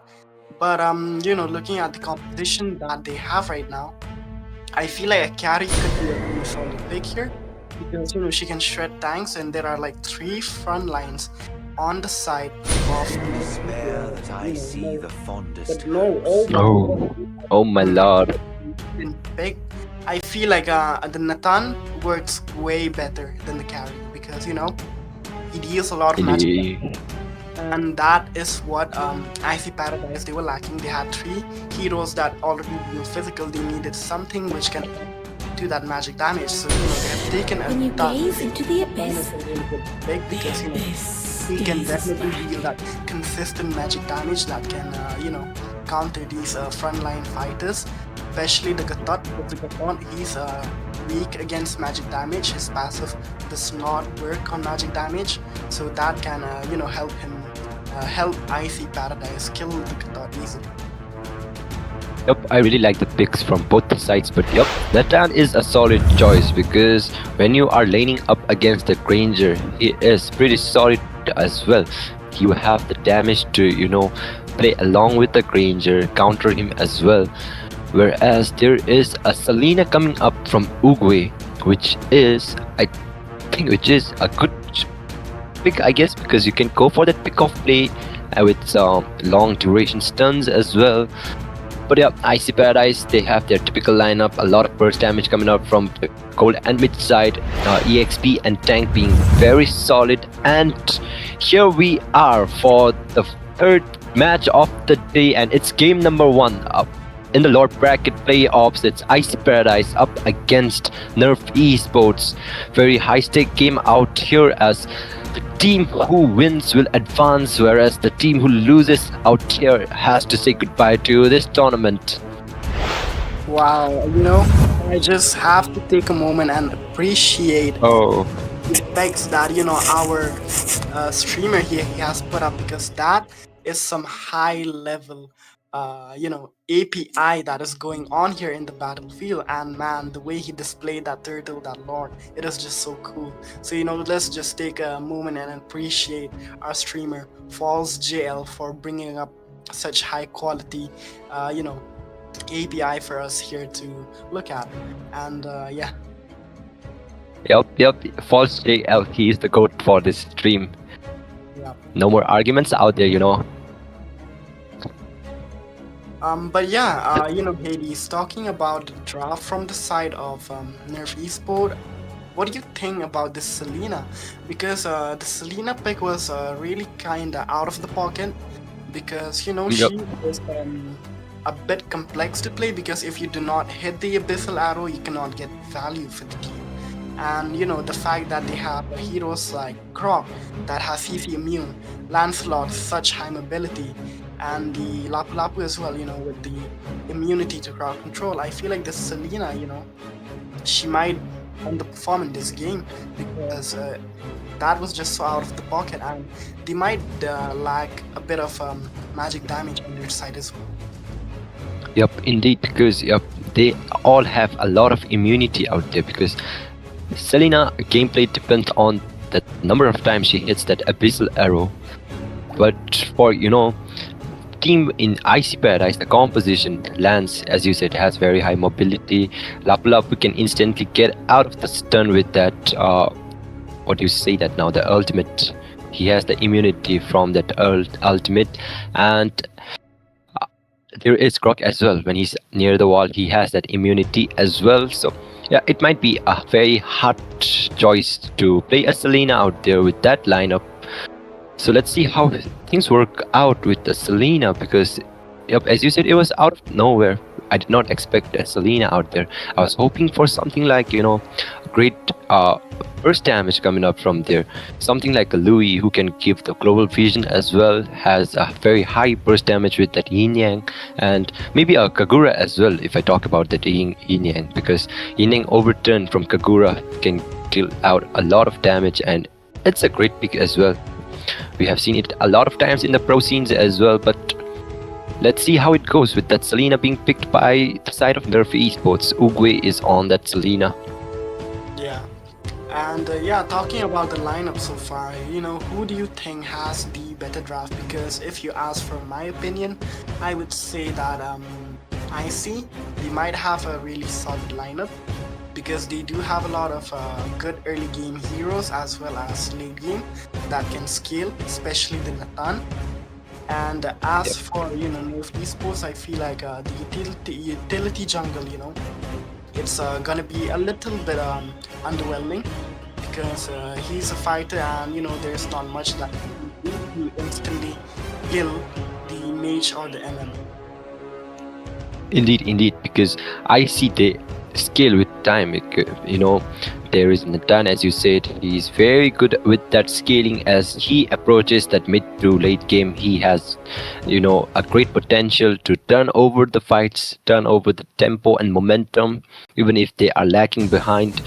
And whereas for Nerf Esports, they have a utility jungler, as you said, and yep, they need to, like, you know, do something in the opening phase of the game as well, because a Fredrin works only good when he has the lead, because as a utility jungler, the only thing you need is, you know, taking on that objectives, tanking for your backline, and yep, that's the thing you need. And for that, you need to secure that objective, the first objective of the game, starting from the first turtle of the game and the lords as well, because as a lance, you might have a lot of trouble to steal something from a lance. So they need to work really hard right now, and they need to, you know, come up with a strategy to, like, you know, get the objectives in the first phase of the game. And yeah, I mean, you know, these things will go on, but I just you know, want to take a moment and appreciate our viewers that are watching. It's late at night and they're still there, you know, supporting their teams. So, you know, a big shout out to all the viewers as well for sticking out and supporting the teams. And yeah, for, you know, especially you as well, Hades, because you've been casting. It's already 11 out there in the town, I guess. So, you know, it's very late, and especially for Falls JL, our streamer, because he is all the way out there in Indonesia, and out there I have no idea what time it is right now. I feel like it's already 1 over there, so he's still awake, and, you know, he's streaming. Because if you talk about me, this is like usually my bedtime, and this time around I'm mostly asleep, but I'm here casting, and, you know, on my lap is just my cat sleeping. I don't know if you guys can see him or not, but I do want to show the viewers how my cat here, you know, just want to be a little interactive with them. He's right here. Oh my gosh, Nico is really out there. And yep, indeed, it is very late, but whatsoever, we have our job to do. It's ours, it's us in this game, you know, to make the viewers as entertained as possible. And here we are jumping to the land of dawn. It's the second time I'm saying, but yeah, this is for real now. The first one was just a psych, I guess, and we are already out here. So one last second, Ice Paradise going for that red buff out there, whereas Fredrin Nerf Esports is going for that purple buff. So both the junglers now trying to just rotate. So they may be like planning to rotate to the gold lane. So they went for the opposite side, I guess, or maybe to the EXP. I'm not wrong because they are on the gold lane side, and I think they are going for the gank. So Selena is already out there in the gold lane trying to poke out and oh sorry, not gold lane. I'm being mistaken. It's the EXP. Coyote is out there. Yeah. And this time around, both of these teams, they're just gonna be farming up, and especially the junglers, they're gonna try to get that level 4 as soon as possible. Because when they hit that level 4, they can start ganking. And yeah, they're just gonna be farming for now. But then again, look at the EXP, a lot of clash going on. Because the Lapu Lapu. Oh, look at that abyssal arrow. Oh my lord, it is. That hit the Grok right on the spot, and he just escapes from there, uses his flicker, and that is one big resource which is taken down from the side of Icy there. Oh my lord, that Selena almost got caught there by that partner and the Lancelot, almost got taken down. Indeed, so they are going for that early pick off before the turtle. A lot of resources being used out there. Selena also doesn't have her flicker out there. Uguay is lacking that flicker, as well as Merkava on that rock is also don't have his flicker. He did a pretty good job out there. An abyssal arrow landing yet again. Okay, this is the second time the abyssal arrow lands, but one last second with a clutch steal out there with the phantom execution. So yet again, it's an abyssal arrow landed by Uguay, but no casualties for now. But it's the first turtle of the game who gets taken down by Icy Paradise. Yeah, I mean IT Paradise a really good start right off the bat with that Lancelot because he's an assassin. So securing the turtle won't be a problem because he can basically use the phantom execution or the combos with the combination of the retribution to easily secure it. So they just have to wait around and look for the perfect moment to pick off kills. And yeah, I feel like this time around, Nerf esports, they have to be really careful of the Nathan. They have to put their focus on the Nathan as well because they cannot let him scale to the late game, because if he's gonna free farm in that gold lane all alone without getting checked on, it's gonna be one heck of a fight for a Nerf esport to go up against, and the rest of the members from IC Esport as well. But look at that! Hades, another abyssal arrow hitting the target, and that is gonna be the first blood for the side of Nerf Esport. Yep, indeed. I think Uguay took it personally, and he is proving us wrong. Both of us wrong out there, landing abyssal arrows constantly, getting the kills out there, and it's the first kill of the game, and it is Nico who gets taken down. And yet another abyssal arrow coming out from Uguay. Wow. How many abyssal arrows is he going to land? He is the master Uguay. Nico in a very tough spot out there. Kin finds him, and Uguay also gets taken down, but it's a trade, a 1v1 trade. Both the mages get taken down.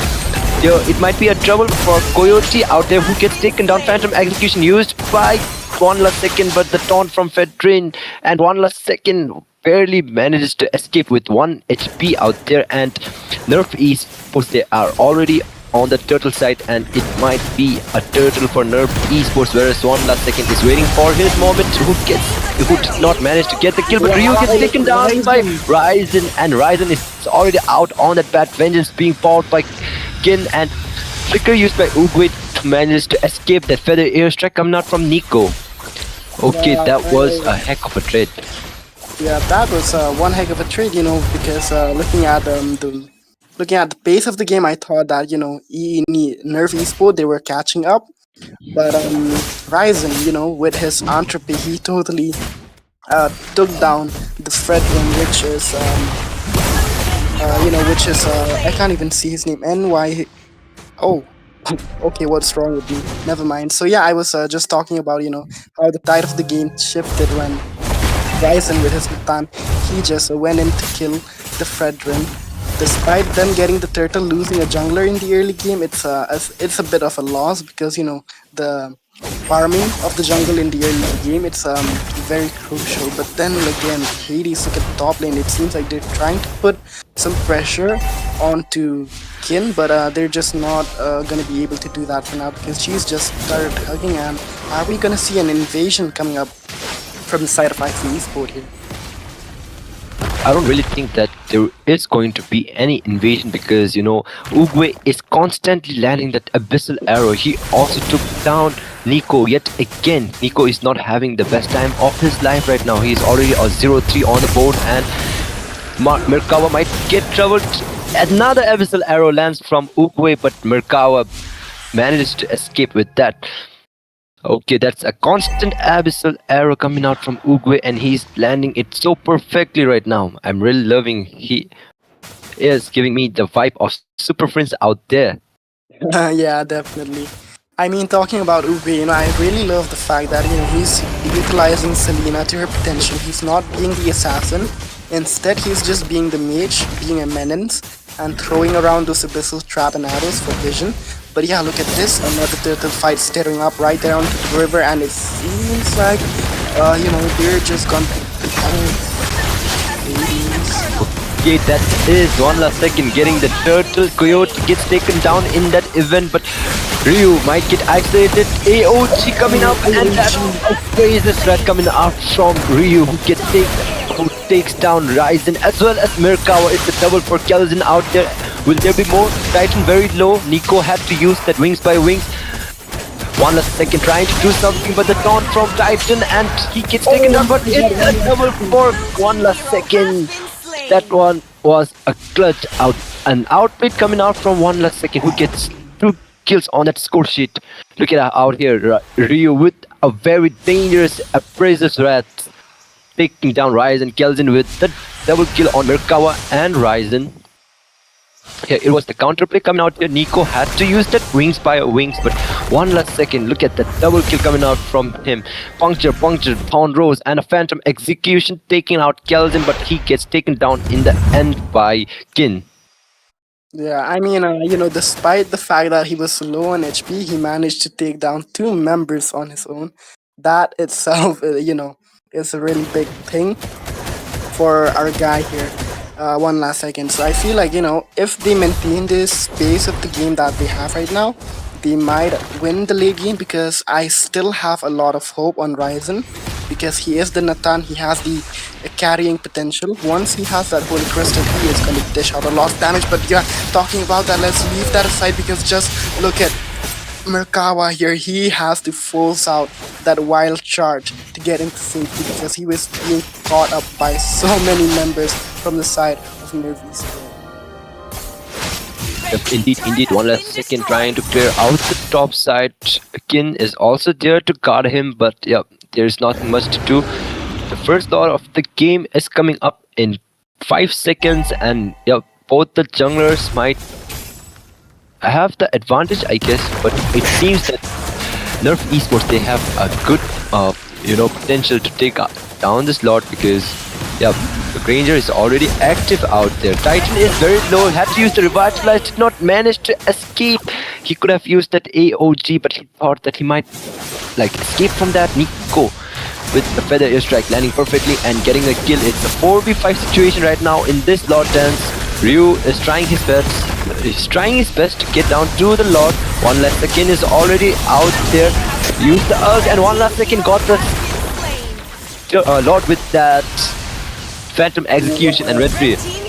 In that scene, Ryu is also taken down, and I think Ryzen is now heading for that power spike. He already has that power spike, and he is getting Nico with the feather track already being fought, but it was in an awkward position, and he gets punished by Kelvin out there. It is a 2-for-1 trade along with a lot for Icy Paradise. Oh my gosh, that was one heck of a trade for Icy Paradise. They were falling off in the previous team fights, but then again, just look at them. They have managed to turn the tables, and they have even managed to push down 2 turrets from the bot side. And look at one last second, he's going in with Puncture. He tries to, target the Granger, but then again, he just falls back because he does not want to overextend and throw up. Team turret has And been yeah, look destroyed. at INC. I really love the way they're catching the pace of the game because they're just focusing on a lot of objectives. They have taken down so many turrets from the side of Nerf Esport. If Nerf Esport do not keep their turrets in check, they might lose them all anytime soon.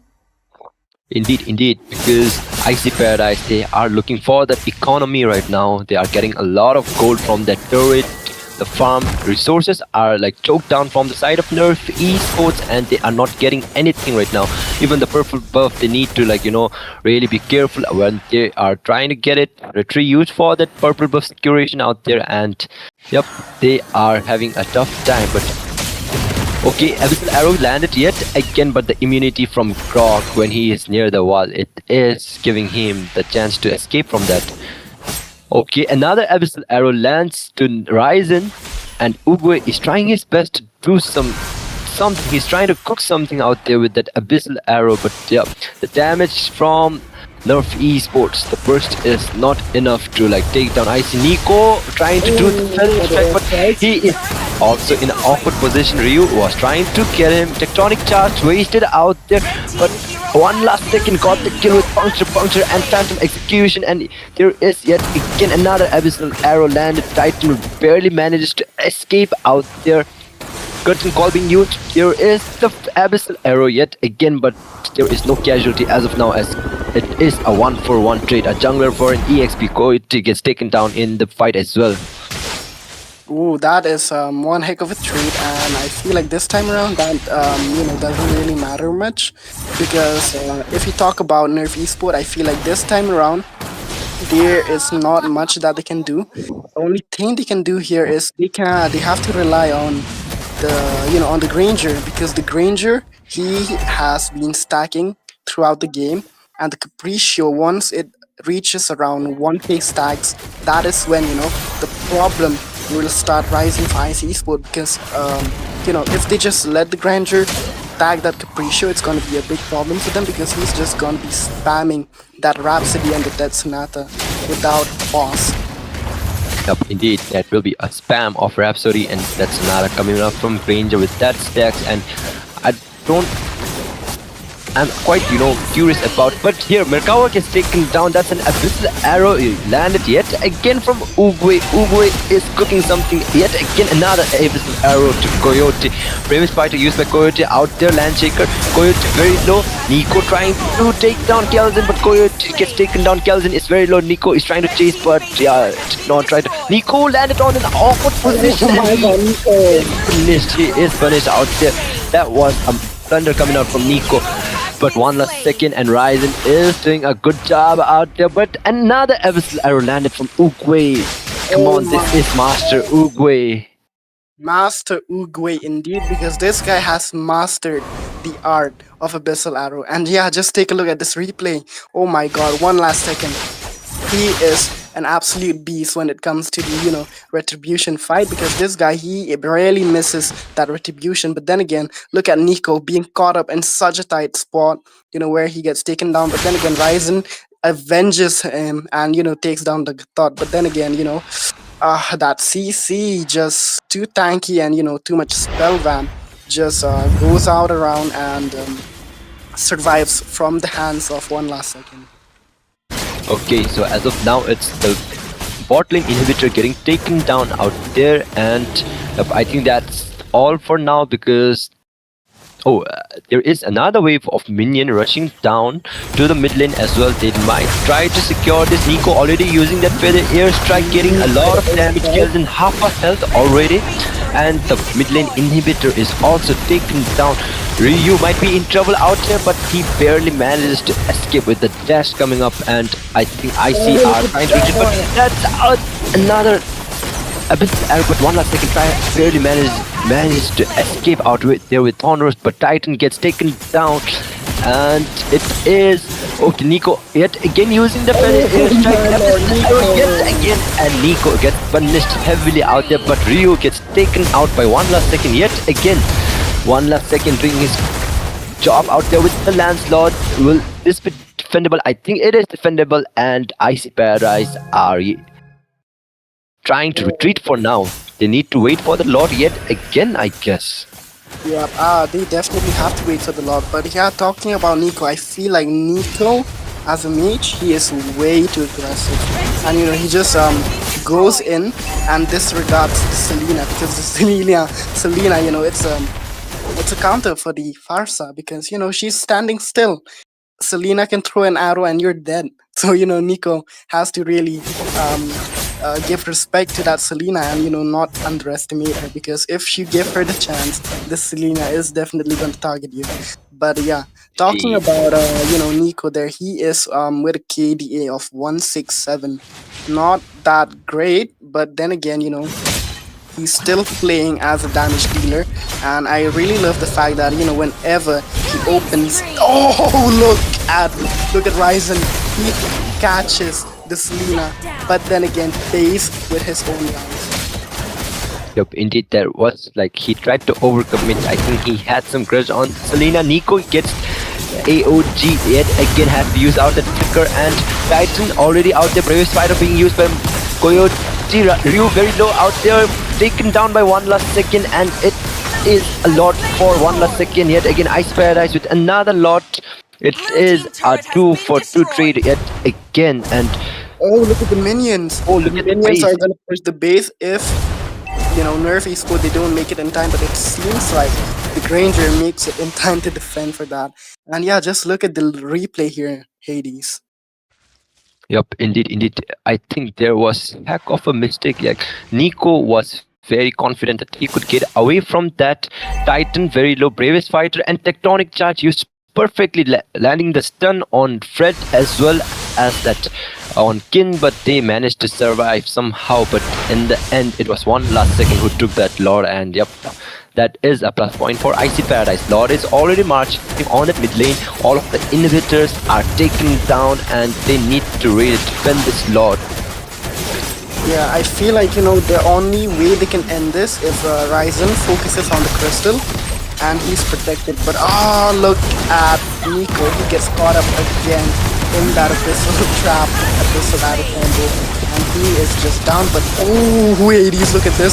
Are they gonna end the game? Is it possible? It seems like it is possible. Icy trying to end as fast as possible. They're rushing for the crystal. All the members locking onto that crystal, and this is game number 1 for Icy Paradise.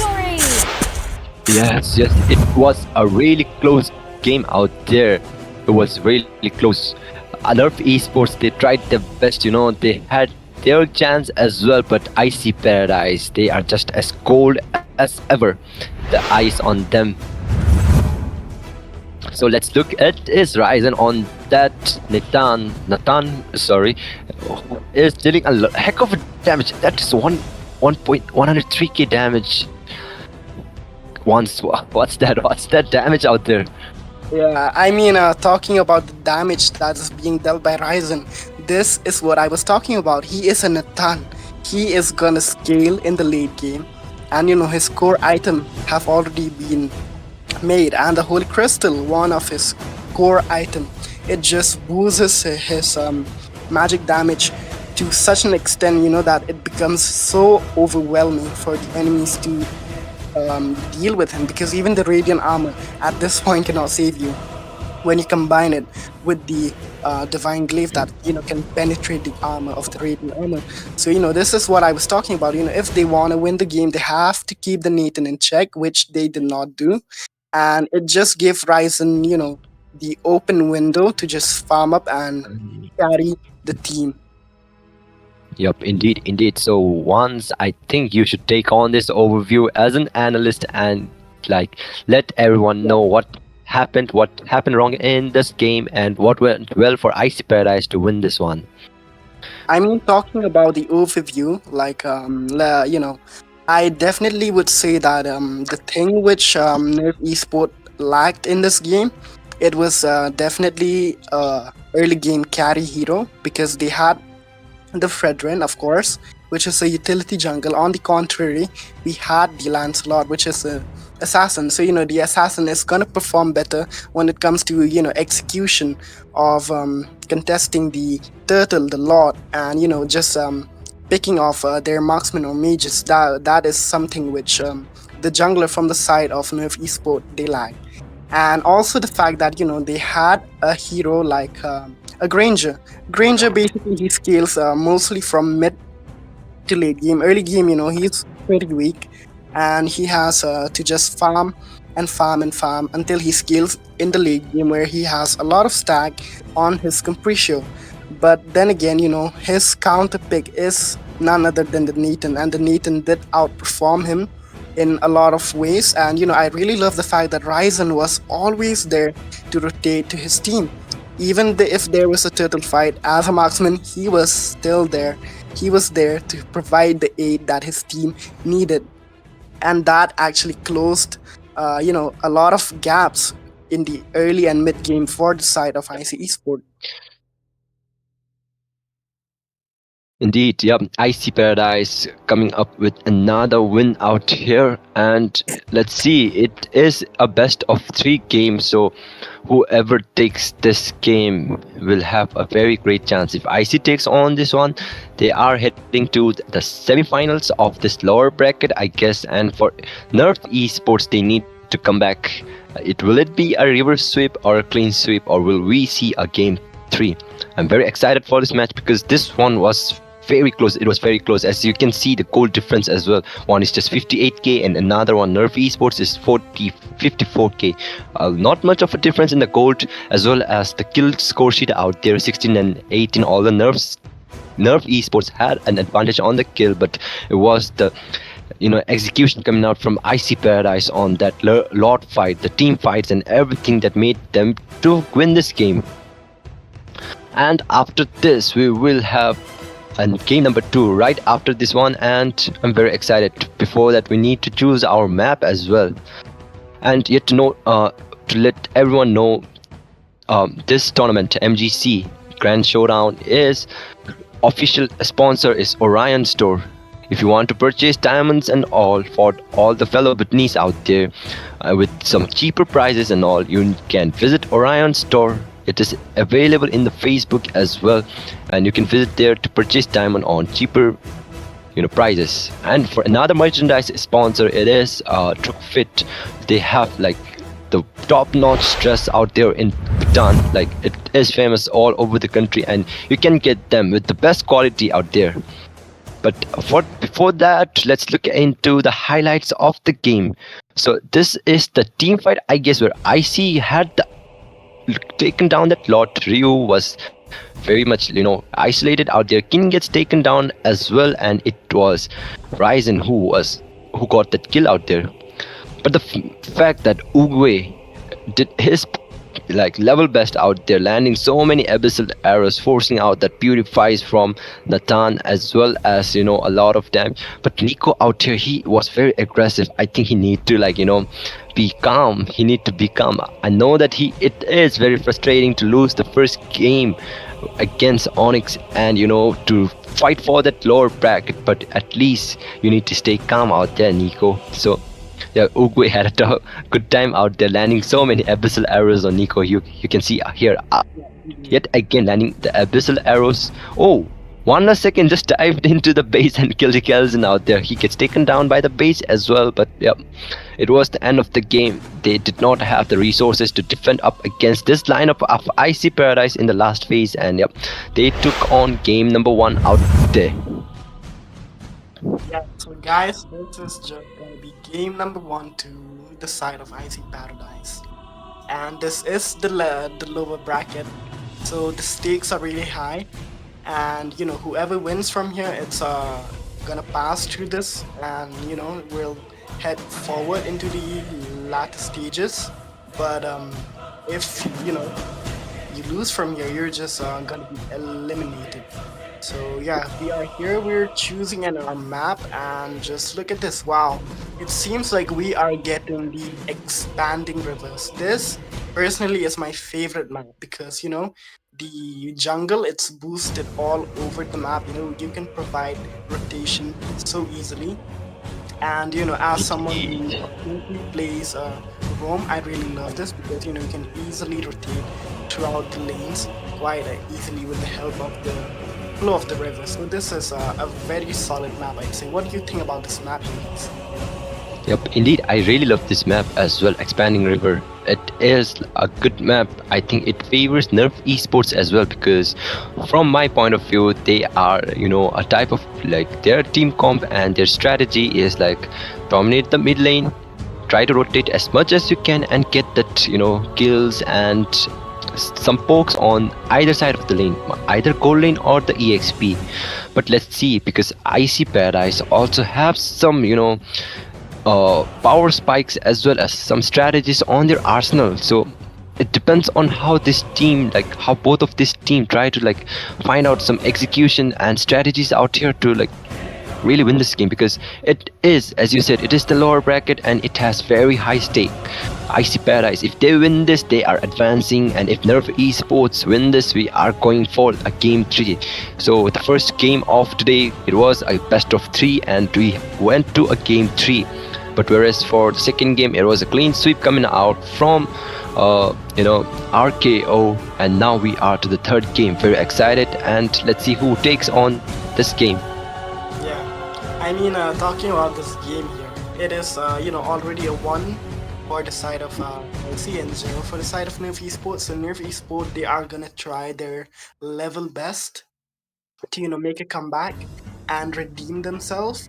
Because if they do not do that, then they are out of the box. They're just gonna be totally out from here. So they have to give their level best and put up a competition against IC. So IC, they are already on the advantageous side. Even if they lose this, they still have a chance to redeem themselves in the game number 3. But if not, if it's gonna be a clean sweep, then good for them. And Nerf Esport, on the other hand, they have to like really put up the effort and show that they belong here, that they deserve to advance. So they have to redeem themselves.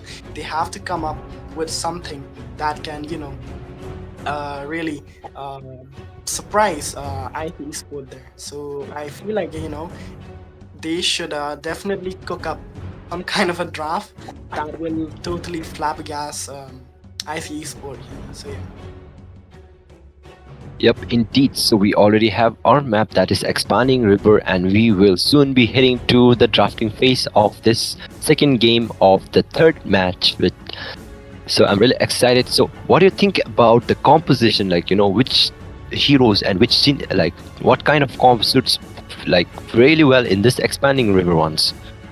I mean, talking about the Expanding River, I feel like utility jungle is one of those composition that really benefits from this, because as a utility jungle, you're quite slow when it comes to rotating compared to an assassin. But with the help of the Expanding River, you can take advantage of the movement speed of that river flow, and you can rotate throughout the map, throughout the jungle. The entire movement speed is boosted, so that can really help you, as well as roamers that are a bit slow in rotating, for mages as well.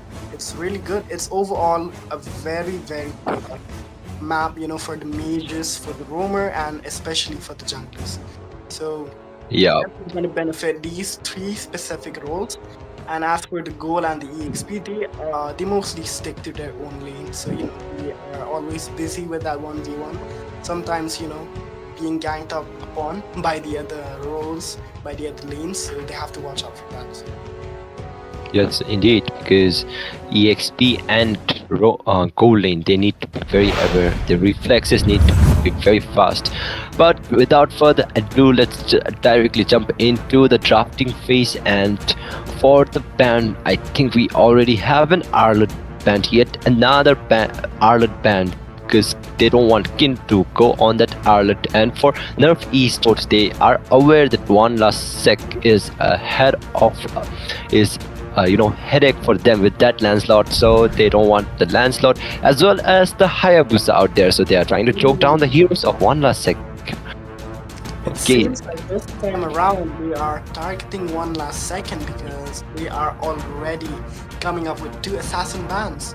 So one last second, he really have to watch out here, because if they ban out all his heroes, is going to be very tough because we did see in the previous games, where 5 of the heroes were banned and they were all junglers, and that gave one last second a very hard time to pick the other heroes. So there was a lot of option that was cut off for the one last second. So this time around, let's see if Nerf Esport they come up with something similar, where they deny one person from the other side of the team of their hero pool, and that puts a lot of pressure.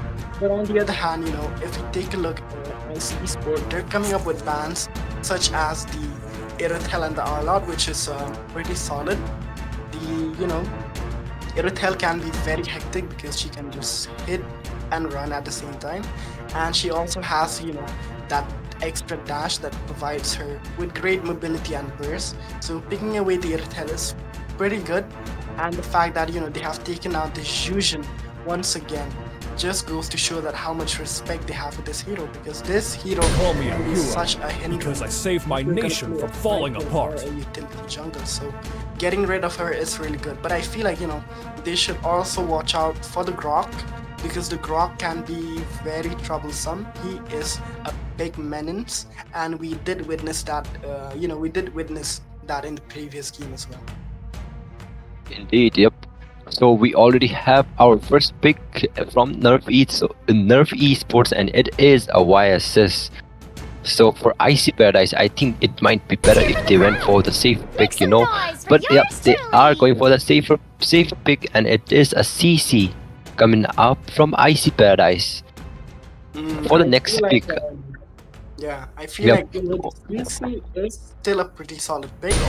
She can, counter a lot of fighters, and she is very, very good at laning as well as burst, because if she uses the curtain coil and the yo-yo blitz, that can burst even the tankiest hero. And oh my god, just as I was talking about the Grok earlier, here comes Nerf Esport with that Grok pick against Icy. This They're land is securing our the homeland, Grok on and their it will side. soon be your As burial well as the ground. Lapu. Wow, I did not see the Lapu pick coming up here, but yeah, once again, the Lapu being picked, and it seems like this time around the draft, it's a bit shifted, because we did see these 2 picks from Icy Paradise in the previous game, but this time around Nerf Esport, they're prioritizing these 2 heroes instead. And Indeed. talking about Icy Paradise, they have Time to drop picked the beat of the flash. Badang as well, so I feel like Badang is definitely going to be the roamer. And oh my god, just look at that, another assassin pick from the side of Icy Paradise. This time it's going to be the Joy. I feel like picking the Joy here might be a bit risky, because there's still a few options for Nerf Esport that they can choose from to counter away the Joy. I feel like if they pick heroes like Brody or a Moskov that have a crowd control that can push away the Joy and stun her, that is gonna be a bit troublesome for her. If she does not hit those beats perfectly, that will provide her the crowd control immunity, because if you do not hit the beats perfectly, and you just go in, a lot of stuns will hit you, so you'll definitely be caught up in the clash. Yep, as you said, Moskov is already banned out there. They are aware that Joy is not a good hero up against a Moskov. Whereas Nerf Esports, I think they have been watching Icy Paradise's game, so they are already banning that Angela, and it is a good ban.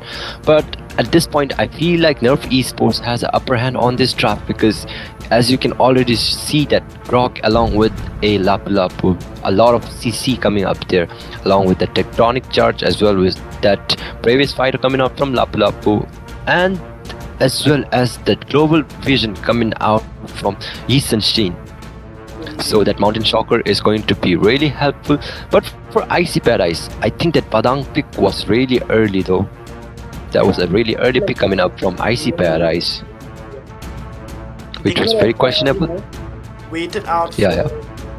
Nerf Esport to pick their heroes and choose the roamer, but they did rush a bit with the roamer. They wanted to pick the mage and the marksman later, so they had to go with the Badang early. But I feel like the Badang can't really do much against heroes like Grok and the Lapu. Indeed. Yep, as well as the Yisun Shin, he can easily escape from that, Padang with the Traceless. And yep, Icy Paradise went for that Herit band, whereas Nerf Esports, they went for that Alice band, I guess. And the fourth hero coming out from Icy Paradise, the gold lane, it is Granger, one of the most picked heroes in this series, and still one of the, high risk, high reward hero out there. Because Granger, it is really, hard to play in the early phases of the game. Once you are lagging behind, it is really hard to catch up with the team unless you get some few kills and stack up those Sky Piercers out there. I mean, the Granger is a pretty solid marksman. He has received a lot of adjustments. Come on, Dexter, it's our show Yet, time. Despite all that, he's still standing as one of the best MM throughout so many seasons. And I really love the fact that they're paying respect to the Granger and going for a straight counter for him. They're going for the Claude. The Claude can actually be a little overwhelming for the Granger as well, because the Blazing Duet, single target, it deals a lot of damage. So the Granger has to watch out for the Claude as well, because once he hits the level 4 and he has that Demon Hunter sword, he can just go in with the Blazing Duet, target the Granger and, force out the Flicker and just go back into safety where, he can just teleport back to his. Yeah, indeed, that PMI is very useful up against a Granger. But yeah, without further ado, I think that I need to talk about Nico as well. He went for a Valentina, which is, I think, a pretty solid pick out here.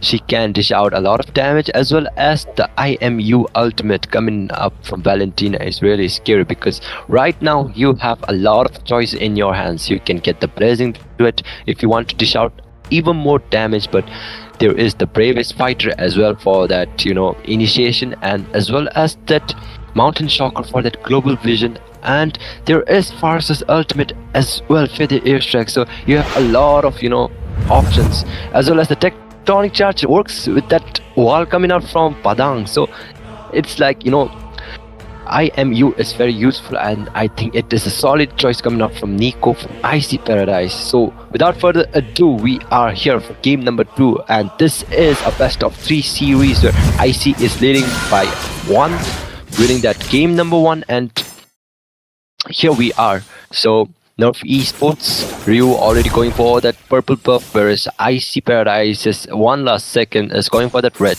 I think they are planning to rotate the EXP yet again.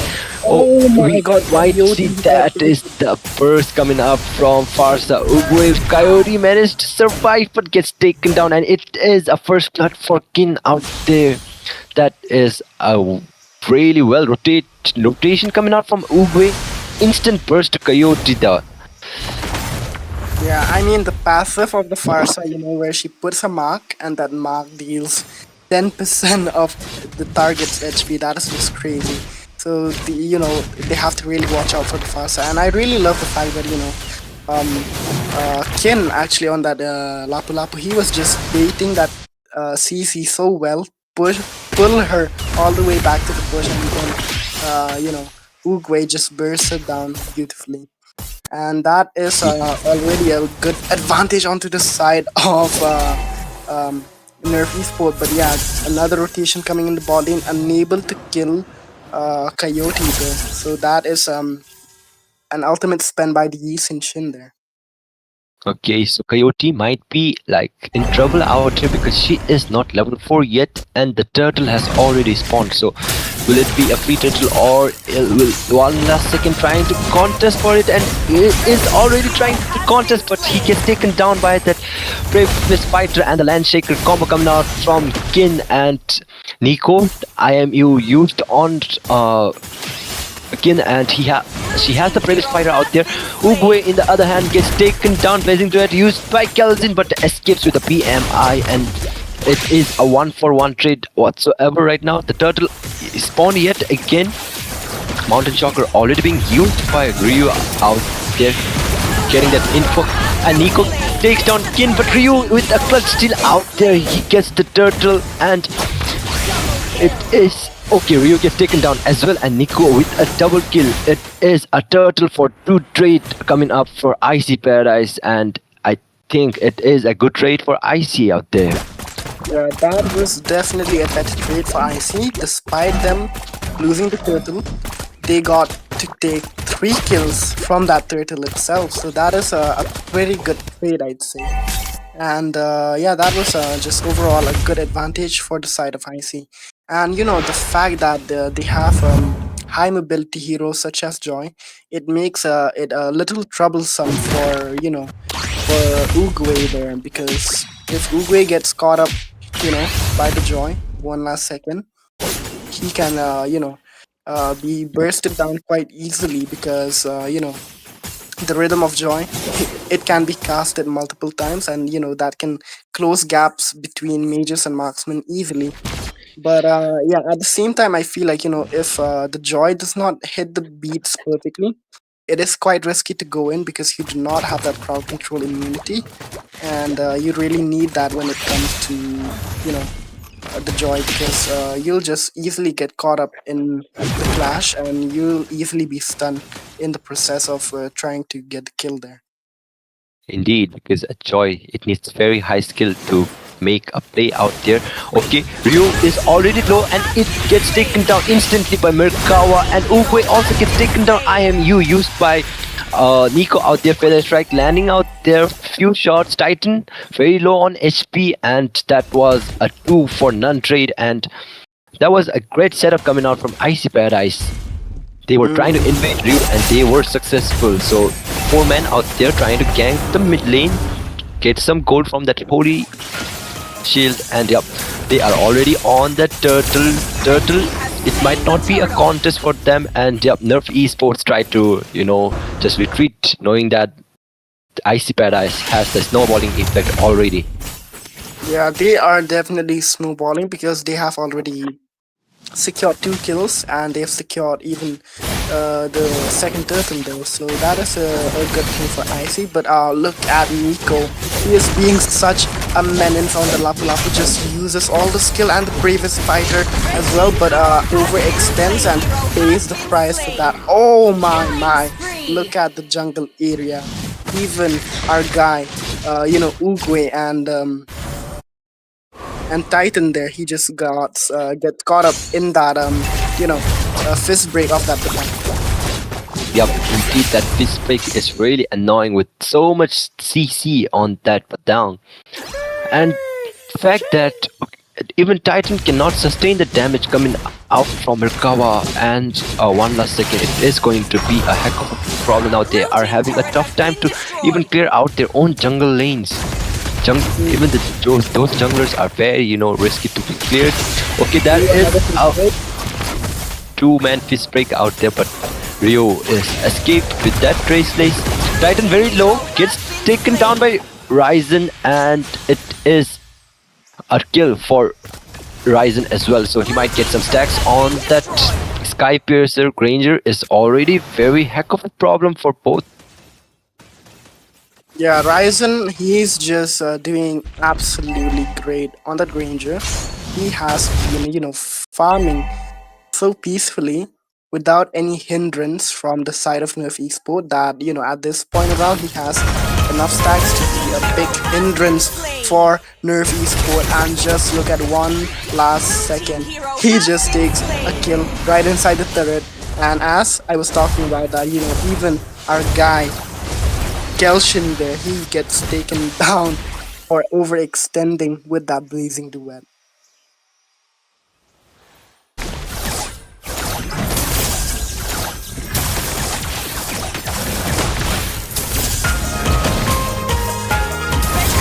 Slaying the turtle.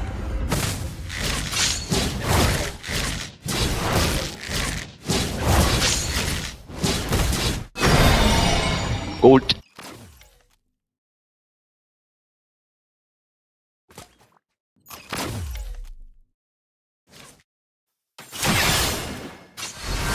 Hello, Pan.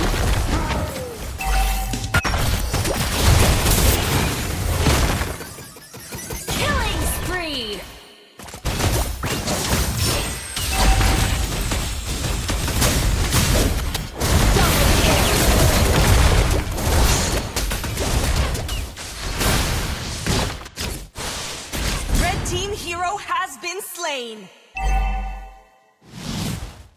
team turret has been destroyed. Okay. It seems like there's a little bit of a connection issue from our side, and we can't really hear Hades right now. So it's just gonna be me for a while until we get back on board with Hades. But What's a yeah. 7K gold lead Oh, already? yes. Yeah, oh my god, Hades, I'm really sorry to tell you that, all this time we couldn't hear you. There was a little bit of connection issue from your side, so you just got back online just now. Sorry, my bad, my bad. I think my Wi-Fi just went off and I just came back. Blue team Yeah. turret has been destroyed. And so yeah, just as we were seeing that, Icy Paradise on absolute domination against Nerf Esport. There another first crack combo from the Batang, and look at the follow up coming up by one last second on that Joy. Just uses that Rhythm of Joy just in time to secure the kill. It's looking really, really tight for Nerf Esport because they are caught up in such a position where, it's extremely hard for them to make a comeback. So, yeah, they have to really, wait for their marksman, for the clock to come online because that is the only hero right now that can save their losing, save them from losing this game.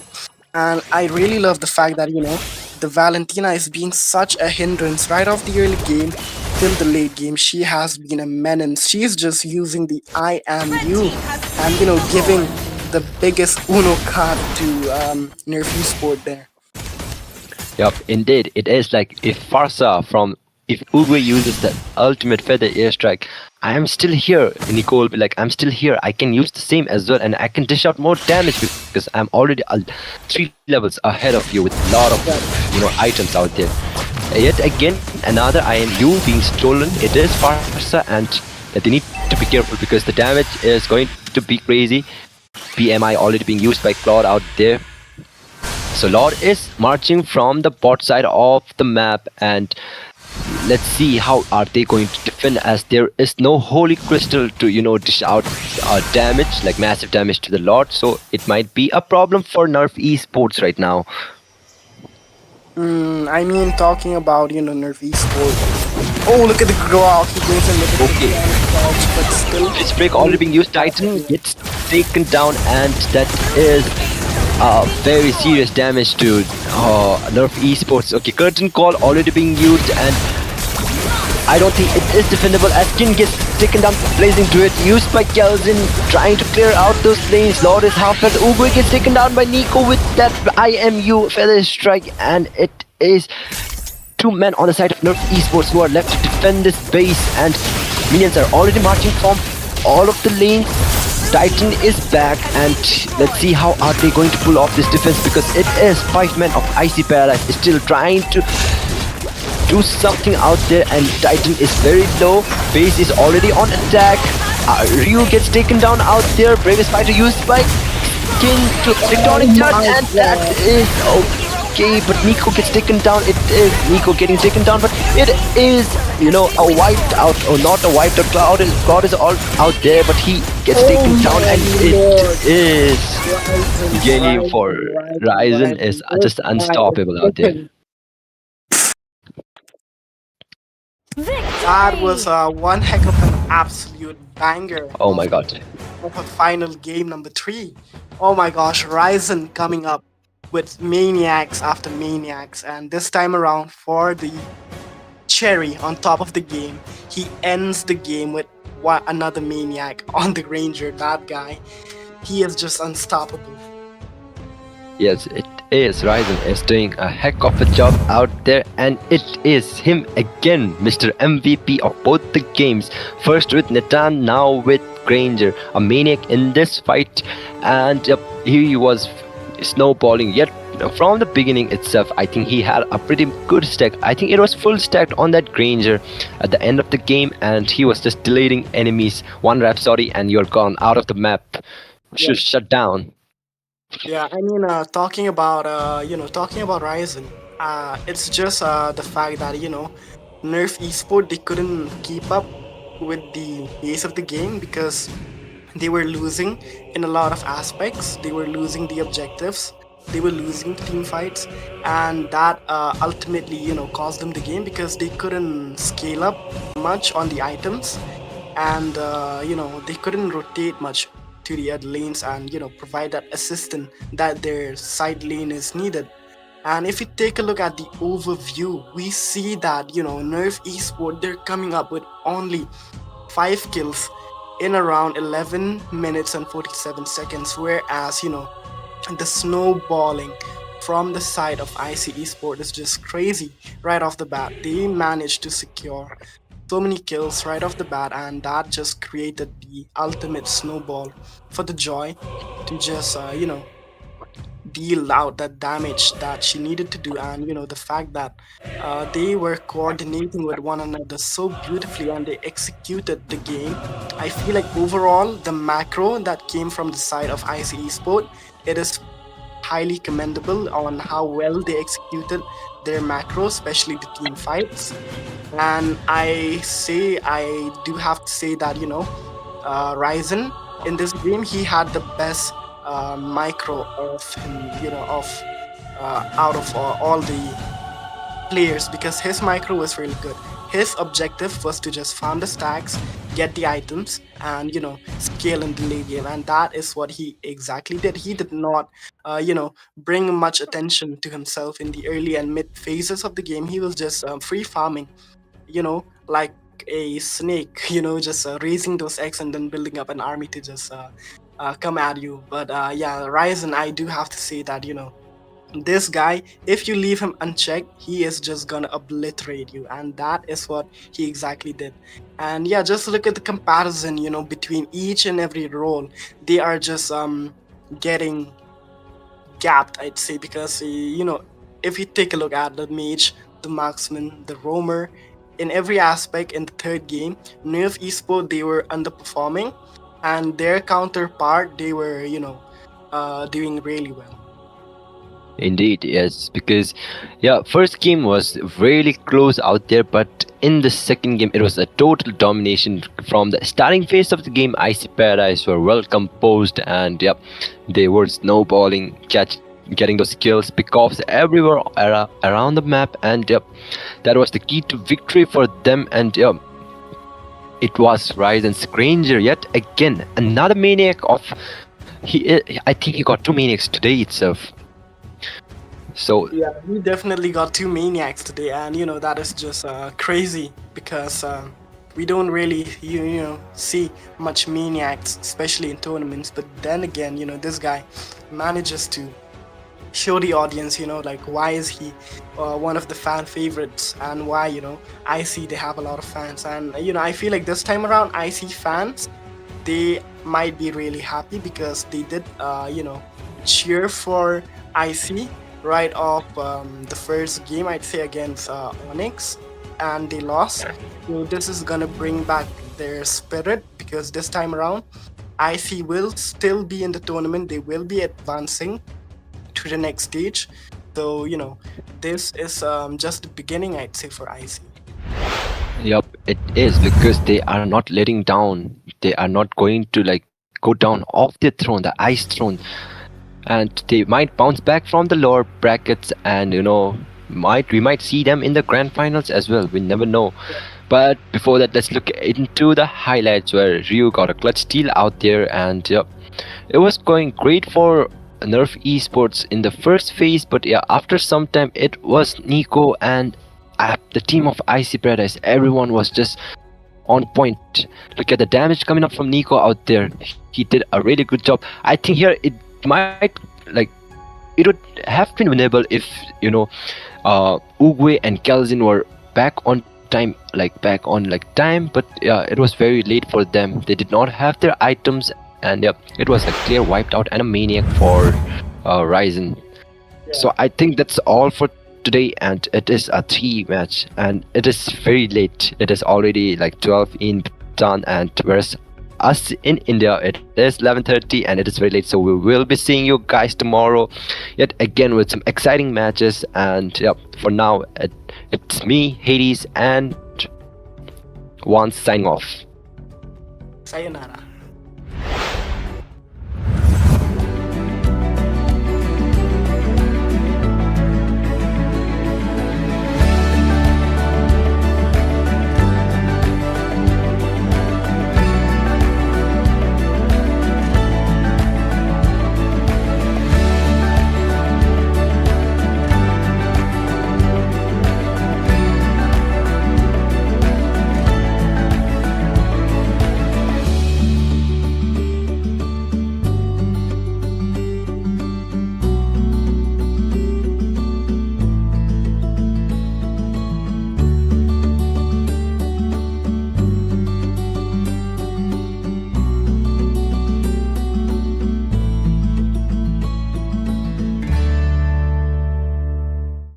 focus belongs on the game, on the strategy, the clutch play, and the final victorious moment.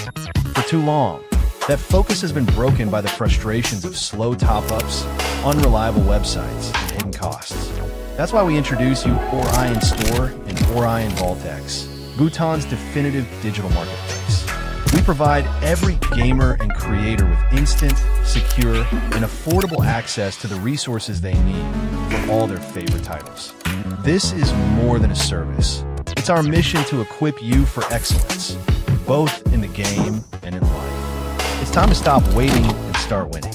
Your hunt for glory starts now.